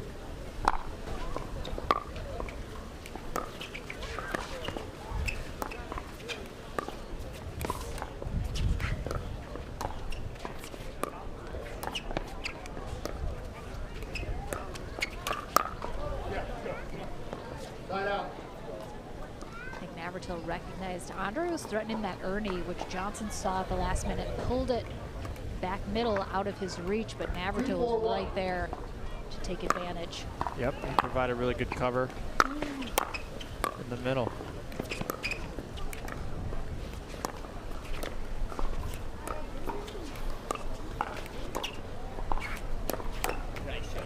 It's a good attack by Andre. He does like to attack right at those shoulders, and Dylan just not able to hit that down. But really, he hit it into a spot where Dylan finds a lot of success with that backhand.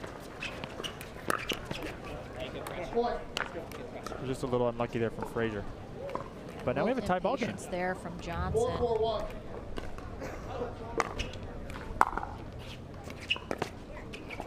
Again, Navratil and Daskew don't necessarily have to win this 2 out of 3 portion. They do have that tiebreaker match to 15 in their pocket. But I know teams do not like to pull that out unless it's a break glass in case of emergency situation. Side out. But we have a tie ball game here, and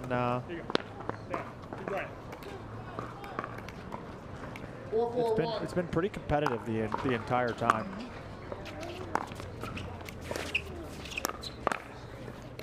You know, JW and Dylan Frazier have mixed their targets up quite a bit, whereas in the first time they played, they really focused on targeting Andre Daskew, and once Daskew started getting hot, they never really changed.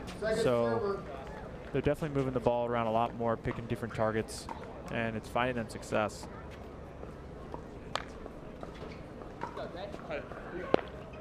5-4-2.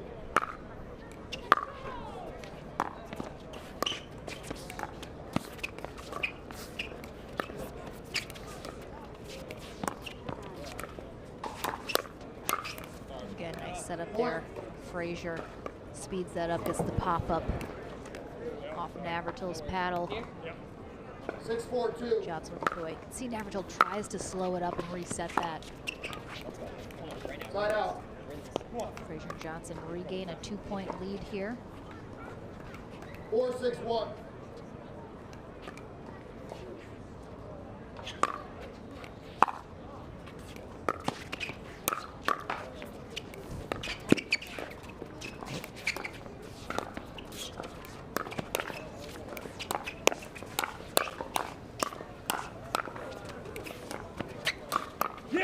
Well done. Change. Navratil earlier in that's some of my favorite pickups from Navratil when he fully like bends at the waist. He Yeah. has to reach as far in front of him as he can. Doesn't have to look pretty, it's just got to get the job done, which it did. Wow, another great pickup from behind him with Andre there. All right, Navratil hits the deck this time. He matrixed out of there. 6-6-1. You've seen Andre. He had to put a hand down. Andre did not when he crouched down, pretty sad to say.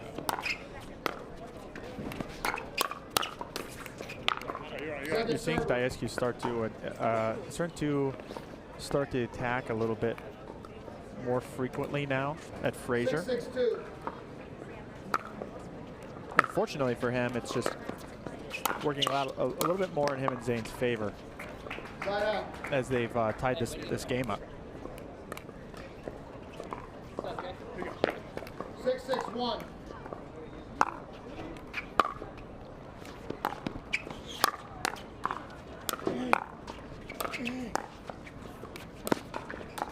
Yeah,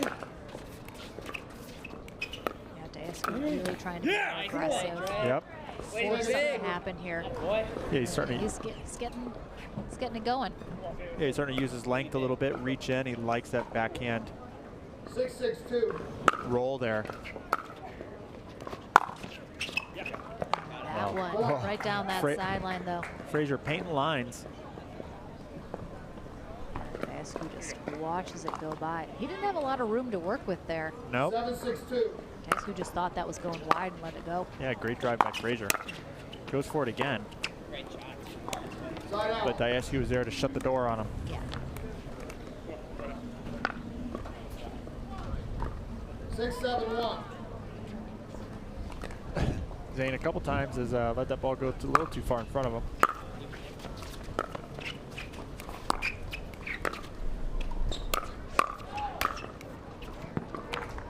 Second server. You're seeing JW on those overheads really try to hit behind the right foot of Navratil. 6-7-2.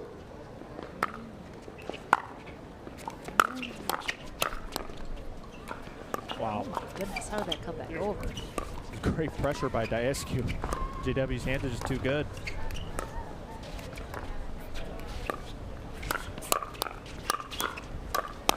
What? Yeah! Navratil, how many times do I have to hit this? These boys are swinging. 7-7-2.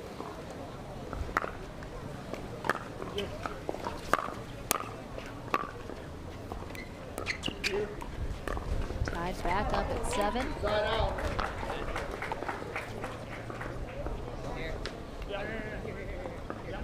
Seven, 7-1.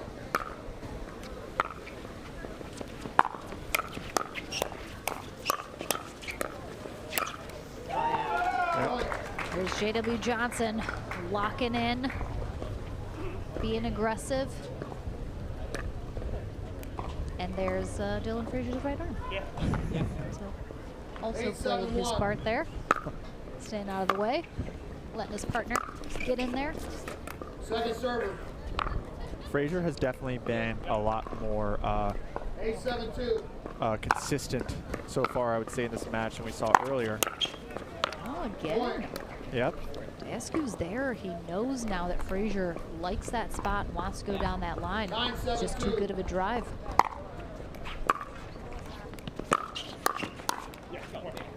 Side out. Seeing Frazier and Johnson starting to drive a lot more thirds.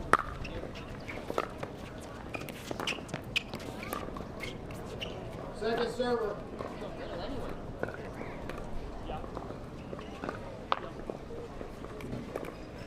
Seven, 9-2.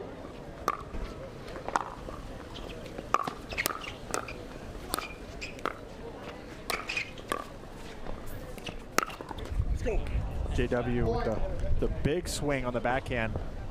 Just Yeah, sometimes I catches the tape. feel like when JW Johnson senses they have an opportunity to close it out, that's getting close to the end, you'll see him ramp it up just a little bit more. Yeah, he Take went. over a little bit. He really went for that one.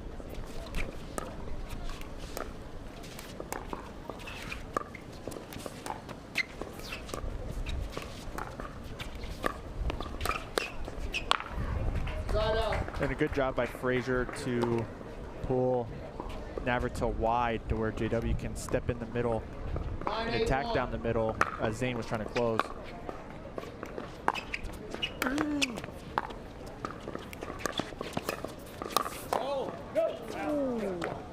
Second server. I think I actually heard JW Johnson try and call Frazier off that. I was like, did I hear JW Johnson yell something? Please report to court number 10. Douglas Kabrinich and Chin Chen. Please report immediately to court number 10. This is your second and final call.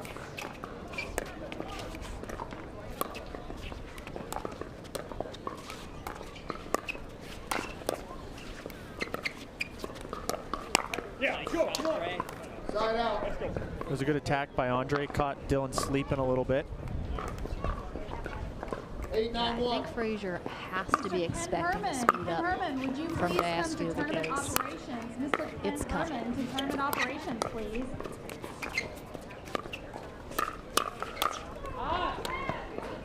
Second server. JW again, once he gets that ball just high enough, he pretty much puts it away every single time that he finds the right foot of Navratil.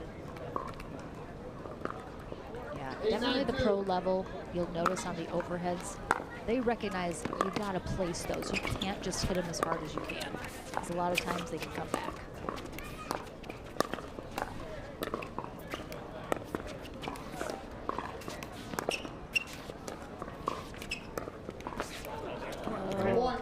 JW Johnson knows he's got to keep that close to the net to keep it out of Ernie range for Diascu, but leaves it a little short.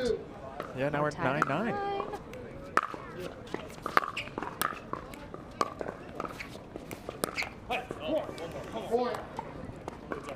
Game point for Navratil and Diascu, looking to force that third game. JW Johnson showing some frustration with his decision making on that one, it appeared. Yeah, 2 balls into the net from him in the last 2 rallies. Oh. It was pretty good defense by Johnson as Andre started that. Johnson stuffing it right back down the middle where it came from. Big hole. 9-10-1.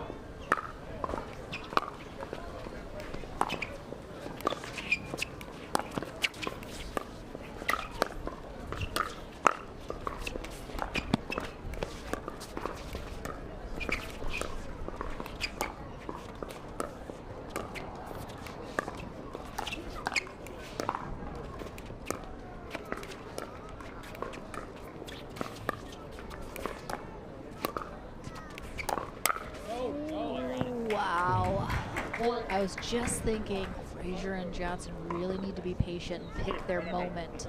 And he picked the right one. 10-10-1. Frazier speeding up the ball up right at Andre's right shoulder. And again. And, yep. And now they have a game point here to force the game to 15 after. This will be a match point here for our 2 out of 3 portion. And some smiles out of Jidal in there. Just slather it on. Let it do its job. Time in 11-10-1. Yes, 11-10-1. Oh boy. Great timeout. Serve, second server. All right, can they get one more stop here? 11-10-2. Second match point though, here in the 2 out of 3 portion. Oh no, a ball from our... Got a ball on, we'll replay it, thank you. I think that is our Senior Pro men's gold medal match happening behind us. 11-10-2. Here we go. See if they can close it out.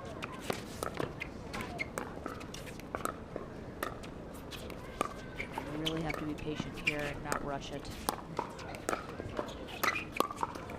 Point, game match. Great spot. So again, they haven't gotten it yet. But again, 2 check marks off of 3. So JW Johnson and Dylan Frazier took the 2 out of 3 portion, forcing this tiebreaker match to 15. They will start on the near end. Andre Diascu and Zane Navratil will start on the far end. They will switch ends at 8 here in this match to 15. And then someone's going home with gold and someone's going home with silver. Should be an exciting match for sure. I mean, both teams have had a good display of performance so far today. And this has been a pretty even matchup, I would say, both times. Oh, nice hands there from Dylan Frazier. And again, Mike Baumgartner, our first referee for this gold medal match. Joanna Corker, our second. I am Lauren McLaughlin, along with John Davison for our final portion of the day.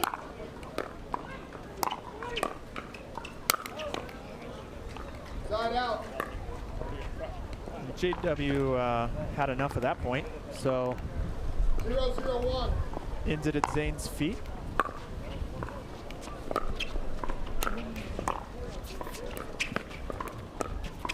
Wide. Second server.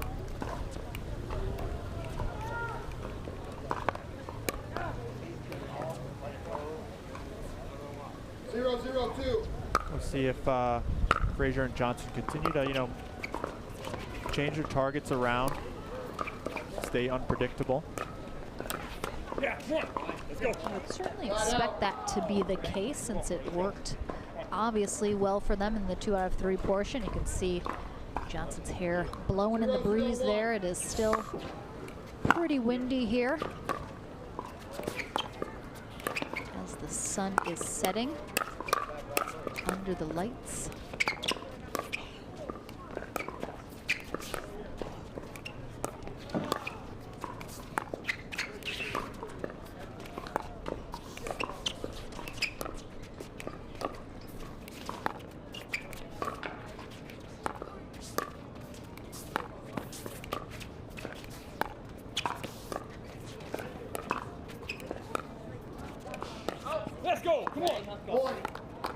Patient play all around. Everyone moving the dink around very well, and 1-0-1. Diescu just pushes the dink a little too far out of Johnson's reach and gets an error.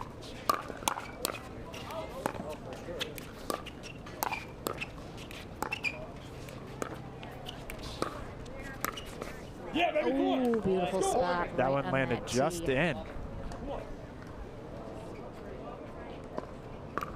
Good job reaching in by Diescu there, as you can see it again. Can't leave your dinks too high when you're hitting cross court with Diescu, or he'll make you pay. Let's go. Point. And a good start here for Navratil and Diescu as they take a 3-0-1. 3-0 lead.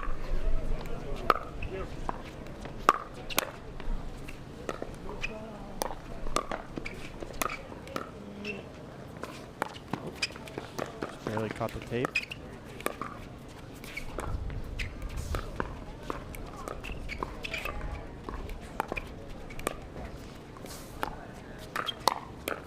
Oh, nice spot there from Frazier.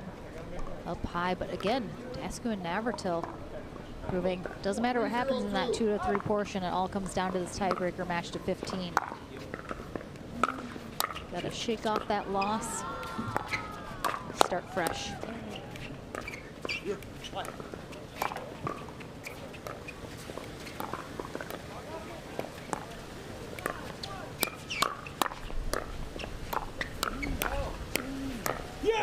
Frazier definitely saved Diescu on that ball,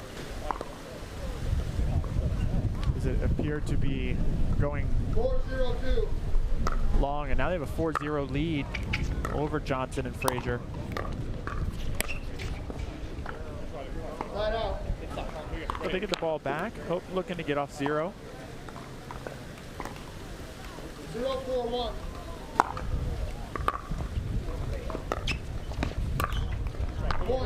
The wind is really picking up, and Navratil trying to do a little too much 1-4-1. with that last ball, but trying to keep pressure on him. Second server. The wind seems to have picked up quite a bit again. 1-4-2.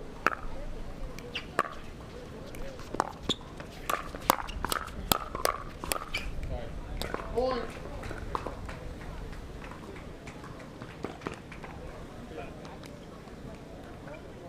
And now JW 2-4-2. and Frazier off 0, and they're up to 2. They've cut the lead in half.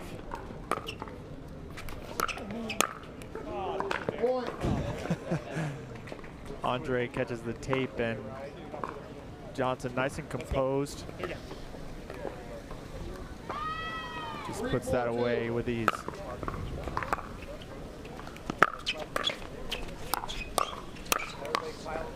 Johnson and Frazier now firing on all cylinders, it seems. Yeah, they definitely, when they get hot, they get real hot.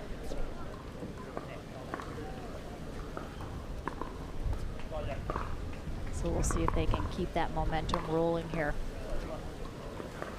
Again, they are looking for a double dip here to get that gold medal. The temperature's starting to drop quite a bit, so the ball's flying. Yeah, it's definitely dropping. Wind still picking up though, so the ball's gonna get a little harder, a little crisper. 5-4-2. And now they take the lead after going down 4-0 to start. Again, we'll switch ends at 8. Point. And they do it again. You know, they weathered the run from Navratil and Diescu. Refocused. 6-4-2. Point. I mean, again, style points for Navratil, Yeah. Timeout receiving but team, unfortunately 7-4-2. that does 1 not minute. help him here, and we have a timeout called by Navratil and Diescu, as we've seen, Diescu is a very emotional player. Time in. 7-4-2. So I think a good timeout just to kind of settle their emotions. Oh, but J.W. Johnson Point. Timeout. Change. of fully it. in 8-4-2, control. 1 minute. Dylan Frazier happy to take a back seat to a fully engaged Johnson. And that gets them their 8th point and triggers the end change here in our final gold medal match to 15. Navratil and Diescu will take the near end of the court to finish. Frazier and Johnson will head to the far end. Frazier and Johnson do a really good job of that shake and bake. You know, JW's happy letting Frazier drive that ball in the third because it's staying very low, causing Navratil and Diescu to hit up on the ball, where JW just crashes middle and cleans up the mess. So if it's working, might as well keep doing it. I'm sure we'll see more of the same here from that side. Yeah, we saw Frazier and Johnson win both their games in the gold medal match on both ends of the court. Yep. So they've certainly proven that they can 8-4-2. win on either end.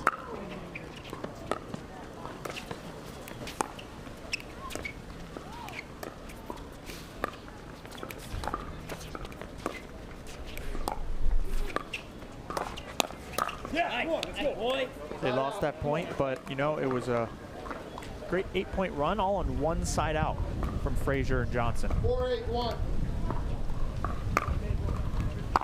Pickleball can have these momentum swings, and Frazier and Johnson are feeling themselves right now. Did you hear yourself? 4-8-2. It's the end of a long day, John. Side out.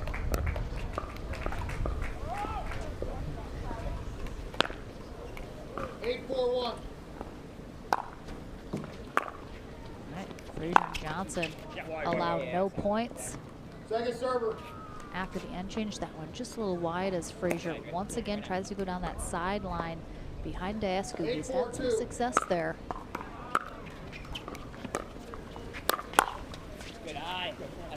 But it was a good stop. So Diescu and Navratil get to go back to work. 4-8-1. See if they get the momentum swinging back in their direction.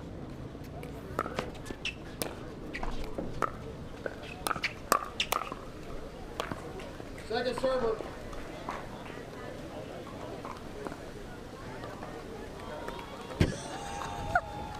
4-8-2. Funniest thing I've ever seen J.W. Johnson do. Someone turn that into a meme right now. Oh my gosh, I love that kid so much right now.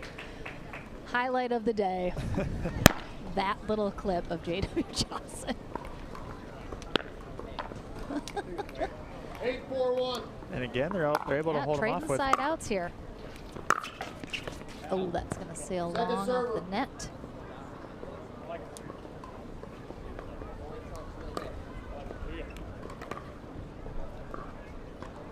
Eight, 4-2.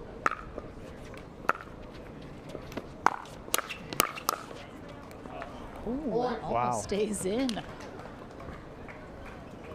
Good hands by Diescu, but he Oh, he's changing a paddle. might be the grip is getting a little sweaty. Yeah, probably the grip on his paddle, I assume, is 15 seconds.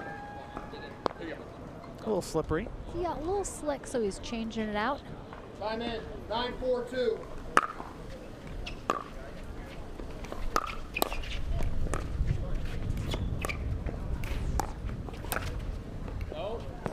Just long. Hey, Chef, slow it down, man. And Johnson and Fraser train keeps on chugging along. 10 unanswered points in a row.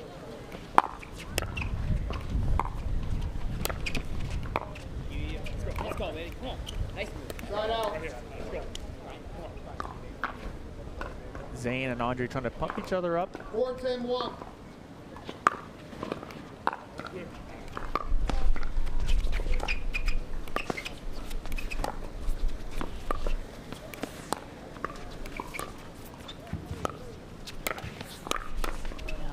Ooh, nice recovery there off the net. And as you mentioned, a lot of net cords so far in this match of 15. Andre Dascu letting out a guttural yell over here of frustration.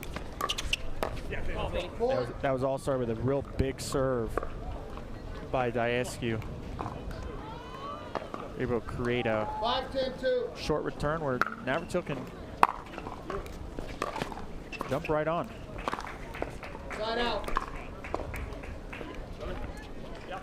So again, only 1 point here. Navratil and Dascu just not able to get anything going when it counts on their serve.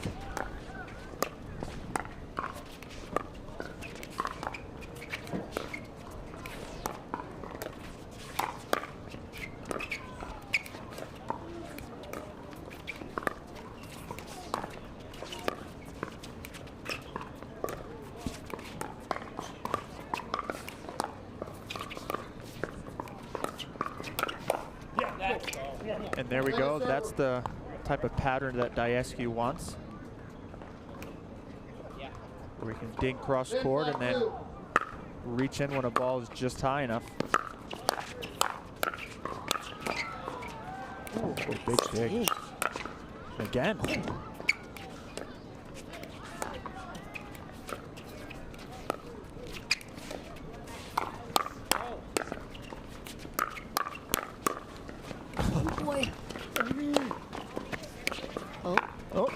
He's like, oh no. Oh, that's, I think, a broken paddle for Navratil. It did look like it chipped the corner. It broke.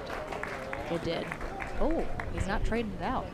That's going to be a verbal warning as well for Navratil and a timeout. Yep, smart. Rocking with over 1,500 of you guys at home. Time in. 11-5-2. My hole. Turning out to be a dramatic conclusion here to our men's gold medal match. I mean, people can say what they want. I love a good outburst. It makes things interesting. You know, I'm a big fan of personalities on the court. Point. And again, I think there's a huge difference between chucking your paddle into the ground and chucking it 2 courts over. So I'm okay with that. Oh, I thought that had a chance. Fraser and Johnson are just firing on all cylinders. Yeah, they've definitely pulled away here. I mean, they're on a 13-1 run as we speak. Only 2 points away from double dipping in the gold medal match.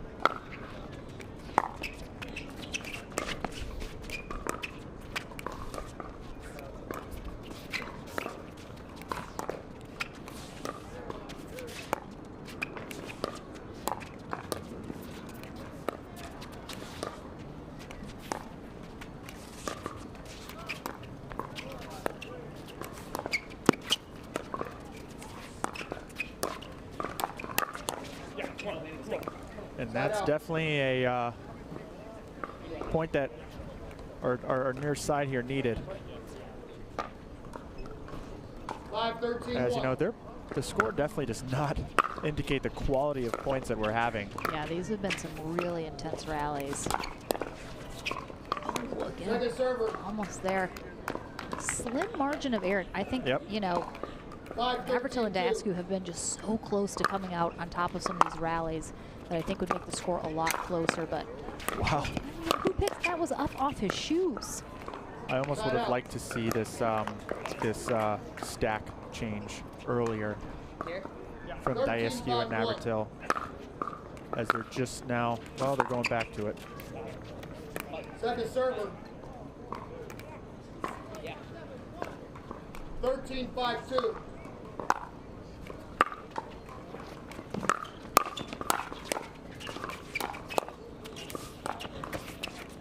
Phenomenal gets from Diascu and Navratil right there. Yep. Yeah, let's go. Oh, that- beautiful. That's what Andre does well. He needs to get back into that Point. pattern where he can just stay cross court, hit low dinks to Johnson, and be able to reach in like that. Ball stands. Point. Oh, wow. Oh, they called that out. I thought it hit the line. This is Here we go.